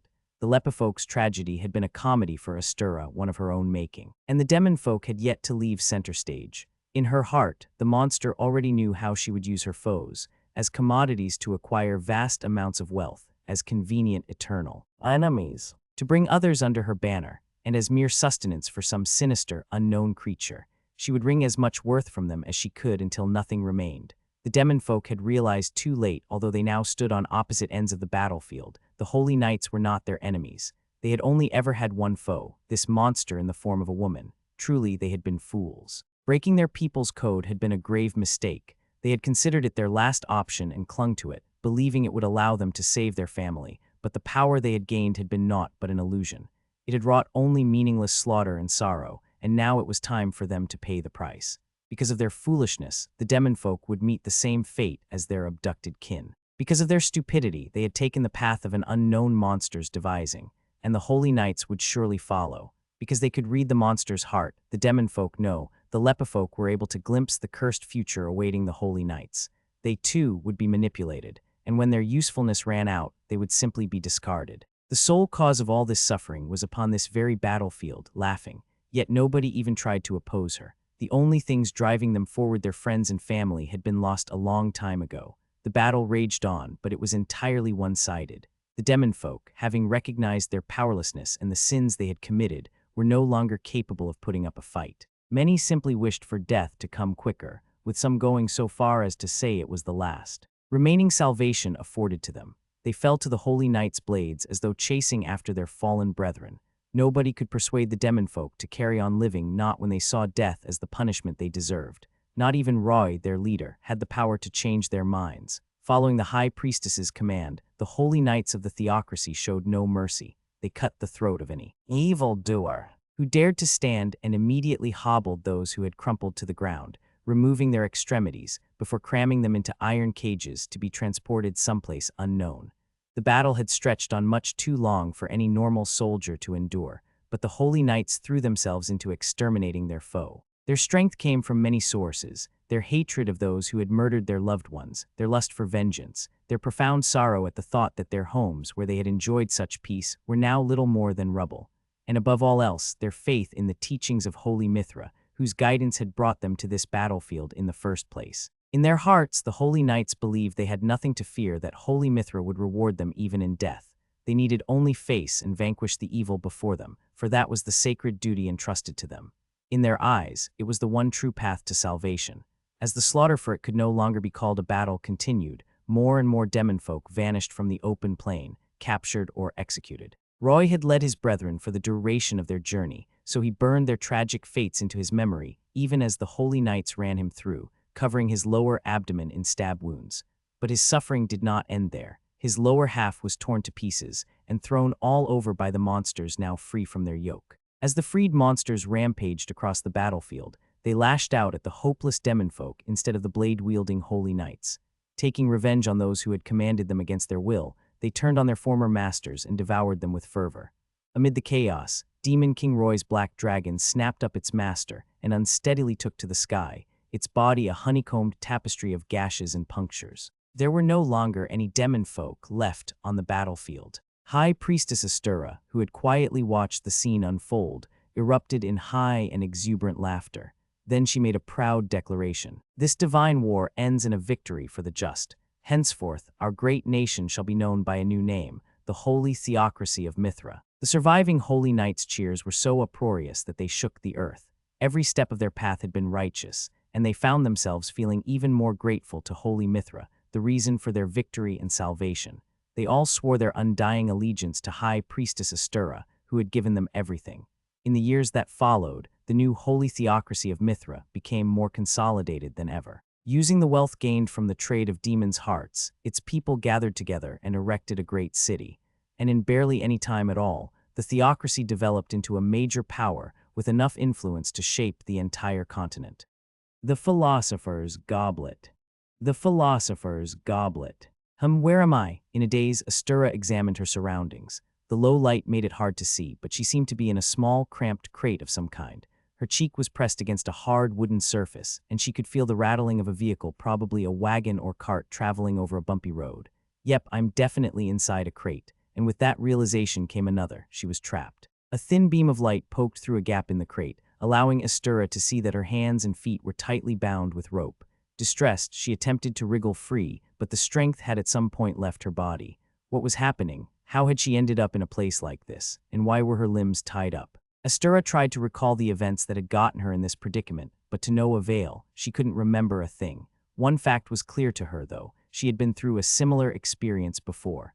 On the day of her 15th birthday, in the blink of an eye, she had suddenly realized she was standing alone in a shaded forest. Not knowing why she was there, she had searched for anything that might have served as a clue, but she hadn't found anything. She had known that her name was Astirras. She had also known it was the day of her 15th birthday, but curiously enough, she hadn't been able to remember anything else. Why am I here? Astirras hadn't been carrying anything in the way of possessions, and she had only been wearing a thin dress for everyday wear. Despite her lack of memories, she had also harbored some strange, conflicting emotions about the forest. On the one hand, it had seemed nostalgic, as though she had lived there her entire life. On the other, it had seemed completely unfamiliar. The two feelings had combined into a very odd sensation indeed. And no matter how much she had tried to figure things out, she hadn't been able to find an explanation. Having decided that standing lost in thought wouldn't get her anywhere, Astirras had ventured deeper into the forest, but her aimless wanderings hadn't helped at all. Soon, it had started to grow dark. Once night had set in, Astirras had sensed the presence of terrifying monsters prowling the forest. She had tried to hide in the darkness, even holding her breath so as not to make a sound, but that hadn't been enough. One of the monsters had still noticed the vulnerable Astirras, and before she had realized it, a set of massive fangs had appeared in her vision. A single thought had run through her mind. This is the end for me. She was going to be torn to shreds by this beast, her flesh sating its hunger as it lapped at whatever remained of her bones. That was her fate, she had concluded, and though she had cursed its transience and incomprehensible nature, she had ultimately accepted it. Yet, for some reason, that hadn't been her end. Astirras' body had moved on its own, and a large fireball had suddenly shot from her hand. Taken by surprise and intimidated by the potency of her spell, the beast bearing down on her had retreated back into the darkness from whence it had come. Having somehow escaped danger, Astirras had spent the next few hours staying deathly quiet in the shadow of a large tree, shivering from the cold as she awaited morning. Then when light had first broken through the trees, she had run as fast as she could, desperate to escape the forest. Again, Astirras had moved aimlessly through the trees, but Lady Luck had smiled on her this time. After sprinting desperately for a while, she had managed to escape the forest. From there, she had stumbled upon a small town, but hunger and exhaustion had weighed so heavily on her that she had passed out upon reaching its gates. Upon coming to, Astirras had discovered that one of the town's guards, a woman, had carried her to a clinic where she could recover. She had thanked the guard for her kindness, and in response to the woman's questions, explained that she didn't know who she was or where she had come from. She had also given an honest account of how she had used magic to escape the ferocious beast that had attacked her in the forest. The guard had seemed a little perplexed, but her response had come rather quickly. If your magic is that potent, then you should become an adventurer. Although she hadn't known what an adventurer was, Astirras had obediently taken the woman's advice and registered with the town's Adventurers Guild. Then, to earn her daily bread, she had started visiting the guild on a regular basis, scoping out commissions she could complete on her own and using the money to pay for food and shelter. 3 years had passed since then, and Astirras was still an adventurer by trade. As she had gradually acquired experience and overcome dangers with the magic, she was apparently quite skilled, though she still wasn't sure how or when she had acquired it. She had also become someone whom the Adventurers Guild relied on. She was getting more and more accustomed to taking on tough commissions. Her income had stabilized somewhat, and purchasing delicious food on the regular was now well within her budget.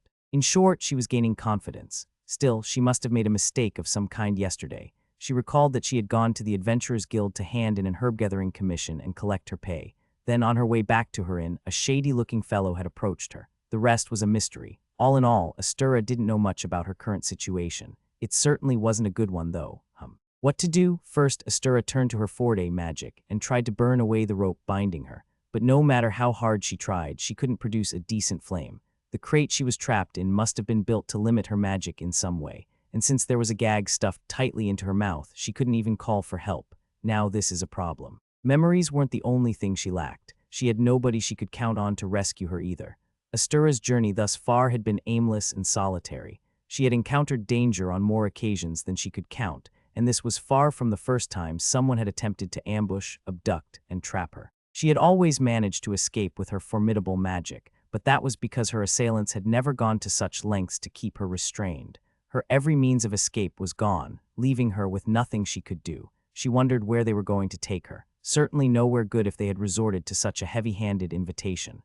But why me? Astirras didn't know for sure why she was in this situation, but she had a suspicion. She stood out from humans and beast folk. Her appearance, horizontally long ears and rare, bright green hair, drew a lot of attention. Because she was a woman journeying alone, Astirras frequently had men attempt to catch her attention and speak with her, if only out of sheer curiosity. At first, she had thought that others simply appreciated her appearance. It had even made her quite smug. But as time had gone on, such encounters had started to feel more dangerous, and she had taken to hiding how she looked. As the threats to her safety had increased, Astirras had considered joining an adventurer party. The problem was that most adventurers were less than decent men who wouldn't have made her feel any safer. She had then thought about joining a party consisting only of women, but she had never met another female adventurer, let alone another solitary outcast who journeyed alone. Astirras had also considered giving up on the adventuring life to find other work, but she lacked wisdom in the ways of the world and only caused problems wherever she went. Although she had tried her hand at several occupations in the towns, she had visited occupations such as waitressing and dishwashing. Her rare appearance and poor common sense had always gotten those around her into trouble. Nothing had gone well, so she had ultimately settled back into the routine of a wandering adventurer, moving from town to town. Then, somewhere along the way, Astirras had grown defiant. She had taken to thinking that because she had managed on her own thus far, she had no need to seek out companions. No matter how hard she had searched, she hadn't been able to find anyone else with her features, but that was just fine. She didn't know whether she had always had magic, but nobody else's was as potent. As long as she was careful, she thought, she could overcome any danger with her own strength. In truth, Astirras found it lonesome being on her own, having to work everything out herself. It was the life she was used to, though. Maybe it was even more comfortable not having anyone who would get in her way. She could do whatever she wanted on her solo journey. 3 cheers for Astirras. Long live her independence. And where had that half-desperate optimism gotten her? Bound and gagged inside a magic-limiting crate, without a single person who could come to her rescue. Astirras wondered if she was going to be sold to a freak show and turned into an exhibit. Maybe that wouldn't be so bad. She'd never had anywhere she belonged, and since she was always alone, nobody would mourn her if she one day up and vanished. She didn't know what was going to happen to her, but she hoped it would give her a purpose. Having more or less given up, Astirras slumped down in her crate and tried to focus on the rattling of the wagon. Then she heard a voice. "Hey, show me what's in that crate, will you? I swear it just made a noise." And another. "What, you think a hired adventurer gets to make demands like that? You've got some nerve. Who do you think's paying you?" "I just want to look." Or, "What, do you have something dangerous crammed in there that you can't show anybody?" "Hey, Awaken, shut your trap. We were hired to guard this wagon and nothing else. All right, rookie. don't stick your nose where it doesn't belong. But it's an adventurer's right to check their client's cargo to make sure they're not transporting something questionable. And, strange. This crate's practically sealed shut. Guess I'll need to smash it open. Hey, what the blazes are you doing? You lot, get your friend to stop screwing around. All right, away, Oaken, get away from there. But in the Adventurer's Code of Conduct, Clause 6, Paragraph 2, it plainly states that adventurers working under an escort contract have the right to check their cargo for. Just shut up, dumb rookie. The wagon had stopped. Thanks to the argument that had suddenly broken out, Astirras could tell there were several people outside the crate in which she was trapped. Tusk, I can't believe this nonsense. I only hired you lot because I was told you were veterans at escorting merchandise. Sorry, this guy's new. We only brought him along to fill a space. Then teach your rookie the ropes, bottom feeders, or do you want me to hire someone else next time? My sincerest apologies. Come on, Oaken, you apologize too. But it's an adventurer's right to check their client's cargo. If he can't give us a proper explanation, I'll report him to the guild. Damn it, Oaken, cut it out already. Just listen to what the client and I tell you, or do you want to lose us this job? The man who had noticed the noises Astirras had made was now arguing with the others. She tried shouting as loud as she could, hoping to confirm his suspicions. The best she could manage while gagged was a low groan, but that seemed to be enough. I swear there's a weird noise coming from that crate. It's almost like a person moaning. If you can't give me an explanation, I'm opening it. Hey, what the hell are you doing? Stop, you won't get away with. It's your own fault for not meeting the terms of our contract. Now step aside, windblast. There was a loud boom, then a violent impact. A short man peered into the large hole he had just opened in the crate. See, there's a person in there. I think an explanation is in order, dear client. You're just an adventurer for hire. You think you won't face any consequences for this. Oh, Oaken, what the hell have you done? Ignoring the protests directed at him, the short man who had opened the crate removed the black cloth gag from Astirras' mouth. Hey, are you all right? I'll get you out of those ropes right away. Tusk, someone tied them tight. Hold on, I'll use a knife. Who are you? Astirras asked, her voice hoarse and peppered with coughs, as the man she had never seen before cut the ropes binding her. Hey, Oaken, who said you could touch the cargo? We're paid to be escorts, that's it. Excuse me, cargo, do you have eyes, my good man? Do you see the agricultural equipment that was listed on our commission? Reporting false cargo is a breach of contract. Who cares? If everyone keeps their eyes closed and their mouths shut, we all win. Do you understand what you've done? You've just cost all of us our pay. We've got to make a living here. Ha, so it was hush money, was it? I don't remember hearing anything about that. As if we'd tell you. We only brought you along to make up the numbers. You might be skilled for a rookie, but you're as stubborn as a mule, damn it, and now you've gone and betrayed the party. Am I really the traitor here, I wonder? If the truth gets out, I'd put good money on you getting in trouble. Tusk. Then, from behind the group of angry adventurers, the client interjected. Hey, you lot, he said in a hushed voice. Deal with your useless rookie. We can just say there was a surprise monster attack, right? If you still want your money, silence him. Ha. Oaken scoffed. You've been exposed, so now you want me out of the picture. Talk about a second-rate client. The other adventurers exchanged quick looks, then drew their blades. Deal. One muttered. Guess we're doing this. Another said. Damn it. Cursed a third. Don't blame us for this, Oaken. It's your own fault for disobeying orders. Ha. The short man laughed again. I suppose a second-rate client means second-rate hires. Very well then. I, Oaken, the genius magician, will show you all what it means to be first-rate. In response to that long-winded declaration, the other adventurers charged at Oaken with their blades ready. The short man seemed unreliable from his appearance, but he disproved that notion almost immediately. Though he faced 7 veteran adventurers at once, he took not a single step back, flinging spells in retaliation to their offensive. His attackers soon sported a number of substantial wounds. But while the short man was doing a good job of attacking and defending simultaneously, he was quickly losing the upper hand.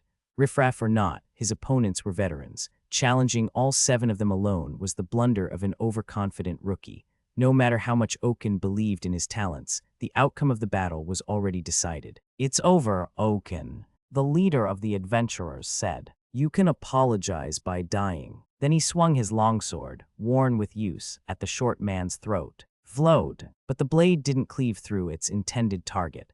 Moments before it reached the short man, every one of the adventurers found themselves launched up into the air. What's happening? Why am I floating? What's this? The spell, which none of those present had ever seen before, had come from none other than Astirras. She had risen to her feet behind Oaken and used wind magic, her best specialty after fire, to restrict the movements of the now floating adventurers. That's quite enough, she said. I wouldn't want anyone to get too injured, after all. Seeing that the tide had turned, the client clicked his tongue and immediately ran for the forest. The floating adventurers could only stare dumbfounded as he disappeared into the shadows of the trees. Hey, looks like your client's cut and run, the short man said. There was a pause before the lead adventurer growled. Fine, I swear we won't keep trying to harm either one of you. Can you put us down already? Hey, miss. Oaken turned to Astirras. You heard them, but are you okay with that? I suppose so, she replied, then adjusted her spell to bring everyone back down to the ground. Phew, there we go. Float really takes a lot of concentration. No sooner had the adventurers put away their weapons and adopted postures of surrender than the short man put his hands on his hips and started lording over them. All right, you lot, you can scurry away now. Since you're intelligent enough to know when to concede, I'll make an exception and turn a blind eye to your escape. Remember to learn from this experience, and don't take another good-for-nothing commission ever again. Ugh, you're the only reason we're in this mess, Oaken. We're veterans, you know. Do you seriously think you'll make a decent living as an adventurer now that you've made an enemy of us? Ha, a pack of second-raters like you lot. I was going to quit anyway. Tusk, let's get out of here. The group of adventurers disappeared into the forest, hurrying in the same direction as their client. Astirras quietly watched them go, before suddenly remembering that she hadn't yet thanked her rescuer. Thank you for helping me, she said. But, sorry, it seems like it's my fault you had that falling out with your friends. Ha, don't be ridiculous, that lot. Friends, of course not, I was thinking about cutting ties with them long before they said all that. You gave me just the right excuse to send that flock of good-for-nothings running. His hands still on his hips, the short man let out a booming laugh. So much for Astirras' concern that she had cost her savior his companions. You know you aren't half bad, he continued. I doubt that even I, Oaken, the genius magician, would succeed in casting that float spell of your no, never mind that. I'm quite confident I'd manage it with a little practice. Still, it came in quite handy there. Where did you learn it? Oh, I didn't learn it from anybody. I whipped it up on a whim. Oaken paused. You created it yourself. You can do that? I see. Being able to match my excellence in the arcane arts means you must have great potential indeed. Now wearing an inquisitive expression, he drew closer to Astirras as he studied her face. Why, yes, she asked. You have some notably rare features. Yes, I get that quite often. In fact, given those ears of yours and the color of your hair. The short man fell silent for a long moment. It's almost like you're one of the elves of legend. The elves. Astirras looked genuinely confused. Who are they? The short man examined her strangely. You have those features but don't know. The elves are a race of people who look much the same as you. Really, so there are other people like me out there. Does that mean I could find a bunch of them by heading to the right place? Goodness no. To begin with, the only accounts of elves are in musty old books of dubious veracity. They're a fairy tale. No matter how hard you search, you won't find them anywhere.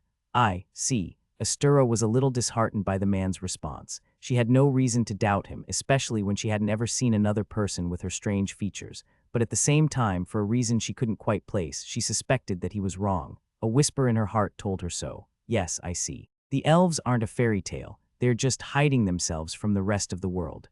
That sudden thought caused more wisps of recollection to reveal. Themselves? Oh, I knew it all along. Astirras could remember being raised by a woman with ears and hair like her own. There had been others around them, 2 others who shared their features. She tried to recall more about them, but then her head started to throb with intense pain. Astirras instinctively crouched down, holding her head in her hands. Hey, what's the matter?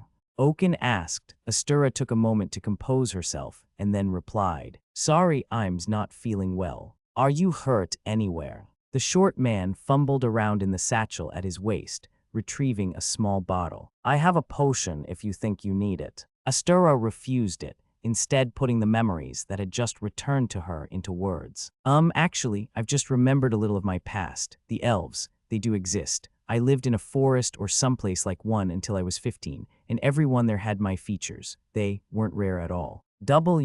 What? Oaken practically leaped in surprise. Then you truly are an elf. There was a short pause before Astirras said, "No, strictly speaking, I don't think I am."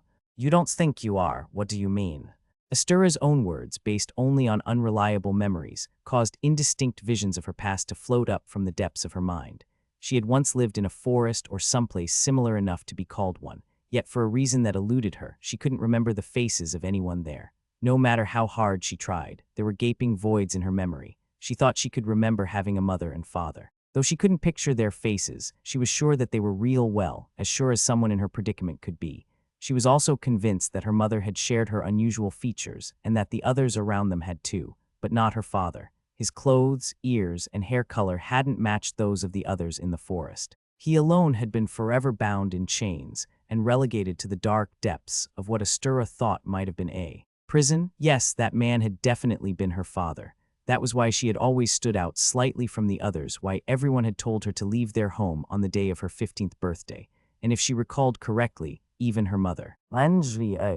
Hey, hello. The short man peered at her, looking worried. "Are you sure you're okay?" "Yes, I just felt a little dizzy all of a sudden." Astirras took another moment to gather herself and then looked up at Oaken. "I don't have any memories of when I was young, you see. Everything before my 15th birthday is gone. These headaches and dizziness are how my body reacts whenever I try to force myself to remember." "You don't have any memories of your past?" "That's right, no happy ones, no sad ones, nothing. Well, perhaps that isn't strictly true. I do vaguely recall the feeling of being unwelcome wherever I went." Astirras couldn't recall anything else, however. Even things she must have seen countless times, the forest where she'd lived, the faces of those who'd shared her home, were beyond her reach. Even the faces of her parents, whom she was sure had existed. Traces of a conversation lingered in her mind, but she couldn't remember whom she had spoken with or what they had discussed. It must not have been with her mother or father. She couldn't remember speaking with them at all. And the harder she racked her brain, the more convinced she became that her past would forever remain a mystery. But then her efforts bore fruit. She managed to grab hold of one particular recollection. On the day of her 15th birthday, Astirras had been told that she didn't deserve to live because of what she was. Everyone had surrounded her, told her to leave, and forced her from their home. Then, as she had gone, the people who looked so much like her had thrown stones, telling her never to associate with them again. All the while, Astirras' mother had simply looked on. Her sorrow had been evident on her face, but she hadn't even tried to help. Astirras wasn't sure how she had managed to remember, but it was clear to her now. On that fateful day, she had been chased out of her home. Her people had cast her out with nothing except the clothes on her back, likely expecting, nay, hoping that she would die. Though the memories were as thin and elusive as mist, Astirras had managed to trace along their path. "Come to think of it," she said slowly, casting her head down, "memories aren't the only thing I lack. I don't have any dreams or goals, and despite my travels, I've never found a place where I belong. Sometimes it's hard to tell whether I'm even alive." The short man laughed uproariously. "Ha, no dreams or goals, with that much magical talent to your name, and you mentioned not having anywhere to go, right? Well, you're in luck. From now on, you're a member of my party. A superlative idea, if I do say so myself." The unmitigated cheer in Oaken's voice made Astirras look up out of her gloom. She spent a long while staring at his face as she processed what he'd just said. "I beg your pardon," she finally managed to reply. Whoa, what's with that limp reaction of yours? Did you not hear me? I, Oaken, the genius magician, have deigned to allow you entry to the new party that I'm forming. I can't let someone with such great magical skills wander aimlessly through life. What a waste that would be. You're an adventurer, aren't you? I can tell from your getup. And it doesn't take a person of my superior intellect to see that you work solo." Though somewhat rankled by the short man's assumptions about her appearance and status as a loner, Astirras had to concede the point. "Wells, you're not wrong. Then it's settled. There's no reason for you to refuse me, after all." Hold on a moment. How did we end up here? Don't get me wrong, I am grateful that you rescued me, but I haven't said anything about forming a party. Pish-posh, you're joining mine, and that's final. As I said, it's not like you have a reason to refuse. Where exactly are you getting all this confidence from? What do you mean to say you've never heard of me? Oaken, the genius magician. Not once. Well, I'll admit that my fame is still a work in progress, but the adventure party I plan to spearhead will one day have its name lauded across the entire continent. And you, my lucky friend, have the honor of becoming its first member. A momentous occasion indeed. So how about? It doesn't sound so bad, does it?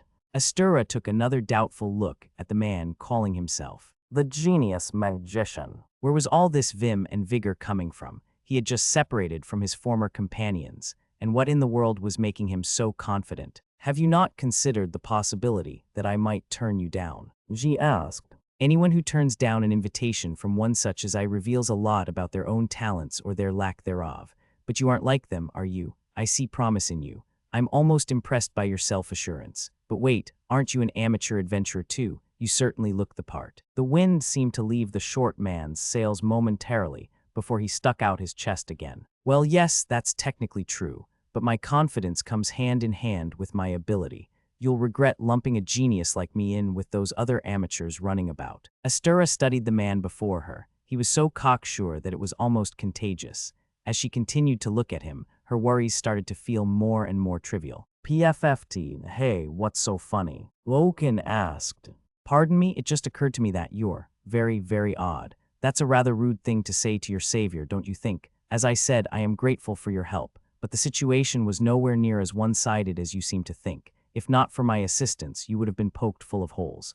HMPH, they were a pack of nobodies. I would have figured out a way to deal with them on my own. Still, modesty is one of my many virtues, so I shall afford you some gratitude for your earlier contribution.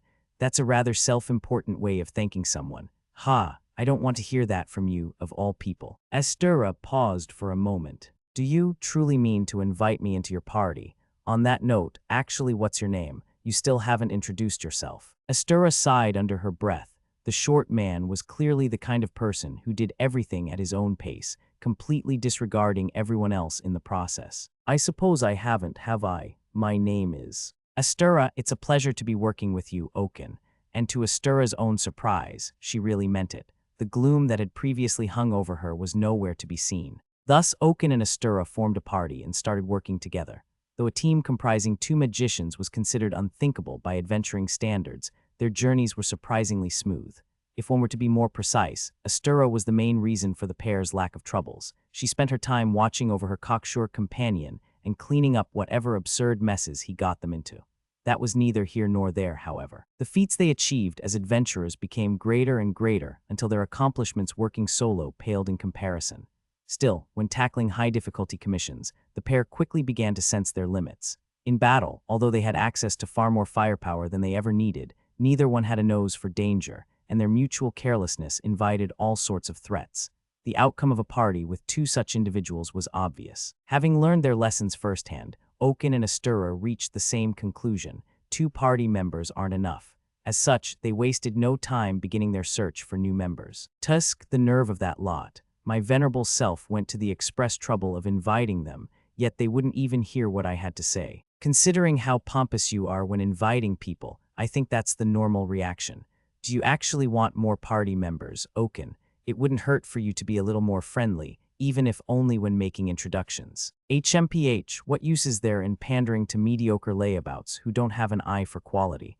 I'm only interested in true companions. If that's all it takes for someone to leave, then good riddance, I say. Haven't you been asking basically anyone and everyone you see? HMPH, the chance to join the party of someone as august as I only comes once in a lifetime. Against my better judgment, it seems only fair that I also extend the opportunity to the mediocre masses. I can't tell whether you're trying to be a haughty know-it-all or an upright gentleman right now. Oaken had approached every adventurer they had encountered, and not one had agreed to join him. The reasons were obvious: his unbearable arrogance and the negative reputation he had acquired through many, many past incidents. Thus, Oaken and Astirras had spent the past few hours in a small tavern that provided home-cooked meals at a reasonable price, commiserating over their situation. Suddenly, Oaken's eyes stopped on a tall man sitting alone in the corner. "Hey, barmans," he said to the innkeeper between swigs of beer. "That guy over there, who is he? Based on his attire, I'd say he's an adventurer. A scout, perhaps, just the kind of fellow we've been looking for." The tavern owner gave a slight shake of his head. "You shouldn't bother with him, trust me." "Why is that?" "He's famous for only working solo. Rumor has it he used to belong to a strong party, but there was some kind of trouble, something big, and they gave him the boot. Same story with all the parties he's joined since. Nobody wants anything to do with him anymore. Trouble, huh, you don't say? Oaken stared at the man in question, who was slowly sipping at his drink in his dark corner of the tavern, and a daring smile flashed across his face. "Ha, I see. True, he comes across as the depressing kind of man who struggles to get along with others. And what's with those strange clothes of his? I wonder if they're tribal. Indeed, he looks exactly like the stubborn sort of adventurer who has no friends." "That sounds more like a description of you, Oaken." Astirras chimed in from beside him. "Still, for him to have made it this far on his own, he must be a fine scout. I wouldn't pay any attention to those rumors about him. Opinions and evaluations are so commonly founded in envy. How else would one explain all those rumors about me? No, I think the ones about you are fairly accurate." "All right, my mind is made up. I'm going to invite that fellow next, Astirras. I'll decide with my own two eyes whether or not he's the useful sort. Why do I even bother?" And so Oaken marched over to the corner where the man was seated, tugging Astirras along with him. "You there, I'm told you always work alone, despite being a scout." "What's it to you?" the man asked slowly. He had pale skin and blue hair.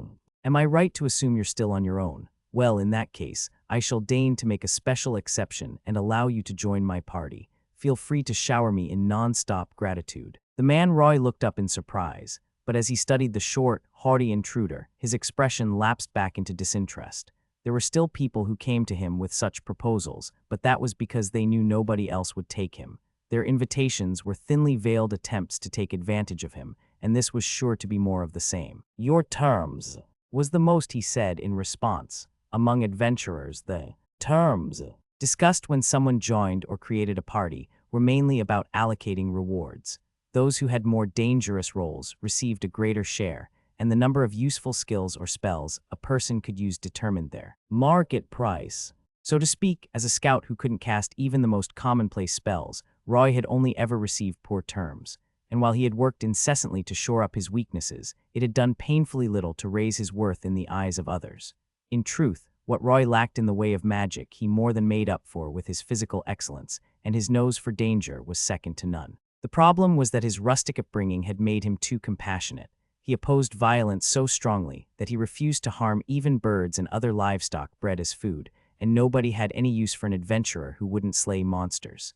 Still, that wasn't the only reason Roy was alone. To begin with, he was one of the Lepifolk, a people who could read the hearts of others. He had also grown up in their settlement, hidden deep in the mountains, where spoken words were equivalent to the truth. Since everyone could read each other's hearts, what point was there in telling a lie? But of course, the same logic didn't apply elsewhere. In the outside world, he had discovered that anyone was capable of skirting the truth. Some did it out of consideration for others, but people were rarely so gracious. In most cases, those who lied did so to protect themselves. Then they added more and more falsehoods for the sake of personal gain. Roy had learned that lesson from the first party he had joined and wouldn't soon forget it. Roy had started training himself when he was still living among the Lepifolk, and the hard work he had put in since then had made him physically exceptional. Thus, when he had debuted as an adventurer, he had managed to hit the ground running as an active and contributing scout of a considerably strong party. His dedication had quickly earned him the trust of his companions, and for a while, his adventuring days had seemed almost carefree. Then, out of the blue, Roy had discovered through his innate ability to read hearts that the party's leader was embezzling a large portion of everyone's reward money. He had shared the information with his comrades, wanting to do what was best for them all, though he had kept the details of how he had found out hazy. The leader's immediate response had been to deny the claim. Then, hoping to redirect any suspicion, he had asserted that Roy was lying, that the scout had only made such an outlandish accusation because he had recently been caught pilfering their reward money. The party had ended up accepting these lies as the truth. Roy hadn't even attempted to dispute the allegations leveled against him. In the face of so many doubtful eyes, it would have been easy for him to prove his innocence. He had known exactly how the leader was embezzling their money and could easily have produced all sorts of evidence to win over the party, yet he chose not to. The reason was simple. The Lepifolk Code, which Roy had sworn to uphold before leaving the mountains, forbade him from revealing his people's power to the outside world. As a result of growing up in a settlement where everybody was kind, Roy had believed in the inherent goodness of people. He had always assumed that if he wound up facing hardship of some kind, the truth would prevail, given enough patience, and everybody would be able to reach an amicable solution. But he was sorely mistaken. Rather than getting better, Roy's situation had taken a sharp turn for the worse. Bearing the stigma of a made-up misdeed, Roy had been ostracized by the companions he had once been on such good terms with. Then he had been formally removed from his party. No evidence of his alleged theft had been found, nor had any charges been pressed against him, but the simple fact that he had been driven out of a prominent party for suspicion of embezzlement had been enough to drag his name through the mud. Lacking the connections to pursue any other lines of work, Roy had ended up with no choice but to continue as an adventurer. He had optimistically believed that time would resolve the baseless accusation made against him, but instead, the prejudice he faced took root. Anytime something went missing or a theft occurred, he was always the first suspect. Soon enough, no decent party wanted anything to do with him. In his isolation, Roy had grown sick and tired of the very idea of working with others. He had been a fool for believing in the kindness of strangers. Everybody in the outside world was a liar to the core, and the future he'd dreamed about as a child was nowhere to be seen. In the several years since Roy left his home, his experiences had made him increasingly disillusioned with the outside world. He felt only the tired resignation that it had nothing worth believing in, which was why he saw no reason to trust the short, pompous busybody before him. He was convinced that the man was just another liar come to take advantage of him with an insultingly awful deal before discarding him once the job was done.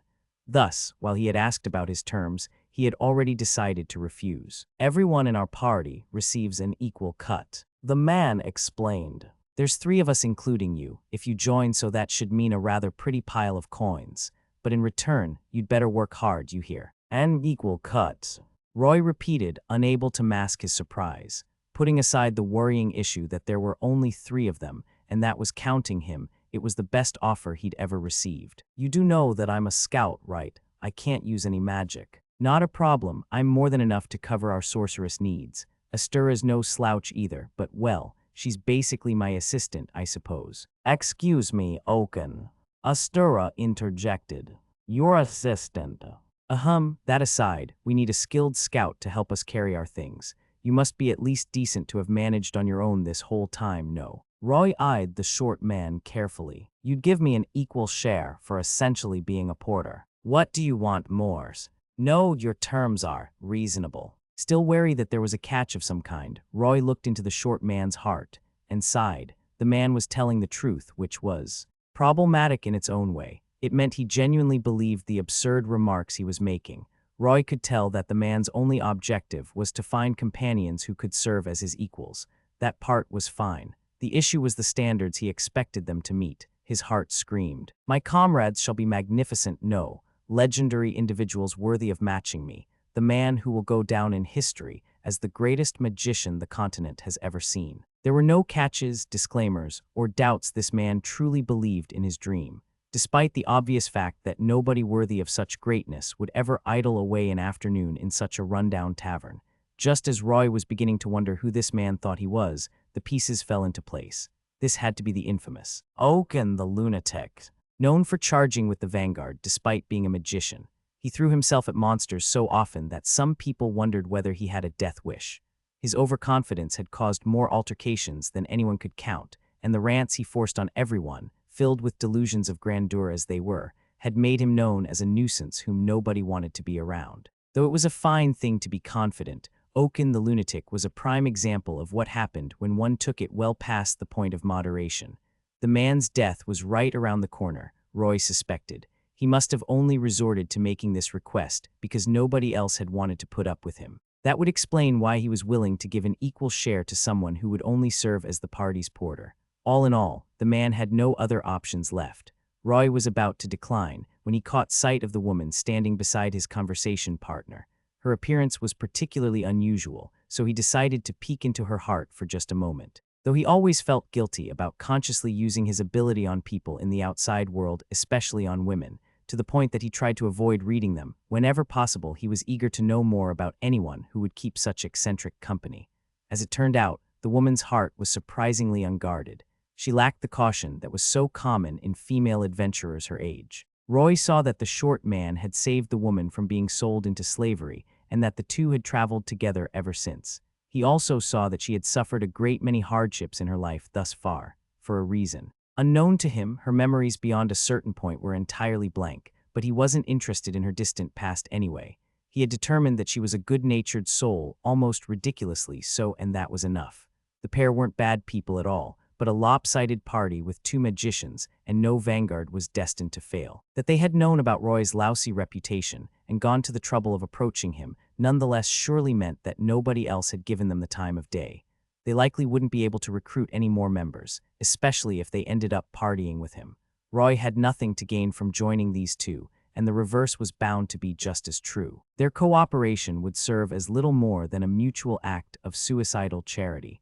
As such, he decided to decline politely. "Sorry that you went out of your way to invite me, but..."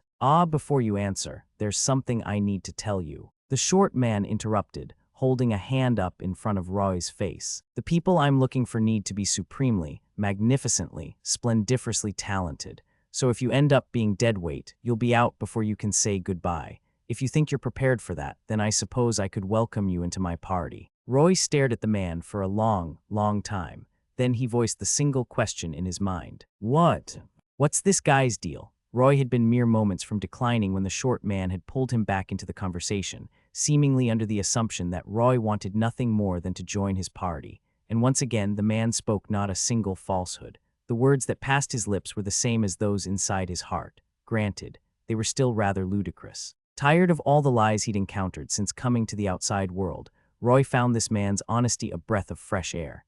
It made him think that maybe, just maybe, accepting the proposal wouldn't be such a bad idea.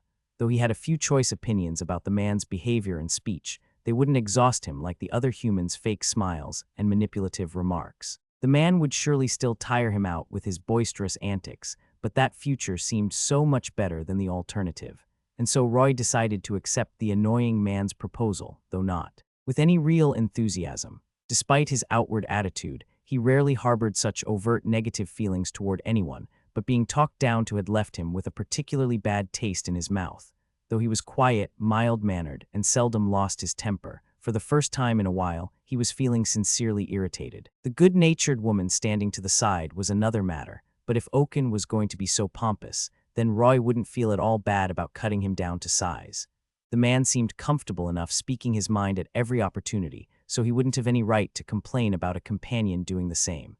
It would put them on an equal footing and make their arrangement more comfortable for everyone. "Fine," Roy eventually said. "But that goes both ways. If you turn out to be useless, I'm out. That sounds fair, right?" The short man hummed in agreement. "Sure, I don't mind at all. But fair warning, once you've borne witness to my greatness, you won't even think about leaving." "Seriously, Oaken, where do you get that confidence from?" The woman muttered, then she turned to Roy. It's a pleasure to be working with you, Roy. My name is Astirras. Oaken here might seem like a disgustingly haughty oddball who spouts irritating nonsense, but that's only because he is and does. If you ever decide he's too much for you to deal with, there's no shame in leaving. I might even go with you." "Right, I'll keep that in mind." Astirras, Oaken asked, tears welling up in his eyes. "Did you really need to go that far?" Wait, were you being serious?" "About half of that was a joke at your expense. The rest was entirely serious," Roy thought to himself. Apparently, the woman wasn't the type to lie either. It was then that Roy came to a realization. This might have been the first time since he had ventured out into the world that he had come across people who were exactly the same on the outside as they were on the inside. Together with these two, maybe he could at last feel like he belonged somewhere. At the same time, he came to a decision. If working with this pair didn't pan out, he would consider his journey over and done with. He would give up and go back home. It would mean returning without having achieved anything important enough to meet the expectations of those awaiting him, but at least his tales of the outside world would surely be of great value to his secluded kin. Thus, Roy decided to embark on one last adventure. "Tusk, it sure is nimble for something so big," Roy distracted. "On it." Oaken, Astirras, and Roy were in a fierce battle against a massive stone dragon. It was a gatekeeper, an appellation given to powerful enemies that guarded vital areas within high-difficulty dungeons. "Right, just you wait," Oaken declared. "In the blink of an eye, I'll blast this fiend to smithereens with my magnificent magical might." "Stop grandstanding and do it already," Roy shot back. "You know what he's like, Roy. Astirras said. The extra flashiness he adds to his magic always makes it take longer. Want me to step in and defeat this thing? If you wouldn't mind. Hello.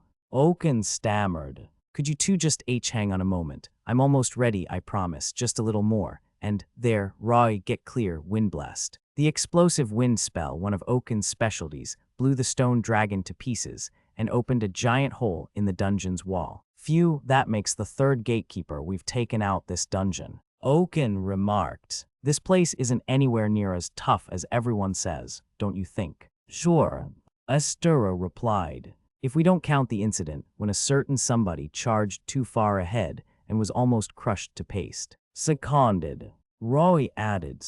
If not for Astirras being so quick on her feet, you'd have died at least 3 times by now, Oaken. HHMPH. As members of an adventurer party, aren't you expected to assist your leader? Oaken paused for a moment. That being said, excellent work today. In my magnanimity, I shall make a special exception and increase your shares of our reward.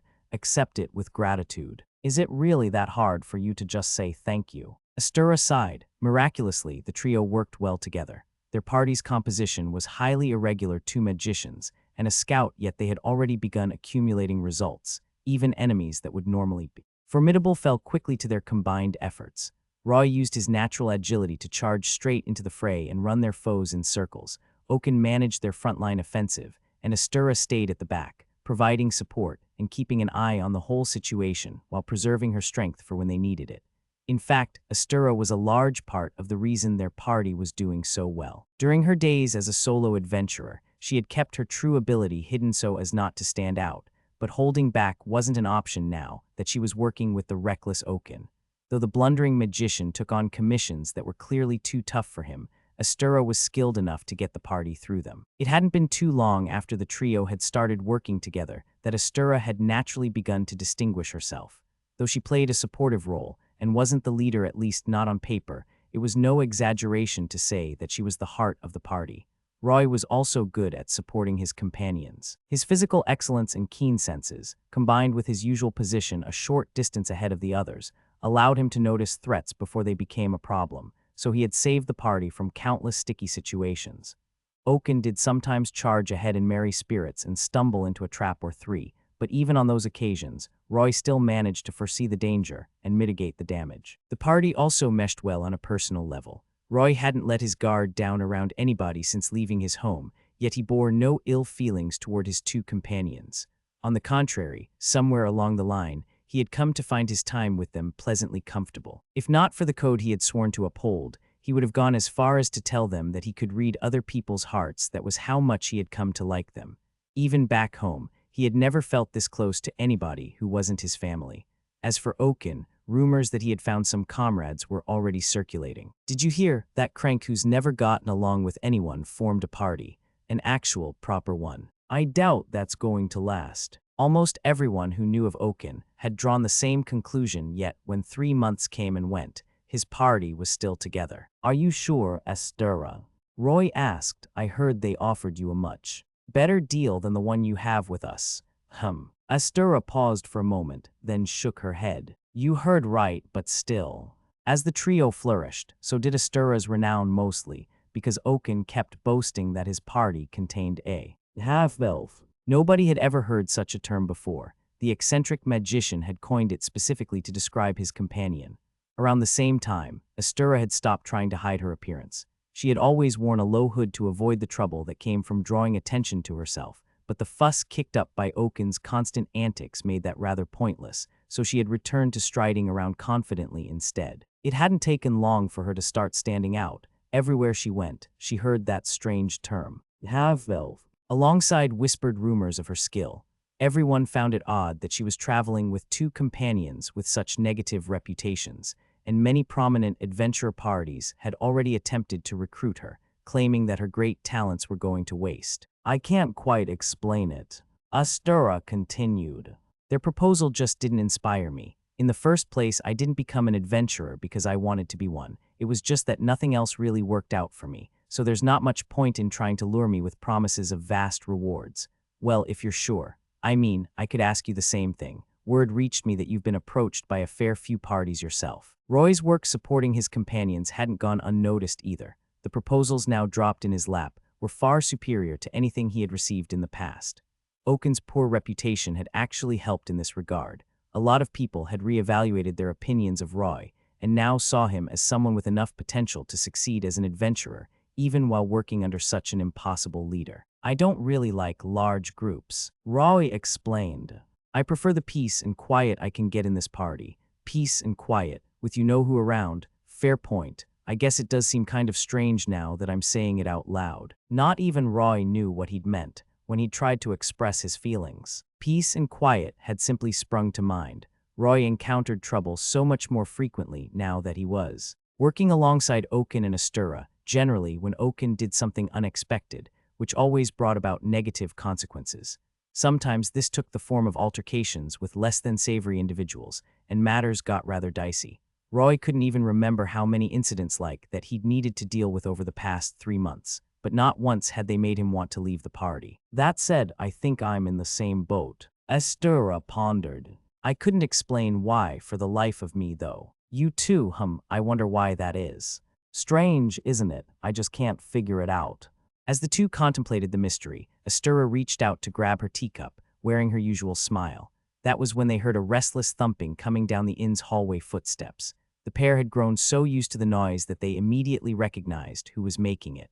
A short man threw open the wooden door, carrying a small bundle in the crook of his arm. Roy Astirras rejoiced. Oaken declared, a broad grin spread across his face. For us today is a day worth celebrating. Feast your eyes on this. And what exactly is that? Astirras asked. I'll wager you that he threw away his coin on another useless purchase. Roy said, in contrast to Oaken, who was positively overjoyed about whatever he'd arrived with. His companions looked resigned at best. Useless, far from it, my man. Oaken boomed. Ask yourself, has anything I've purchased ever not helped us out of a pinch? Yes, Roy said flatly. On many occasions. A better question would be if any of your purchases have helped us. Astirras added. Oaken paused for a moment before clearing his throat. Anyway, what I have with me today are items of critical importance to our party. We still haven't decided on a name, have we? You mean for our party? What does that have to do with anything? Oaken laughed knowingly. You'll understand once you've seen these. He opened the bundle and pulled out 3 small goblets, silver in color, which he set on the table. The Philosopher's goblet that shall be our name. It came to me when I saw these. It has a nice ring to it, wouldn't you agree? The pair examined the silver goblets in front of them. The metal was faded in an antique sort of way. That's actually a rather decent suggestion, coming from Oaken. Astirras said to Roy. I'm relieved to hear it's so normal. Roy agreed. I thought he'd come up with something far more embarrassing. I can hear you, you know. Oaken grumbled. But that aside, go ahead and take your pick of them. I did say I'd increase your shares of today's reward, so I'll even let you go first. Make sure you're careful with them, though. They're reasonably valuable, in case you couldn't tell. Of course, thank you, Astirras said. Reasonably valuable, just how valuable do you? Astirras was suddenly struck by the feeling that something was terribly wrong. Oaken was an extravagant man at the best of times. Sums that she found excessive were a pittance in his eyes, so if he considered the goblets reasonably valuable, they must have really been. Hold on one moment, Oaken. How much were these? And how does giving us first pick have anything to do with the larger shares you promised us? You aren't making any sense. How much were they? I've already told you, haven't I? They were reasonably expensive. Hand me our coin pouch for a moment. Astirras snatched the leather bag containing the party's commission payment from Oaken. Why is it so light? Don't tell me you. She dropped the bag out of sheer surprise, and it landed on the wooden floor with barely a sound. Oaken had just gone to collect their pay, so why was their coin pouch empty? Tell me I'm mistaken, Astirras said. You couldn't have spent it all on these goblets, Oaken asked. Of course I did, every last coin. Excuse me, every coin on these. HMPH, today is a day for us for the Philosopher's goblet to commemorate. We can't let our celebrations be cheap and shoddy, can we? As first-rate individuals, our accoutrements must also be of preeminent quality. Oaken picked up one of the silver goblets and examined it, absorbed in the act. There wasn't a trace of guilt in his expression. For a moment, his two companions were at a loss for words, but then Astirras chuckled darkly. Oaken, were you perhaps unaware that our coin pouch contained essentially all our funds? I see. Roy hummed. I guess this means we'll be out on the street from tomorrow. The two exchanged a look, then laughed humorlessly. The sound echoed through the room. HMPH, what's there to be so worried about? Oaken asked. Tomorrow's concerns are for tomorrow, not that we have any. We can easily make back the amount I spent. In fact, we could make 10 or 100 times more. The sky's the limit. Astirras' shoulders began to tremble silently. Truly, Oaken, where do you get all that confidence? It's no use, Astirras.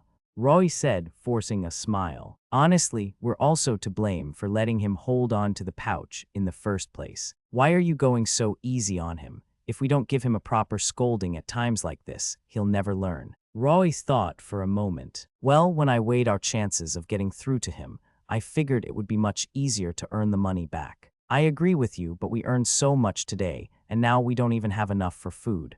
It's ridiculous. There's no need to fret over tonight's dinner, Astirras. Oaken interjected. I've already ordered it from the inn's chef. We'll be feasting like kings. No, that's not the prob. Right. If we hurry and change the order to something more normal, we should be able to get some of our coin back, right? They have a no cancellation policy. Besides, our dinner should be arriving any moment now. Oh. The food was delivered to their room shortly afterward. Astirras breathed a small sigh as she stared at the most extravagantly luxurious meal she'd ever seen. What's going to happen to us now? Even the least astute observer would realize she was worried about their party's complete lack of money. Isn't it obvious? Oaken asked. We'll win so much fame, so much glory, that we'll become the most renowned adventure party on the continent. This is but an anticipatory celebration of our future deeds. Now let us dig in. That isn't what I meant. Astirras grumbled, looking profoundly dissatisfied with how things had turned out. However, unwilling to cede all the food to Oaken, who hadn't hesitated to get stuck in, she began to eat. Oh, this is good, isn't it? Oaken said. That's why I always tip the chefs so they'll put their absolute all into preparing our food. Wah, since when have you been doing that? And ugh, as much as I hate to admit it, this is really good. I can't stop eating. It's so delicious. Isn't it so? I shall happily accept your gratitude, Astirras. Oh no, if I'm grateful to anyone, it most certainly isn't you. Come now, there's no need to be shy. There's nothing embarrassing about thanking me profusely for my magnificent genius. A muscle twitched in Astirras' temple. Roy watched with a wry smile as the pair alternated between arguing and vigorously digging into their food. Why was he traveling with them anyway? Their days together were fraught with problems, and while Astirras threw her hands up in frustration every time Oaken dropped them in hot water, she was far from being a model companion. There had been more than a few occasions when she'd ended up in trouble and needed to be rescued. Not that those incidents had been nearly as bad as the nonsense Oaken caused. Roy had never expected the cocksure magician to spend the entirety of their, rather considerable, reward in a single day. Because of that foolish decision, the party couldn't even afford the next day's food and accommodation. Unless something changed, they'd be camping in the wilderness and munching on leftover jerky before long. But even then, Roy couldn't bring himself to blame Oaken. He wondered why he felt so at ease. Roy knew that his companion was right. They wouldn't have trouble earning even 100 times as much as they'd made today. But that wasn't the reason he felt so calm. Thinking back, he realized that no good had ever come of letting Oaken hold the party's coin pouch. The eccentric fool wasted their money on odd trinkets and curios time and time again. And every time he would insist, "We absolutely need this." Indeed, with Oaken, it was always, "We." On extremely rare occasions, some of Oaken's usual-seeming curios really had saved their lives. So even though his purchases always appeared to be junk, Roy and Astirras had continuously let them slide, recognizing that their companion was looking out for them in his own way. But how could they turn a blind eye to today's antics? These tiny goblets wouldn't be the slightest bit useful for adventuring. They were sturdy mithril cups and nothing more, good only for sharing a drink with friends. Oaken had known that, yet he had still spent all of their money on them. Unbeknownst to Roy and Astirras, Oaken had also told a lie. A white lie, but a lie nonetheless. Earlier, when he had admitted to using all of their reward money to buy the goblets, that hadn't been strictly accurate. the reward money hadn't been enough. The handsome sum the three had managed to earn had come up noticeably short of the price of what Oaken had wanted, so he had secretly sold several of his most precious pieces of equipment to make up the difference. Since the party's funds hadn't been enough, he had used up his own as well. Oaken had desperately wanted the 3 silver goblets because seeing them had given him the idea for their party's name, a name that Roy still wasn't sure about. Since there were only 3 cups, what would Oaken do if their party gained or lost a member? He must not have thought it was a problem, likely because he hadn't thought at all. The magician had parted with almost everything he'd owned to buy mere trinkets, all for the simple, foolish reason of wanting to celebrate his party's formation. In his eyes, that was far more important than the high-quality equipment that kept him safe. Roy couldn't help but laugh. A slow, quiet chuckle erupted into a chortle of pure delight. This man sitting across the table from him was without a doubt a fool of the highest order, but he was a fool whom Roy had come to trust probably more than anyone else he'd ever met, including those he'd grown up with back home. It was this realization of the change in his feelings that had spurred the laughter, now surging up from within him. Roy," Oaken asked. "What's wrong?" He and Astirras had paused their argument out of sheer surprise. They had never seen Roy like this before. "It's your fault, Oaken," Astirras snapped.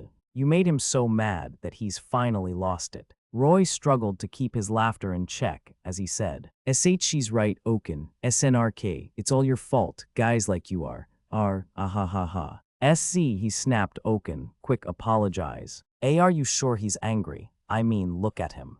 As the two stared in bewilderment, Roy took the silver goblets and stood up. Roy," Oaken asked. "What are you? After all the trouble you went through to get these, it'd be a shame if we didn't use them, right? I'll ask to wash them in the inn's kitchen." Ho, you're absolutely right. I knew you'd be able to see reason, Roy. When you get back, we'll toast to the founding of the Philosopher's Goblet. See Astirras, he isn't mad at. I'll get us something to drink while I'm gone." Roy continued. "In the meantime, Astirras, you should give Oaken a proper scolding. He needs to learn what happens when he gets too carried away." "Of course, leave it to me." Astirras. Oaken asked nervously. "Hello, could you please not silently cast float on me without warning? Please put me down. Sorry to disappoint, but you'll stay exactly where you are until Roy returns." Miss Astirras. I shall endeavor to reflect upon my hastiness in spending all our reward money without consulting either of you. So, please let me down. Roy, say something to her. Roy examined the goblets. "Now that I'm seeing these up close, there really are quite a few stains on them. It might take me a while to scrub them all out." "You heard him, Oaken." How can you be so heartless when I asked you so respectfully? Fine, then. Such a cheap trick of a spell is no match for the arcane might of Oaken, the genius magician. There was silence, and then, please stop spinning me around. Please. Astirras, don't you think you're going a little too far? Hello, Miss Astirras, can you hear me? Well, I'll be back soon. Roy said. See you then. Astirras replied with a smile. Please wash them. Thoroughly okay. Then she returned to watching Oaken spin through the air, not even attempting to hide her enjoyment.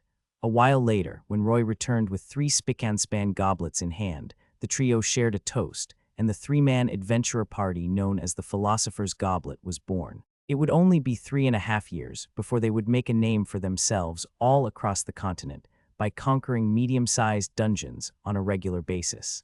Extra chapter, part-time job as a waitress. Extra chapter, part-time job as a waitress. Take a bottle of Arsh wine to table 3 and be quick about it. Yes, sir, right away. Inside a trendy tavern known for serving light meals, a young woman with looks that drew the eye responded cheerfully to the owner's quick instructions. 2 years had passed since her 15th birthday, since she had awoken in the woods without any memories, and she still couldn't remember anything about her past. The owner had been suspicious of the young woman's unusual tale, but had eventually caved to her pleas for a job. Her suspicious origins aside, she was attractive and clean-looking, just the right sort to work as a waitress in an establishment catered toward customers who liked their alcohol on the expensive side. It had quickly become clear that the young woman was clumsier than most.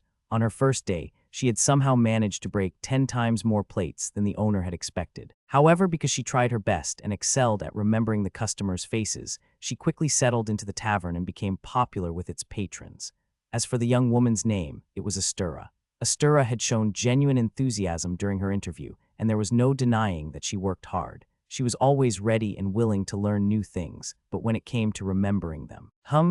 Which table is number 3 again? Do you seriously need to ask? The second one by the window near the door. And that black bottle you're holding is not Arsh wine. Give a drink that's strong to that particular customer, and they'll be passed out in minutes. Oh, sorry, is it this one? No, that one's even stronger. This one. Not quite, that's from a brewery in a nearby region. You're close but still wrong.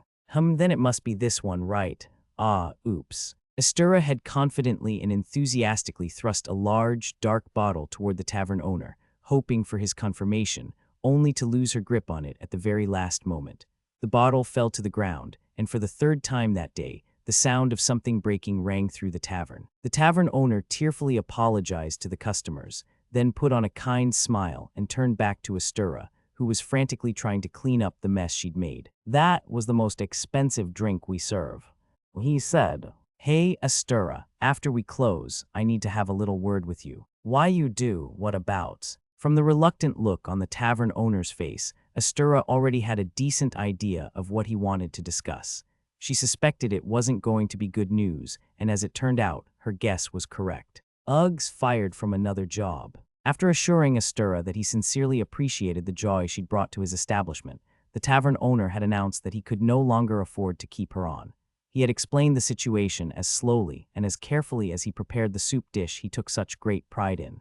Though he held Astirras' enthusiasm in high regard, the more hours she spent working for his business, the deeper it stooped into the red. Her excessive clumsiness was the reason. A week ago, she had dropped so much tableware that the tavern had finally cycled through to an entirely new inventory. As the tavern had gained notoriety for having a waitress with such a rare appearance, the number of male customers with ulterior motives had increased. From a business perspective, this was favorable, but Astirras' antics had also earned the tavern a reputation as the place where plates fly on a daily basis. Perhaps just having her sit still would turn a profit, but the owner didn't much care for the idea. His establishment was a place to enjoy food and drinks, not gawk at pretty girls. And those had only been the start of the tavern owner's problems. He had said that he wanted to keep her on, but in the same breath, went into excruciating detail about all the reasons she had to be let go. Astirras was largely oblivious to her shortcomings, so as far as she was concerned, the owner's explanation made no sense.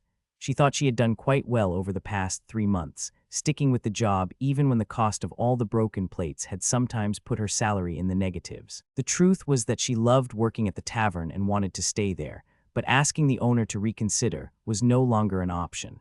And so, in tears, Astirras had said thank you and farewell to the tavern owner before taking her leave. What should I do now? Though she was now unemployed, Astirras wasn't particularly concerned. There were other ways she could make money. She was relatively well known in the region's adventurers' guilds as Astirras the Herb Hunter, and most of their employees recognized her on sight. Thanks to her naturally superior senses of smell, taste, and hearing, as well as her keen instincts in general, Astirras could always find the rare herbs and plants she was looking for. Herb gathering was a specialty of hers, and she enjoyed doing it. She had even started to wonder whether it was her life's calling. Nevertheless, Astirras preferred staying in towns and cities to being out in the mountains. As much as she enjoyed napping on the warm forest floor when the weather was nice, it didn't even begin to make up for the random monster attacks that always happened come nightfall. Thus, Astirras had decided she would rather work in a town in a modern, trendy store if possible. She knew that wishing for more than that was the height of greed, but she particularly loved the thought of wearing something cute and frilly when serving customers, like the clothes she saw young ladies wearing on the streets from time to time. In her quest to live her dream, Astirras had tried her hand at various careers. But no matter where she went, the result was always the same: another lost job and a blow to her confidence. Today was simply more of the same. Still, Astirras had developed a special countermeasure for days like today when she was feeling down. Her feet were carrying her straight to the theater. "I've wanted to see this play for so long," she said, humming cheerfully. Astirras had adored the theater ever since discovering the existence of plays, and would even go on trips to other towns to watch whatever caught. Her fancy, her love of performances was why she never had any savings, but she didn't mind. It wasn't like she had anything else to spend her money on, and if she ever ran out, there were always herb-gathering commissions up for grabs at the guild.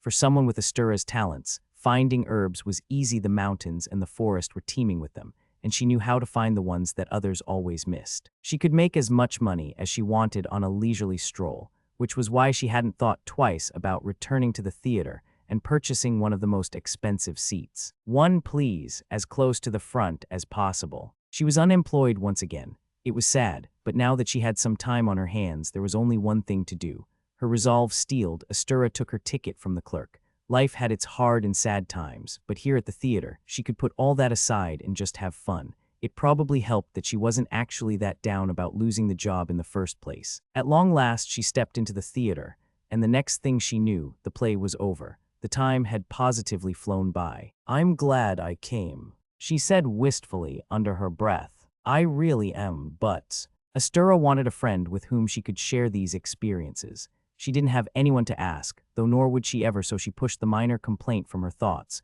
focusing instead on the satisfaction of having come to see a play. Then, she decided to do a little something to refresh her spirits. She strode toward the nearest adventurers' guild. "Right, just you wait, Herbs. Astirras coming for you." Wearing a cheerful smile, and with her favorite lines from the play she had just watched dancing around in her head, Astirras began scouring the commission board for her usual work. Afterword. Thank you very much for purchasing this book. It was because of your support that I Parry Everything managed to reach its 4th volume. As well as a revised version of the original manuscript, this volume contains 2 completely new stories: The War Between Saint and Demon, and The Philosopher's Goblet. Initially, neither one was going to be included in this volume. In fact, I never planned to write them at all. My manuscript for this volume was going to include everything until the end of the web version's second arc, a grand endeavor, to be sure, but one I was sure I could manage. You can imagine my surprise when I checked the final character count and realized that I'd written so much more than I'd anticipated. And when I nervously passed my work along to my editor, my fears were confirmed. This is too much to fit into a single volume. For a while, we were caught in this strange limbo of maybe being able to squeeze everything in if we pushed the boundaries enough, but also not standing a chance. Then, following some discussion, the decision was made to divide what I'd written into 2 volumes. This sounded great, but then we had the opposite problem. This book that had initially been bursting at the seams now had a good amount of unused space. As an author, I should have been reflecting on my mistake of completely appending our plans for the manuscript, but I was rejoicing on the inside when I asked my editor whether I could add 2 additional stories as a bonus. The web versions hadn't been as fleshed out as I wanted, and they wouldn't have been long enough to fill an entire volume, so I'd started to accept that the rest of the story floating around in my head would never be published. They were barely skeletons when the opportunity to include them in this volume appeared, but I was so overjoyed that I threw myself into giving them a proper form. So yeah, the 2 stories were meant to be minor bonuses added to the end of the volume. Emphasis on meant to be. Somehow, writing them went better than expected, and they ended up being around 9,000 and 25,000 characters, respectively. To give you some perspective, when I was writing the web version, I never uploaded a single part that was longer than 25,000 characters. Some readers even considered 9,000 to be a bit much for a part. I was worried about how these longer stories might be received, but I was confident in what I'd written. This was especially true for The Philosopher's Goblet. Readers loved the web version, I think, so as an author, I wanted to add scenes to supplement it. I'm glad that I did, especially because it gave us such powerful illustrations from Kawaguchi-sensei. If my editor hadn't been so flexible, I doubt either of these stories would have seen the light of day. So while I regret making the original manuscript for this volume so insanely long, I couldn't be more pleased with how things turned out. There's so much more I want to discuss here, like Roy's and young Oaken's character designs.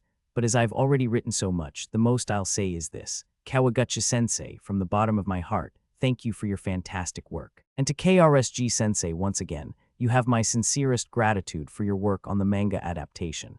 You depict every scene with such breathtaking clarity. I consider your depiction of Zadu one of the greatest parts of my 2021. His languid manner of speaking is amazing. When I first received the initial draft, I thought, this is exactly what I wanted to see. Thank you so much, it was amazing. Though I'm providing editorial supervision for the manga, like an excited reader, I'm always on the edge of my seat waiting for the next installment. We're moving into the climax of the Holy Theocracy arc, so please continue to lend this series your support. Nabeshiki.